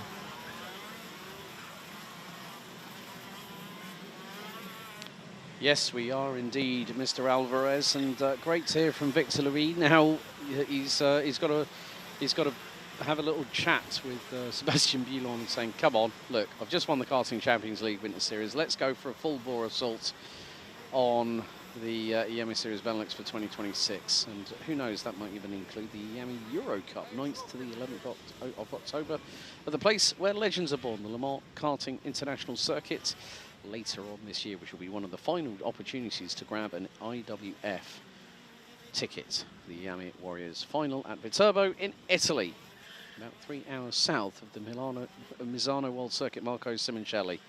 Let's take you through the grid. Tommy van der Stroys. Could he be on course for a perfect score? He's already got 5 across the board. He starts from pole position. Enzo Bol from SP Motorsport lines alongside on the front row. Robin Glieren from Power Kart Racing will be joined by Kevin Stayhauer for VRL on row 2. Mika van der Pavet and the defending KZ2 champion from last year, Jens Steur, round out row number 3. Gil Mertens and Sam Clays row 4. Quinten van Leeuwen and Milan van Winden round out the top 10. Luca Prima, Kane Ince, Jelle de Bouma, Luca Moulard, Thierry Del Rey, Christopher Zagse, Milo van Buggenhout, our sole X30 Super Shifter driver in 17th. Head of Latvia's Rikards Kalnzīms and Anders Elkje due to bring up the rear in the AE Tech Motorsport Birillard. So Tommy van der Stroys at the moment with five perfect scores in the office, as in a total of 400 points. Take into consideration now, it is the final race of the day, NBL 78 karting. The timetable is in the description down below. Live timing links and results are also there for you all to check out. Don't forget to follow us on our respective social media at Karting Champions League on Instagram. You can also like us on Facebook, and also head to our official website on kartingchampionsleague.com. Well, we've had 3 great finals. One more in prospect, as this brings us to our 24th and final race of the 2026 Karting Champions League Winter Series. It's been a pleasure for both myself and Guillaume Alvarez up here in the commentary box to give you all the action and also get their trackside with the drivers to have a little bit of a tete-a-tete discussion about how the races have been going, and great to hear from Victor Louis. But we go with one of the most aggressive, one of the most furious classes in the world of global karting. We go to shifters, and now the drivers head on to their grid positions. Tommy van der Stroys lines up with Enzo Bol to his immediate left-hand side. They will keep the karts revving to circulate the oil around these around about 50 horsepower engines. And for the champion in KZ2, a test day is up for grabs in a Formula 4 car, courtesy of MP Motorsport. That is a prize that is pretty much priceless. Green flag at the back, and for the final time, here we go for KCL Winter Series action in the shifter class. We're lights out and underway. Good start by Enzo Bol, but Tommy van der Stroys in the second phase of the start got the jump on him, but Enzo Bol looking to the inside into turn 2. Van der Stroys defends his line. Robin Glieren and Kevin Stayhauer and Jens Steur line astern. Oh, and that might have been Thierry Del Rey, I think, that went a little bit grass tracking. A bit of a shame there for the 503 from Belgium. But meantime, van der Stroys got through the second phase. The traction dug the tyres into the tarmac, and he bolted away from Bol. Yeah, impressive start indeed. Everybody getting away, apart from Thierry Deleuve. It was him indeed. Put 2 wheels on the grass out there into the first sector. But all the shifter drivers into the escargot for that opening lap of that last race of the weekend, the final of the KZ2 and KZ2 Masters Super Shifter. Now, it all comes down to this one with the battle between Tommy van der Struijs and Enzo Bol. Van der Struijs, who's currently leading the classification with at ease with a great gap. So he's going to need Kevin Stenauer or Jens Streur will be needing certainly something a bit dramatic happening to the rival in the hope of getting a hand on the title. But now there's one more race to go through, and Van der Struijs in the lead and Zobol in second. Oh, that was a close call from the outside. Oh, I thought that for a second we're going to have side-by-side into turn number 4, but it's not happening quite yet. I was thinking we might have a bit of an ooh-la-la situation on our hands there, Giggsy, but to the inside, tries to switch Enzo Bol. He tried the crossover coming out of Chemin de Fer and through into the pit path section, but they're hard on the brakes. They've got one hand on the wheel. They're pushing the shifter lever forward to drop down the gears. They pull them towards them, and that is very aggressive. It's very, very taxing on the right shoulder, the collarbone, and all the associated muscles and tendons. But Tommy van der Struijs has gotten away. He's now 7 tenths up the road from Enzo Bol, who's got Glirum, Steyhauer, Treur to the inside of Steyhauer through at turn 2. Can't get the move done. Does the man from the Croc Promotion chassis, the 401. And then we've got Sam Clays leading in the Masters division. He's got Milan van Vinden between himself and Gil Mertens.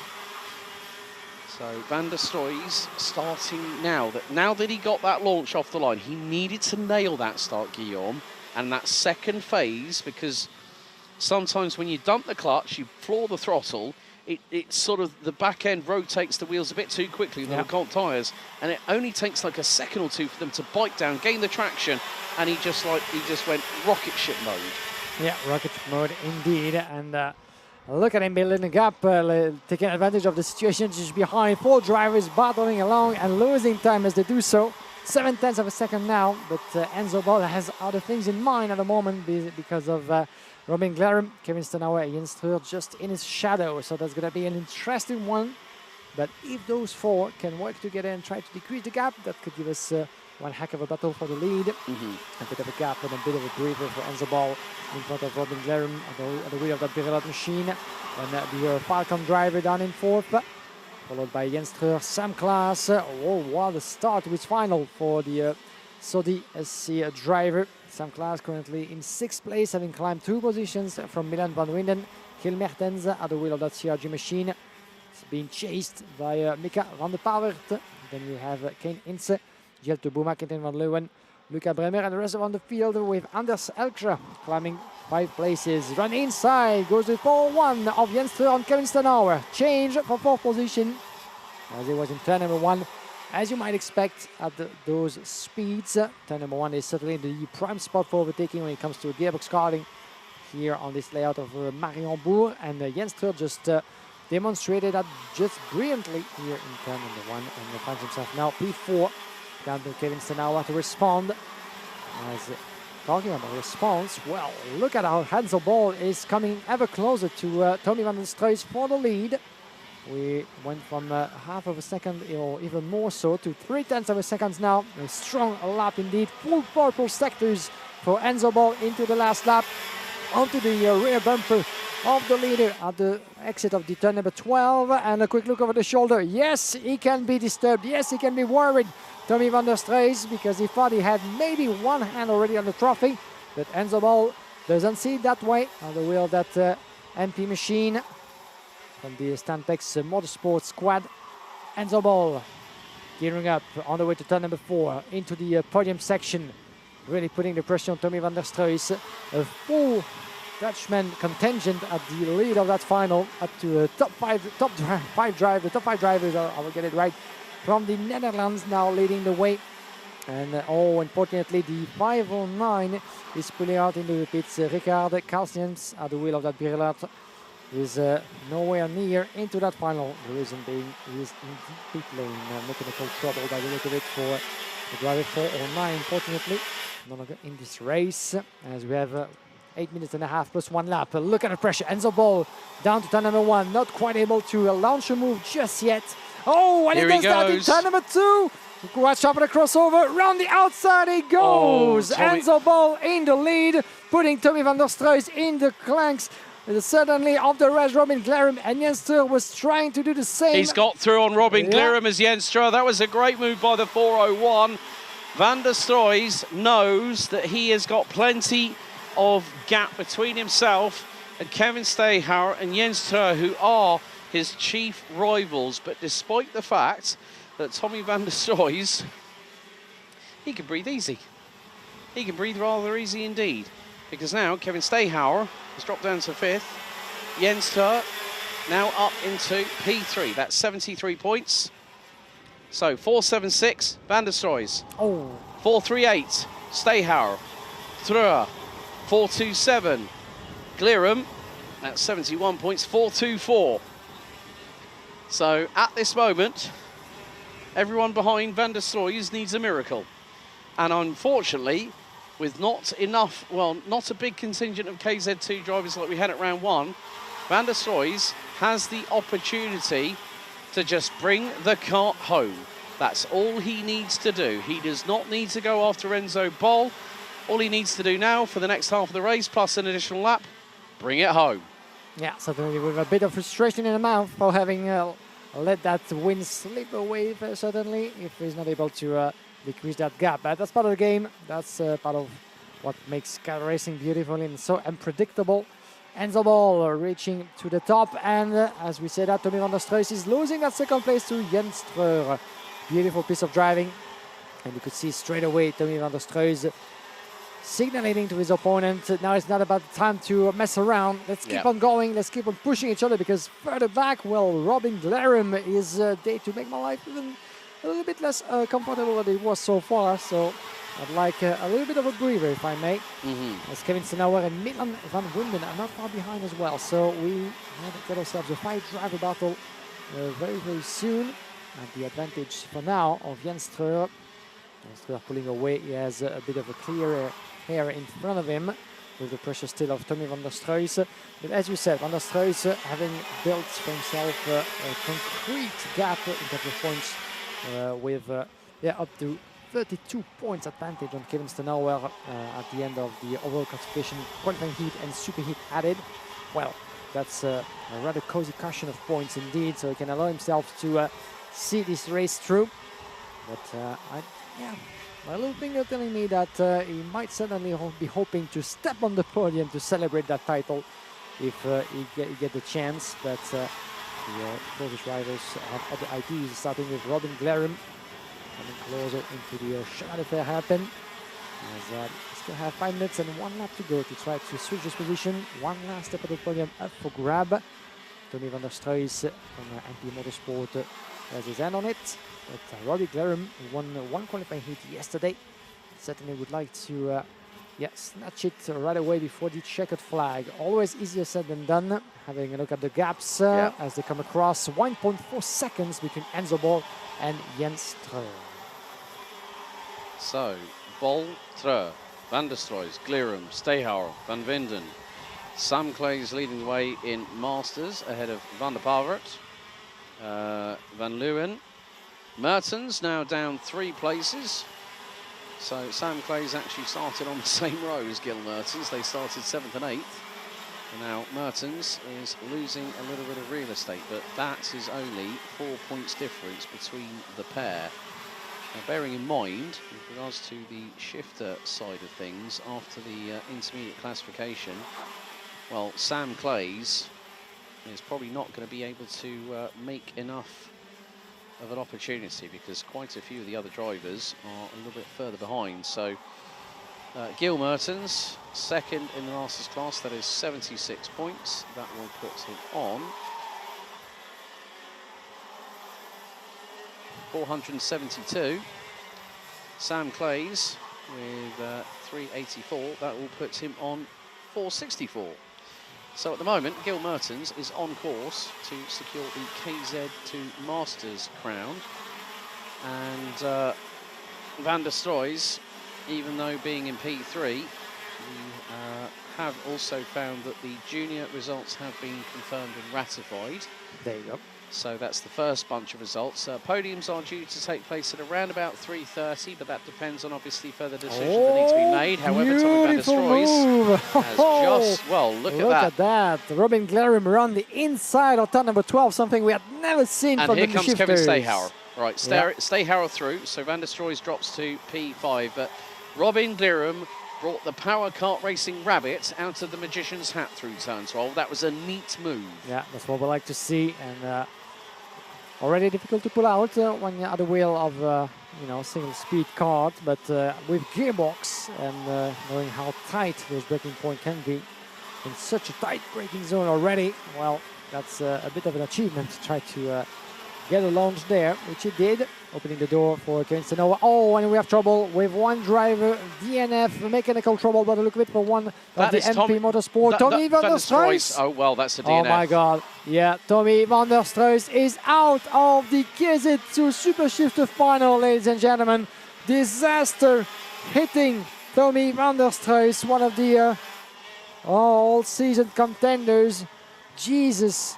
The current championship leader, ladies and gentlemen, that's going to put potentially the all ranking on its head. We're going to need to do some more calculations, I'm afraid, my dear Alex. But Tommy van der Stroys, even though not anymore fighting for the win this time around, still very much leading the classification, having achieved enough in Genk and towards that final. Now, DNF. Look, it doesn't matter that he's not finished. There were 13 KZ2 drivers that joined us. That puts him on 62 points. That still will put him out of reach. So he will still pick up the points for it. So it doesn't matter what happens now. That is game over, I'm afraid. Game over. Van der Stroys will effectively provisionally be crowned the champion after this race.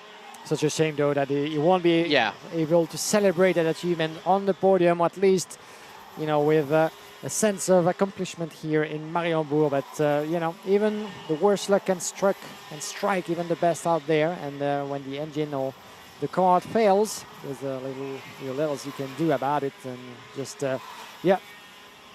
take it for what it is and come back even stronger. Yep. But these engines are put through the ringer, folks. They are not easy machines to maintain. And the amount of hard work that goes in, I know quite a few of the people that work on the engines, I mean, including the likes of Goldschmidt, who does a lot of engine work. Peter De Bruyne is a legendary tuner within engines.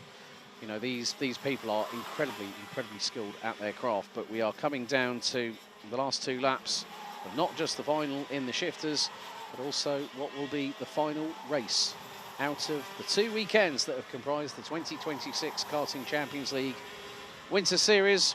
We started here 12 months ago at this very circuit, and we have our second Winter Series about to be in the bag with regards to on-track action here at Mariembourg. But Enzo Boll, the man from SP Motorsport, is very shortly going to be seeing what will be the last lap board as they filter their way through. There is Glarum behind Kevin Stayhauer. So Jenstra currently running P2. Stayhauer at the moment, he could run into second overall despite the very shocking qualifying he had this weekend. Robin Glarum, 71 points, that puts him on 4.24. Mika van der Pavet, P5. Final lap of the series underway, and Enzo Boll has a lead of who will be the outgoing KZ2 winner last year, Jenstra. Kevin Stayhauer keeping Power Kart Racing's Robin Glarum at bay for third in the final, as our leaders now head their way down to Chemin de Fer for the 17th and final time. And once this man got the jump on Tommy van der Stroys in the opening lap, he has been unassailable, untouched and unbeatable in the final. His name, Enzo Boll. Putting out the SP Motorsport colors up there in the lead of this final for the shift class. And Stan Pex, who's with us this weekend, will be delighted to have one of his drivers coming across the checkered flag. Enzo Boll wins in KZ2 Masters Super Shift Final here in Mariembourg. What a demonstration from the Dutchman from SP Motorsport. Unbeaten, uncatchable, 2.2 seconds on Jenstra with Kevin Stayhauer, the last rival for the title, from a long way still, but having to make do with a third place finish to conclude his run in this year's Winter Series. And there's a round of applause from Series Race Director Dave Ritson. Great big thank you to him and his team and the marshals here at Karting de Fagnes. Also a big thank you to the medical response team who have been very, very helpful this weekend. Enzo Boll takes victory. Jens Truer fought to the bitter end, but ends up as the second place runner in this one, ahead of the likes of Kevin Stayhauer, Robin Glerum, Mika van der Pavert, Quintin van Leeuwen, Sam Clays, Luca Brima and Gil Mertens. Gil Mertens is provisionally your KZ2 Masters 2026 Karting Champions League Winter Series champion in that division.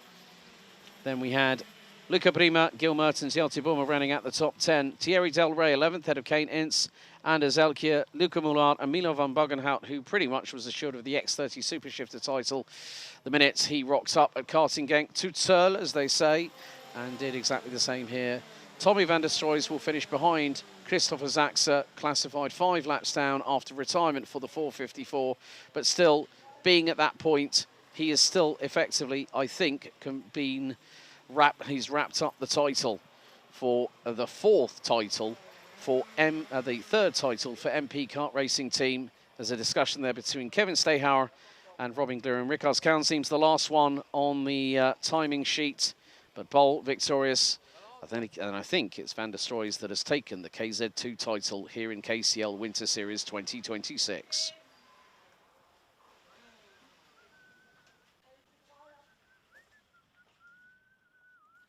Well, there it is. The podium starts in approximately 20 minutes' time. The last few results are being confirmed and ratified as we speak. And there is going to be a wonderful atmosphere. We have a lineup of brand new Henze karts just in front of the podium. There's Kevin Stayhauer, the VRL Motorsport driver on the LGK chassis, having the opportunity last year, partway through the season, to switch to Sven Higher Motorsport. And more to the point, it has been great for both myself and for Guillaume Alvarez to be your guides over the journey that was the penultimate round of the penultimate and final round of the 2026 Karting Champions League Winter Series. There is Stan Pex in the background speaking to Adri, one of our team behind the scenes. Pretty much everyone that knows everyone in karting if you're part of a close-knit family. And that's exactly what this paddock is, very much like family. There's Robin Glerum with Mika van der Pavert, having a little discussion, a little bit of a handshake. There is Enzo himself, getting his SP Motorsport Freem race suit zipped up.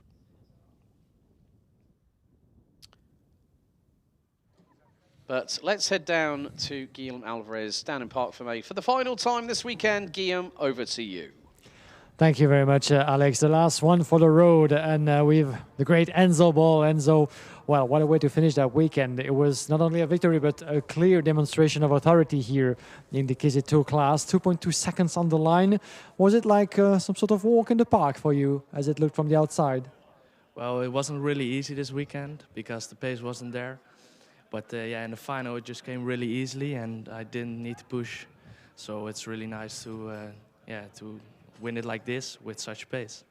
Yeah, such a pace, certainly impressive. You guys have been through all sorts of conditions this weekend, from the rain, light rain, heavy rain, sometimes I'm sure even snow sometimes. But what do you make of all the things that we've been through in terms of conditions? What do you prefer? Well, yeah, for me the dry I like the most. The racing is for me the best in the dry. But yeah, it's really good training to come here because yeah, all the conditions we have had. And it's fun also to drive with the slicks in the rain. That was also a really nice heat. But yeah, I had a great weekend. A great weekend to get your season going. Where can we expect to see you on track again in 2026? Well, I'm doing the Karting Champions League and the Euros in the KZ2 and also the Worlds. And maybe some loose races in some different competitions. Sounds like a very busy and exciting program. Thank you very much, Hartelijk bedankt, Enzo Boll. See you next time on track. And this will be how we're going to wrap things up for this weekend of racing, my dear Alex. Enzo Boll, domination in KZ and KZ2 Masters as well, and Super Shifter. The last final to conclude what has been a hectic day of racing. Over to you for the last word. This has been a pleasure for me, for myself, Guillaume Alvarez, to join you for the first time as part of this beautiful event of the Karting Champions League. Merci beaucoup, mon cher Guillaume. Thank you very much for your assistance this weekend. The podium kickstarts at around about 3:30 this afternoon, local time here at Karting de Fagnes International Raceway, as we will celebrate our winners and also our 2026 Karting Champions League Winter Series champions. A big thank you to everyone behind the scenes, the marshals, the men and women, part of the Orange Army to the left-hand side of your screens for those watching at home. A big thank you to everybody else that has been involved, including scrutineering, technical, tyre bay, parc fermé. Also, a big thank you to live timing, live scoring, race control, stewarding, administration. Also, all the teams, all the drivers that have competed, along with the families that have joined us for both rounds here at Karting de Fagnes. And also a big thank you to Karting Genk, the home of champions that kick-started things 4 weeks ago. What a journey it has been, and it's been a great tune-up series for those drivers looking to go far and wide in the world of global karting. On behalf of all the team, a big thank you to our partners such as Camp Company GmbH and also everyone else behind the scenes. A big thank you to you all for watching at home live on the YouTube channel. On behalf of Guillaume Alvarez and myself, Alex Goldschmidt, thank you so much for your support over the past 2 weekends of racing, and we look forward to seeing you very, very soon in 2026. Goodbye.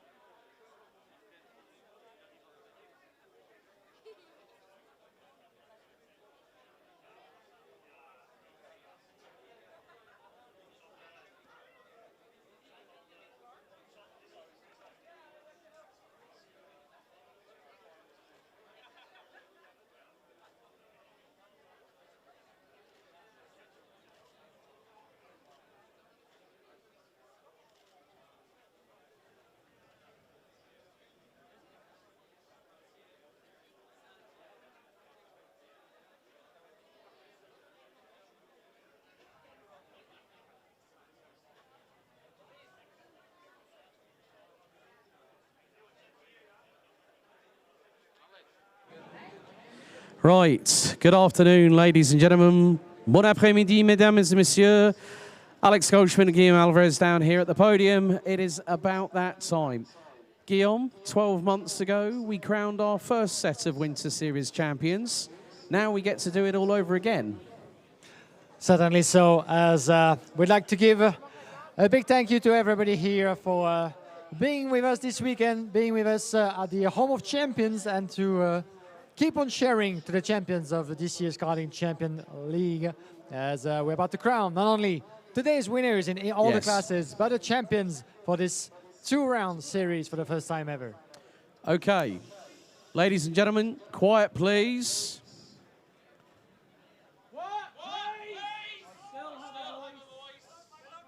Without microphone, thank you very much, Dave. Firstly, we'd like to say a big thank you to Mr. Henk de Jong, please, who's the man who's behind this, along with Kitty Kuipers. Please give him a round of applause. He will help in the trophy presentation, along with Series Director Dave Ritson, who is with his side, and also Gabi from Chrono Karting. We head to our first podium of the weekend for the Iame Mini Final. In third place, representing MP Kart Racing Team from the Netherlands, Please show your love. Make some noise for the 875, Bruce Chirino.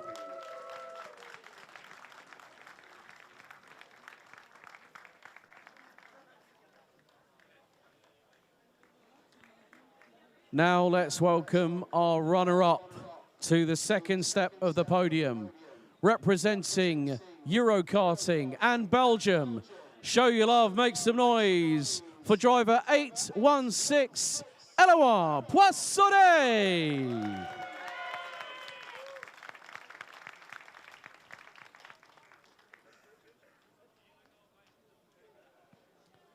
And your winner in the Iame Mini Final has done the double, both at Genk, now at Mariembourg. From Kuna Racing, representing the Netherlands, please show your love, make some noise for driver 804, Milan de Ruyt.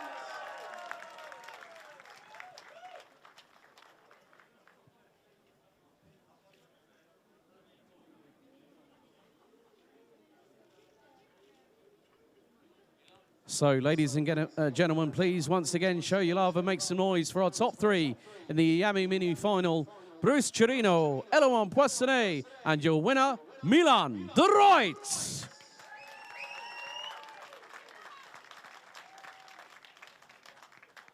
So if we could ask for all our top three drivers to go onto the top step for another picture.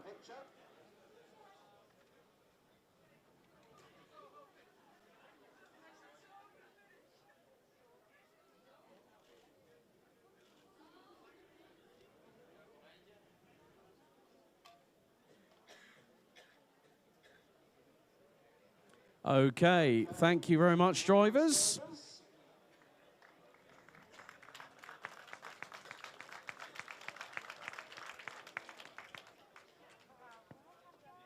Now we go to the X30 Junior Final.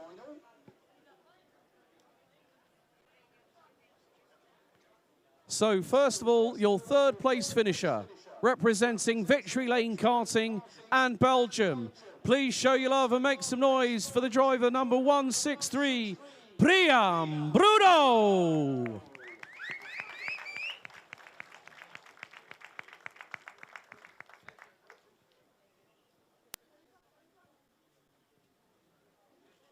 Please help us welcome the runner-up to the second step of the podium, representing Dream Racing and France. Please show your love, make some noise for driver 187, Theo Polican.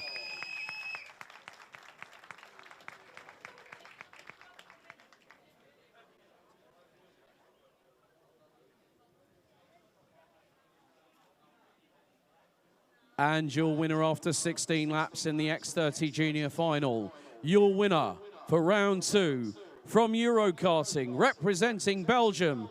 Show your love. Make some noise for driver 166, Noah Grenier.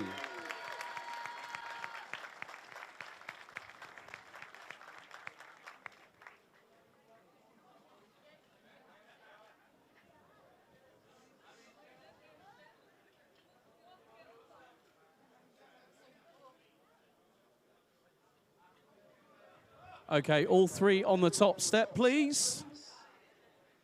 Ladies and gentlemen, please make some noise for your top three in the X30 Junior Final. Priam Bruno, Theo Polican, and your winner, Noah Grenier.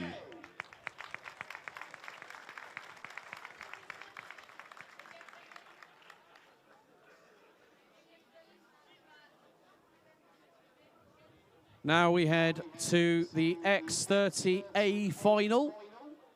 The top 36 out of 43 drivers making it through. And at times, some heart-in-the-mouth stuff, as we always find with one of the most competitive X30 divisions. Please welcome to the third step of the rostrum, representing VDK Racing from Belgium. Show your love, make some noise for driver number 346, Matthias van der Kerkhoff.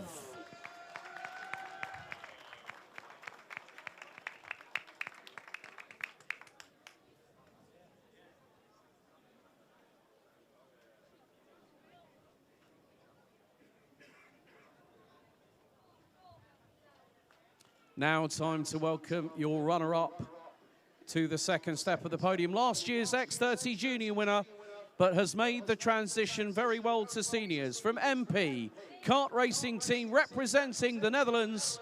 Show your love, make some noise for driver 368, Aron Vida.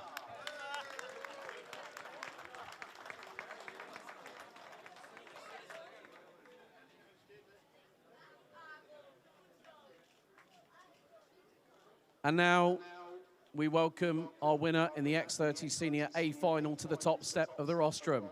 Representing RSD Karting and Belgium. Please show your love and make some noise for the winner.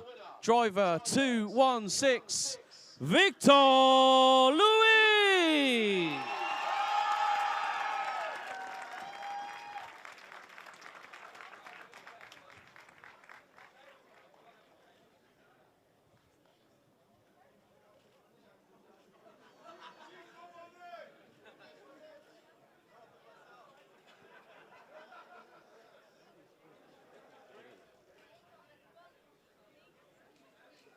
Yep, so everybody on the top step. Ladies and gentlemen, once again, show your love, make some noise for Matthias van der Kerkhoff, Aron Vida, and your winner in the X30 Senior A Final, Victor Louis.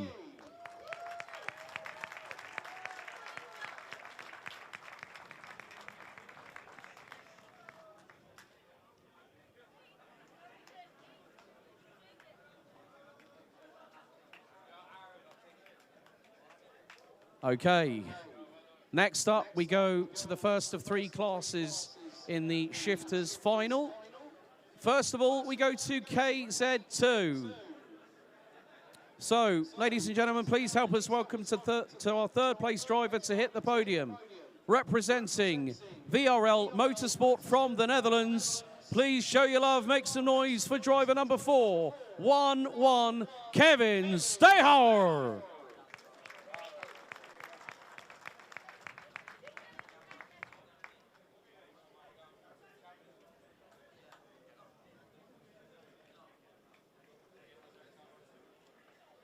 In second position, we call this driver to the runner-up step on the rostrum from team DJK Racing, also representing the Netherlands. Show your love, make some noise to driver 401, Jens Tra.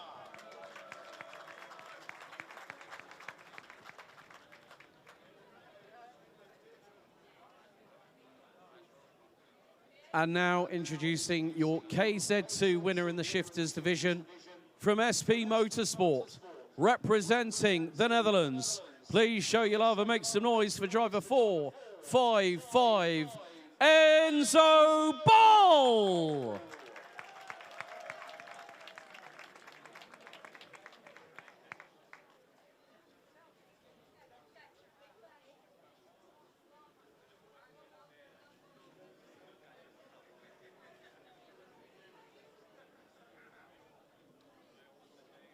Okay, all drivers on the top step, please. Ladies and gentlemen, once again, for our KZ2 top three, please show your love and make some noise for Kevin Steyhauer, Jens Strø, and your winner, Enzo Ball.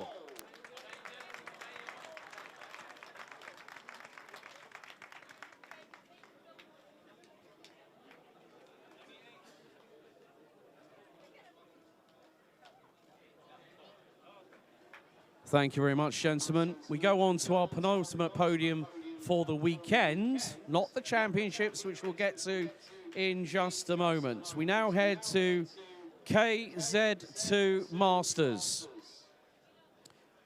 So, first of all, let's welcome our third place driver to the rostrum, representing TD Official Kart Racing Team, representing Belgium. Show your love, make some noise for driver number 503, Thierry Del Rey.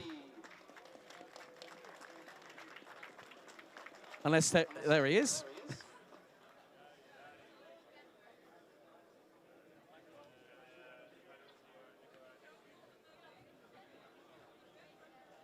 So, next up, let's welcome our runner-up to the second step on the podium, representing Team CRG Belgium, representing Belgium. Show your love. Make some noise for a runner-up in the final. Driver 534, Guillaume Mertens.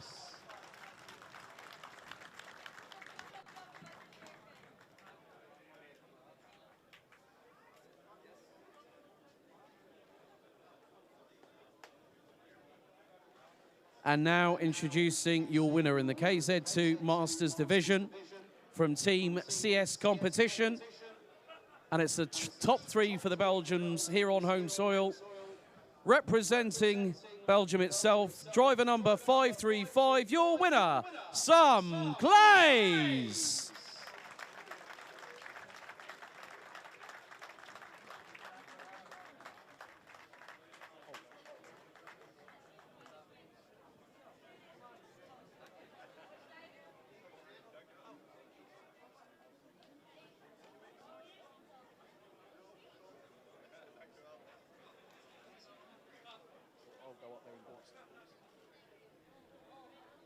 Right, ladies and gentlemen, once again, show your appreciation for our top 3 in KZ2 Masters, Thierry Del Rey, Guillaume Mertens, and Sam Clays.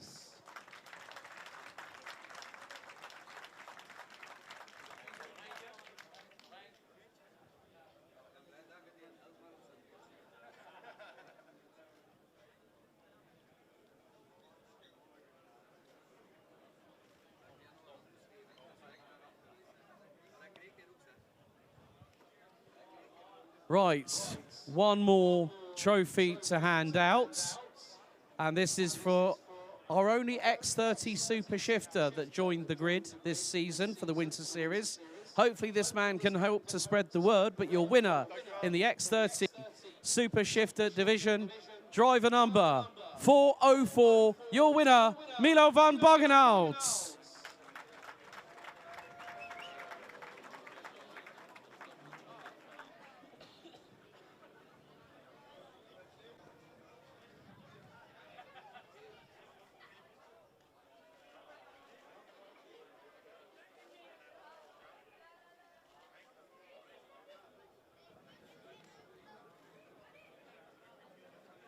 Okay, now is the time you have all been waiting for. This is where we now distribute approximately 40,000 euros worth of prizes as we go to the official Winter Series Championship presentation for 2026. We will start first of all with our drivers in 5th and 4th position, then we will head to the top 3. So we first of all head to Iame Mini.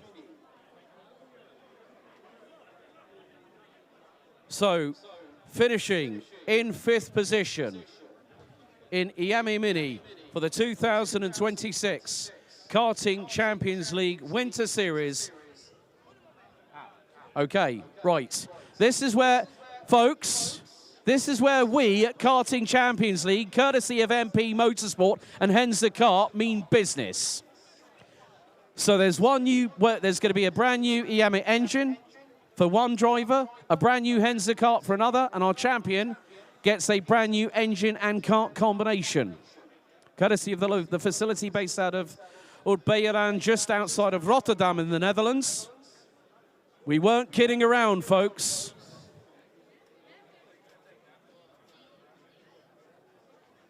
Now, this is going to make one hell of a picture for the podiums. Right. Time. Now, no drum rolls needed. But I am going to have to adjust my iPad for a second, just so at least I have the relevant information to hand.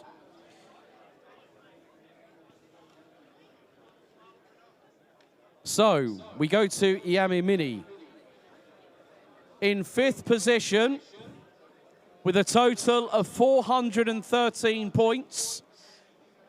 Your 5th place driver, who will take home one brand new set of tyres. Ladies and gentlemen, please welcome forward Luis Paternot. If Luis is here, we've got a brand new set of tyres with his name on it.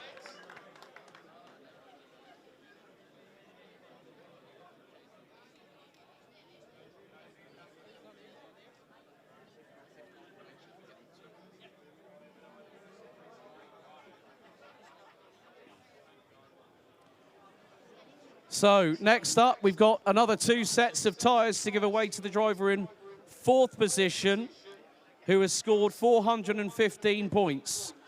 In 4th position, the driver that will take home 2 brand new sets of tyres is driver number 855, Matteo Campobello. Are you here? 2 new brand new sets of tyres are going your way. Congratulations, young man. Now in 3rd position, the driver will pick up a 3rd place trophy, a guaranteed spot at the Iame Warriors Final 2026 at Viterbo in Italy from the 19th to the 24th of October with a total of 421 points. Please welcome Milan de Ruyt.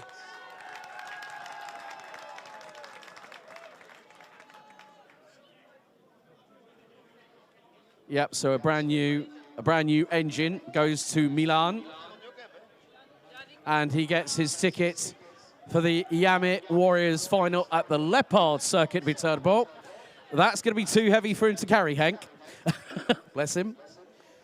Your runner-up, who will take home the 2nd place trophy, a guaranteed ticket to IWF 2026, and will take also home a brand spanking new Henze kart chassis with a total of 426 points. Give it up for Toby Ter Haar.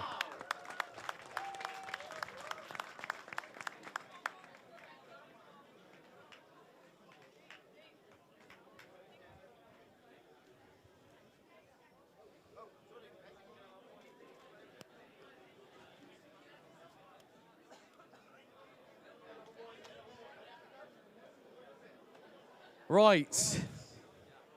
Firstly, on the Roll of Honour for Karting Champions League, last year's winner was Eichmann's Grand Prix very own Milan Beku.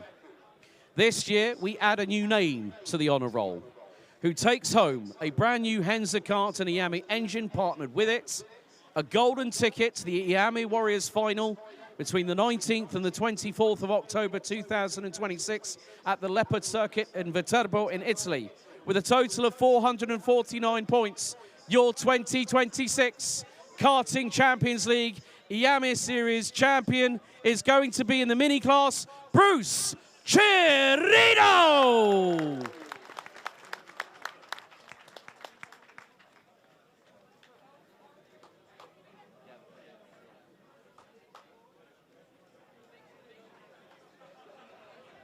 No. Right, ladies and gentlemen, please give it up for Matteo Campobello, Milan de Ruyt, Toby Ter Haar, and your 2026 Karting Champions League Iame Mini Champion, Bruce Chirino. Well done, drivers.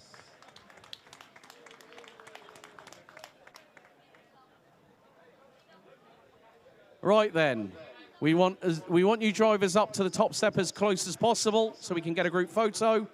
We would like for everybody that has taken a trophy to stay behind for a total group photo before you all go home. Our champions, we will request your appearance for social media interviews before you head home tonight. So, right, boys, get on the top step, please. Come on, Toby. Come on, Milan. Come on, Matteo. Don't need to take the tyres up there with you, buddy. But it's fun. There we go. Ladies and gentlemen, your top 4 in the Iame Mini for Karting Champions League Winter Series 2026. Now, here comes the fun part. Don't spray it on the karts in front of you. But boys, it's time to get ready, get steady, go for it with the Perrier. Yeah, just mind out. Go on. Right. Oh, dear. Toby's gone straight in for the attack. Bruce has countered. Oh, Milan. Hey. Right, careful of the carts, boys. We did say. Oh. Right, who? Well, forget the rain yesterday. Right, there we go. Boys, thank you very much indeed. Ladies and gentlemen, your Iame Mini Podium of 2026. Well done.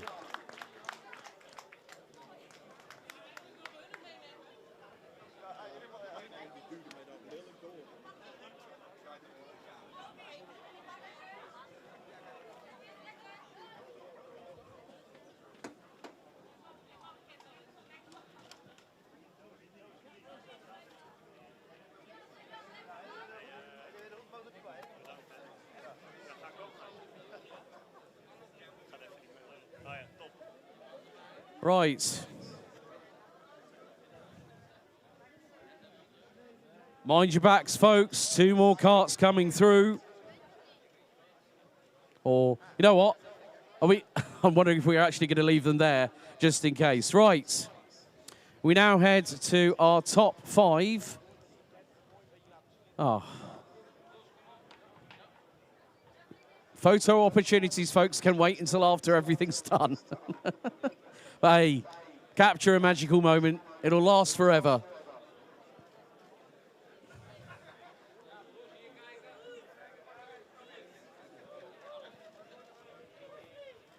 Right, mind your backs, folks. Carts coming in. Now we turn our attention to X30 Junior.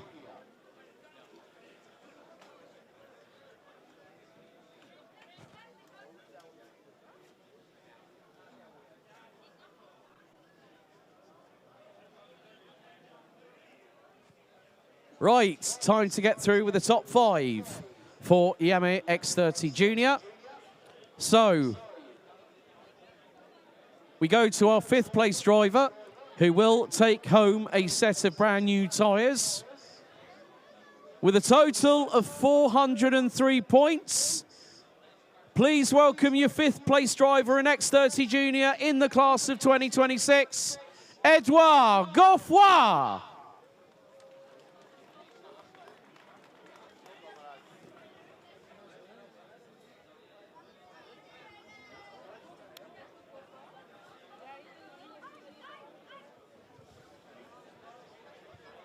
Okay, now we go to our 4th place driver, who will take home 2 brand new sets of tyres. With a total of 406 points, your 4th place driver, Thijs van Aus.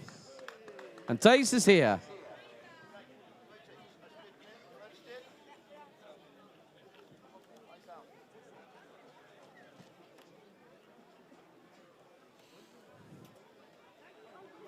Next up, we go to our 3rd place finisher on the podium, who will take home the 3rd place trophy. A guaranteed Iame Warriors final ticket for the Leopard Circuit in Viterbo in Italy for IWF 2026 between the 19th and 24th of October. With a total of 415 points, 3rd place in the class of 2026, Chas Pedersen. He will also take home a brand new Iame engine. I don't know, whichever one is which. I don't know, I'm not technical, Dave.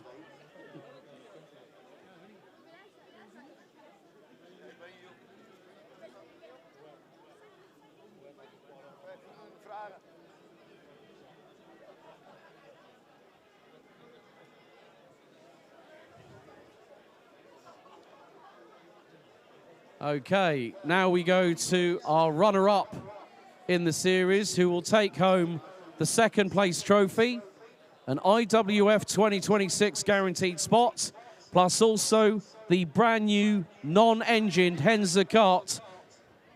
Your runner-up with a total of 431 points, Theo Polican.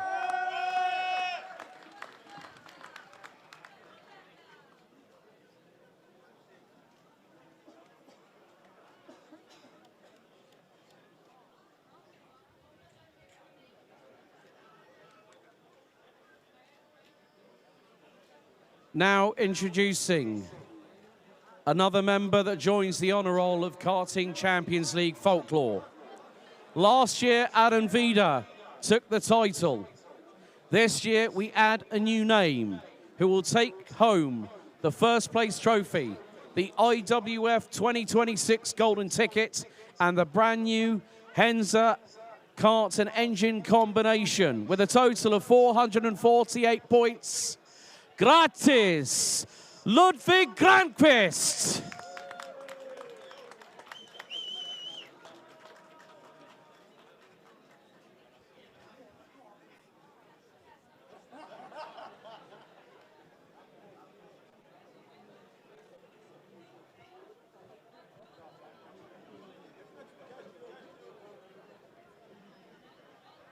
So, ladies and gentlemen, please give it up for the class of 2026 for X30 Juniors. Thijs van Hals, Ches Pedersen, Theo Polica, and your champion in X30 Junior, Ludwig Granqvist.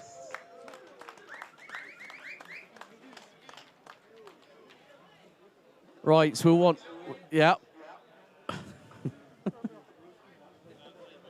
Okay. When you're ready, guys, it is about that time to get ready, steady, go for it with the champagne. Everyone duck and cover.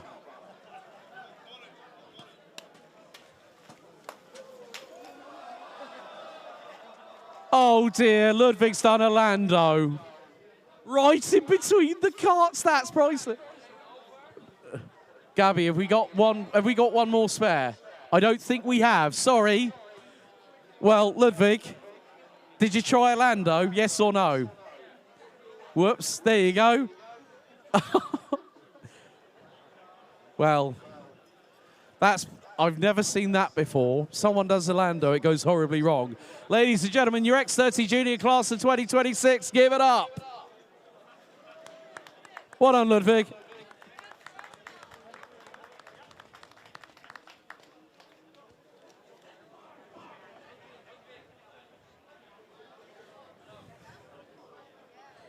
Right.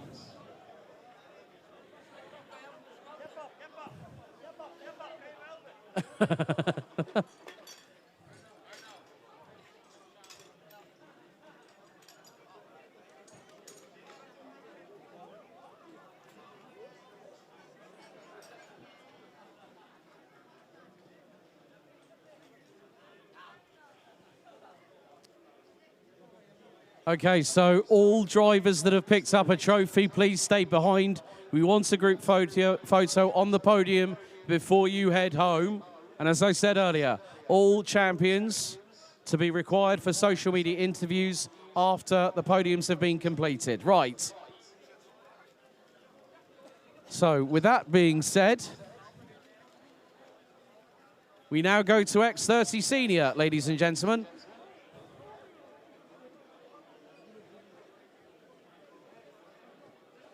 So it looks like we're going to have to get another couple of carts moved. So everyone over here, please mind your backs. We're going to be moving another couple of carts very shortly. But this is where our drivers have to make a choice.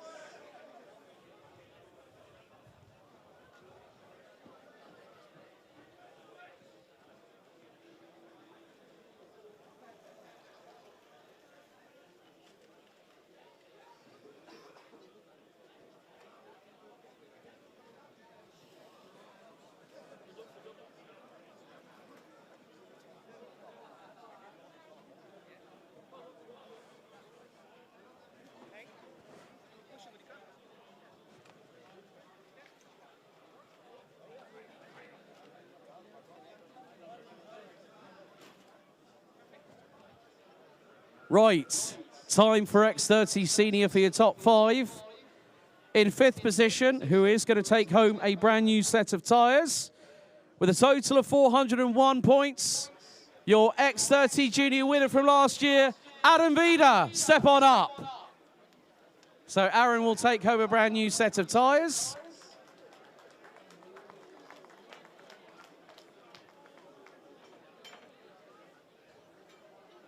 Next up, we go to our 4th place driver, who will take home 2 brand new sets of tyres with a total of 406 points. Matthias van der Kerkhoff, step on up.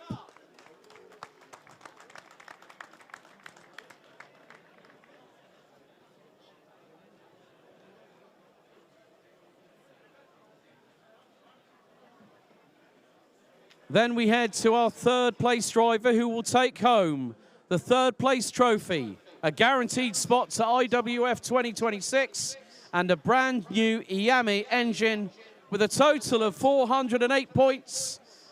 Sam van der Hayden, step on up.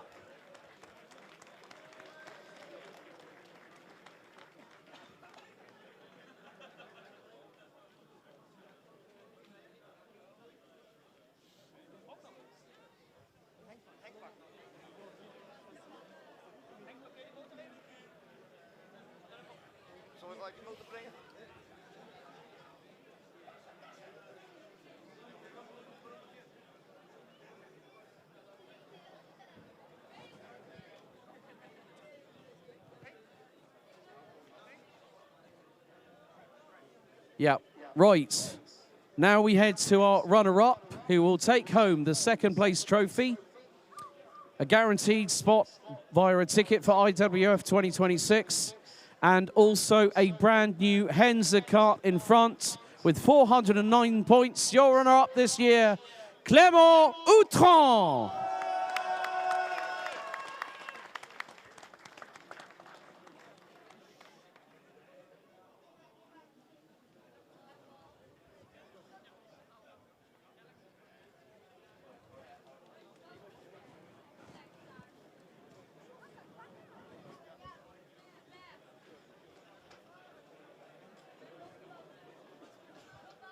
Right then, without further ado, and there's a question that's got to be asked.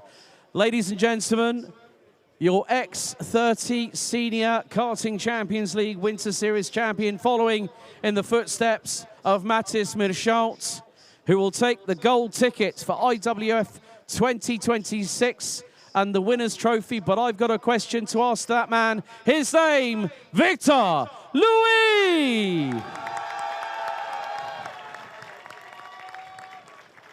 Right.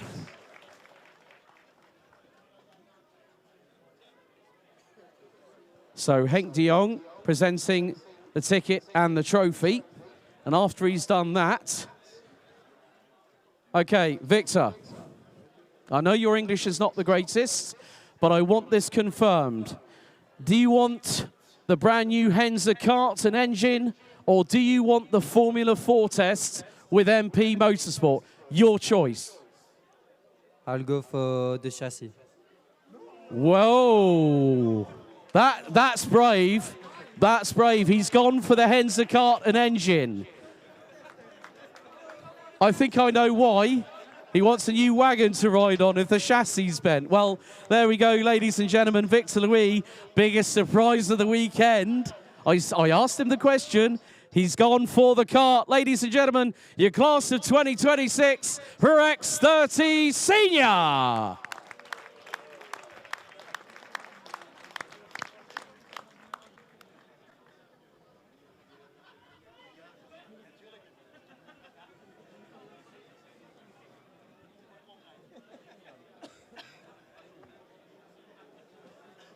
Right, ladies and gentlemen, it is about that time. You might need to run, you might need to duck and cover, because it's time for them to get ready, get steady, and go for it with the champagne. Here we go.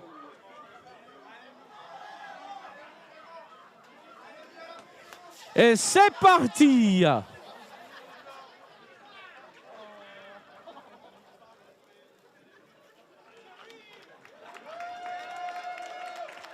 Brilliant stuff.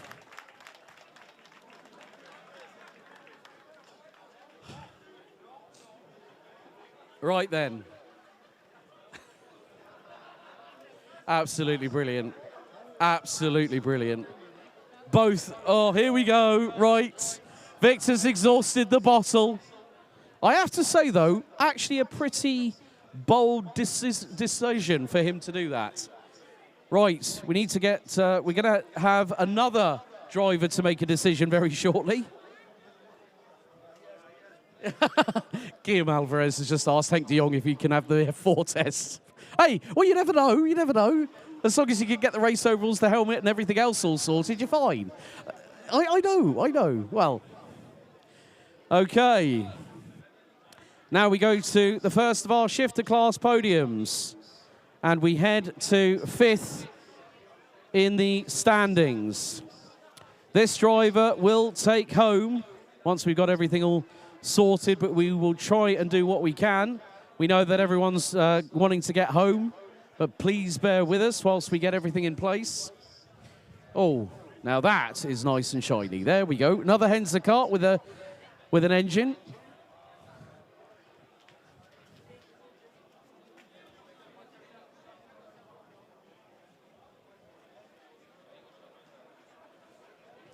So, we head to KZ2. And first of all, that's you're having a bad moment, Giggsy, aren't you? Over the chassis. Oh, well, I mean, it's nice when it's fresh and pristine out of the factory, all belts and braces and whistles. Right, our 5th place driver, who will take home 1 set of tyres. With a total of 411 points, your 5th place in KZ2 in the class of 2026, Mika van der Pavert, step forward.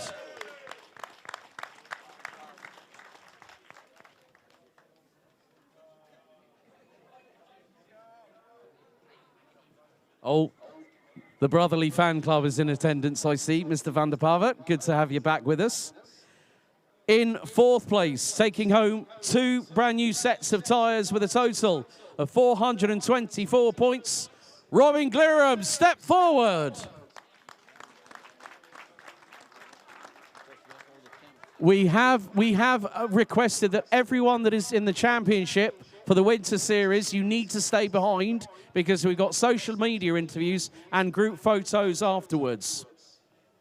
Next up, our 3rd place driver, who will take home a brand new TM engine, an IWF guarantee, well, no spot on that one, my fault on that one. A new TM engine, the 3rd place trophy. He was our winner last year. He takes 3rd place, representing the Netherlands with a total of 430 points, Jens Tra.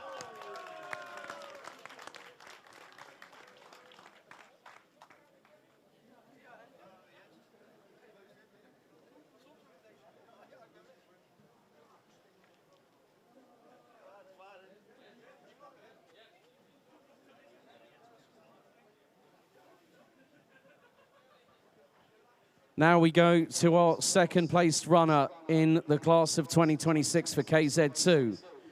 With a total of 441 points, who will take home the runners-up trophy and a brand new Henzer kart chassis, Kevin Stayhauer, step forward.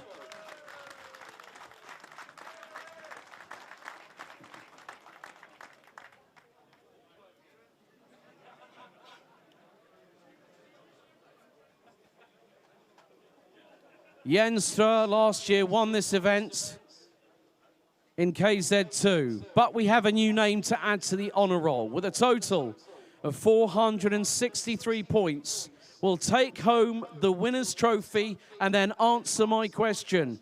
Your winner and the champion for KZ2 for the Karting Champions League Winter Series for 2026, step forward, Tommy van der Stroys. Now, I know this man is a tall drink of water. Excuse me, sorry, coming through. Right, Dave Ritson's going to hand him the trophy. I'll wait for Dave to... Right, Tommy, we've known each other for quite a few years. This man's cool. Do you want the Henzer kart and an engine, or do you want to be in a Formula 4 test day? Well, the Henzer kart is very quick, but I'll take the F4 test day.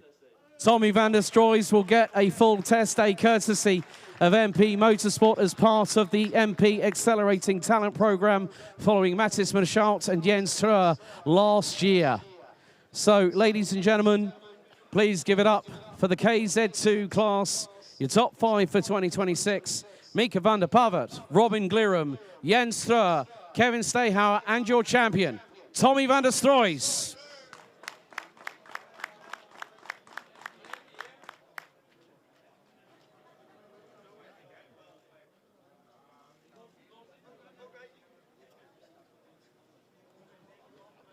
Right, here we go. Bottles are ready. Are our drivers ready? Yep. Somebody's popped the cork and Kevin got there first. Way.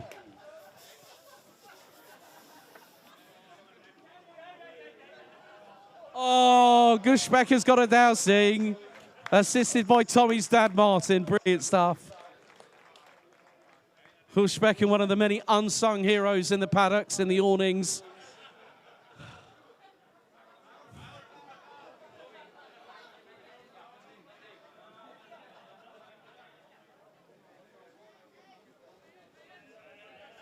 Well, and a nice assist by Tommy's dad, Martin, to hold Gushbecken by a full Nelson headlock.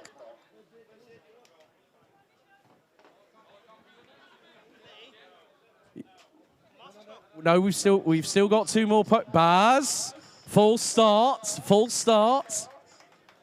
We're not there yet, so all champions to stay behind for social media interviews and a group photo, because we want the class of 2026 broadcasted all over socials. Right, penultimate podium of the series.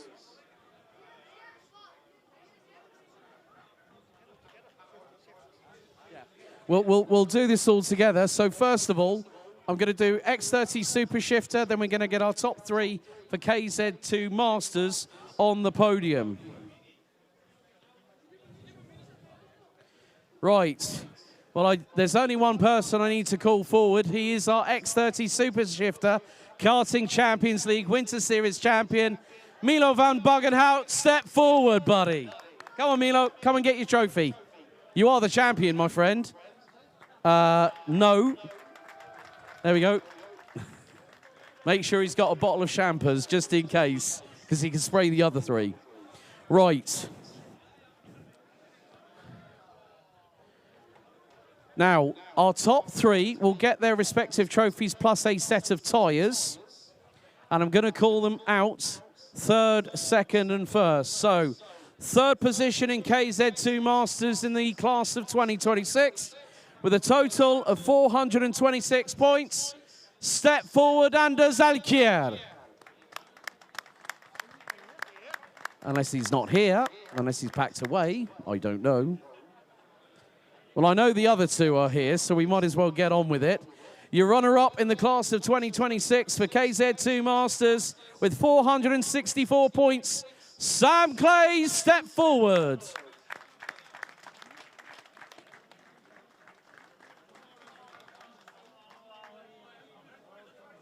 Sam will also take home a set of tyres.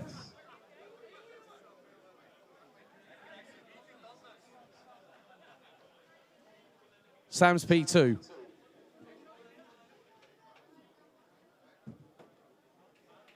P2, Dave, not P3. It's P2. Sam is P2. Elkier is P... No, Sam is P2. No, you weren't. Look, this is not the time to do the blame game. Oh, well, never mind. Right. In the class of 2026, introducing your KZ2 Masters champion for Karting Champions League Winter Series 2026 with a total of 472 points. Step forward, Gil Martens.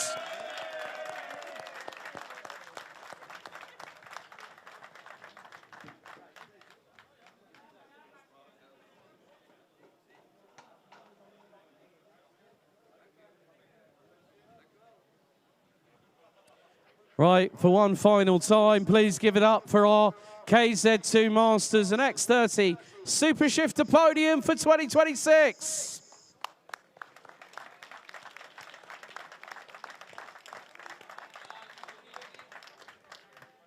Right, and after the formalities have been done, we would like to call all champions for 2026 to stay with us as for the final time, the champagne gets fizzing. Opa.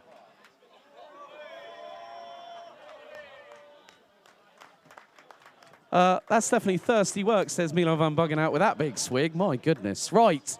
Can we call for all Karting Champions League Winter Series champions for 2026 to come over to the podium so we can do a group photo? And we will need you for social media interviews. And to everyone that has been watching live on the Karting Champions League YouTube channel, thank you so much for joining us. 2026 is where KCL is only getting started. We've given away 40,000 euros worth of prizes, including one driver, Tommy van der Stroy's, picking an F4 test over a brand spanking new Henze kart and chassis. Well, keep posted by staying with us at social media, on Facebook and on Instagram, and also check out our website at kartingchampionsleague.com. On behalf of Guillaume Alvarez and myself, Alex Goldschmidt, it's thank you, Mariembourg. See you very soon indeed. Goodbye.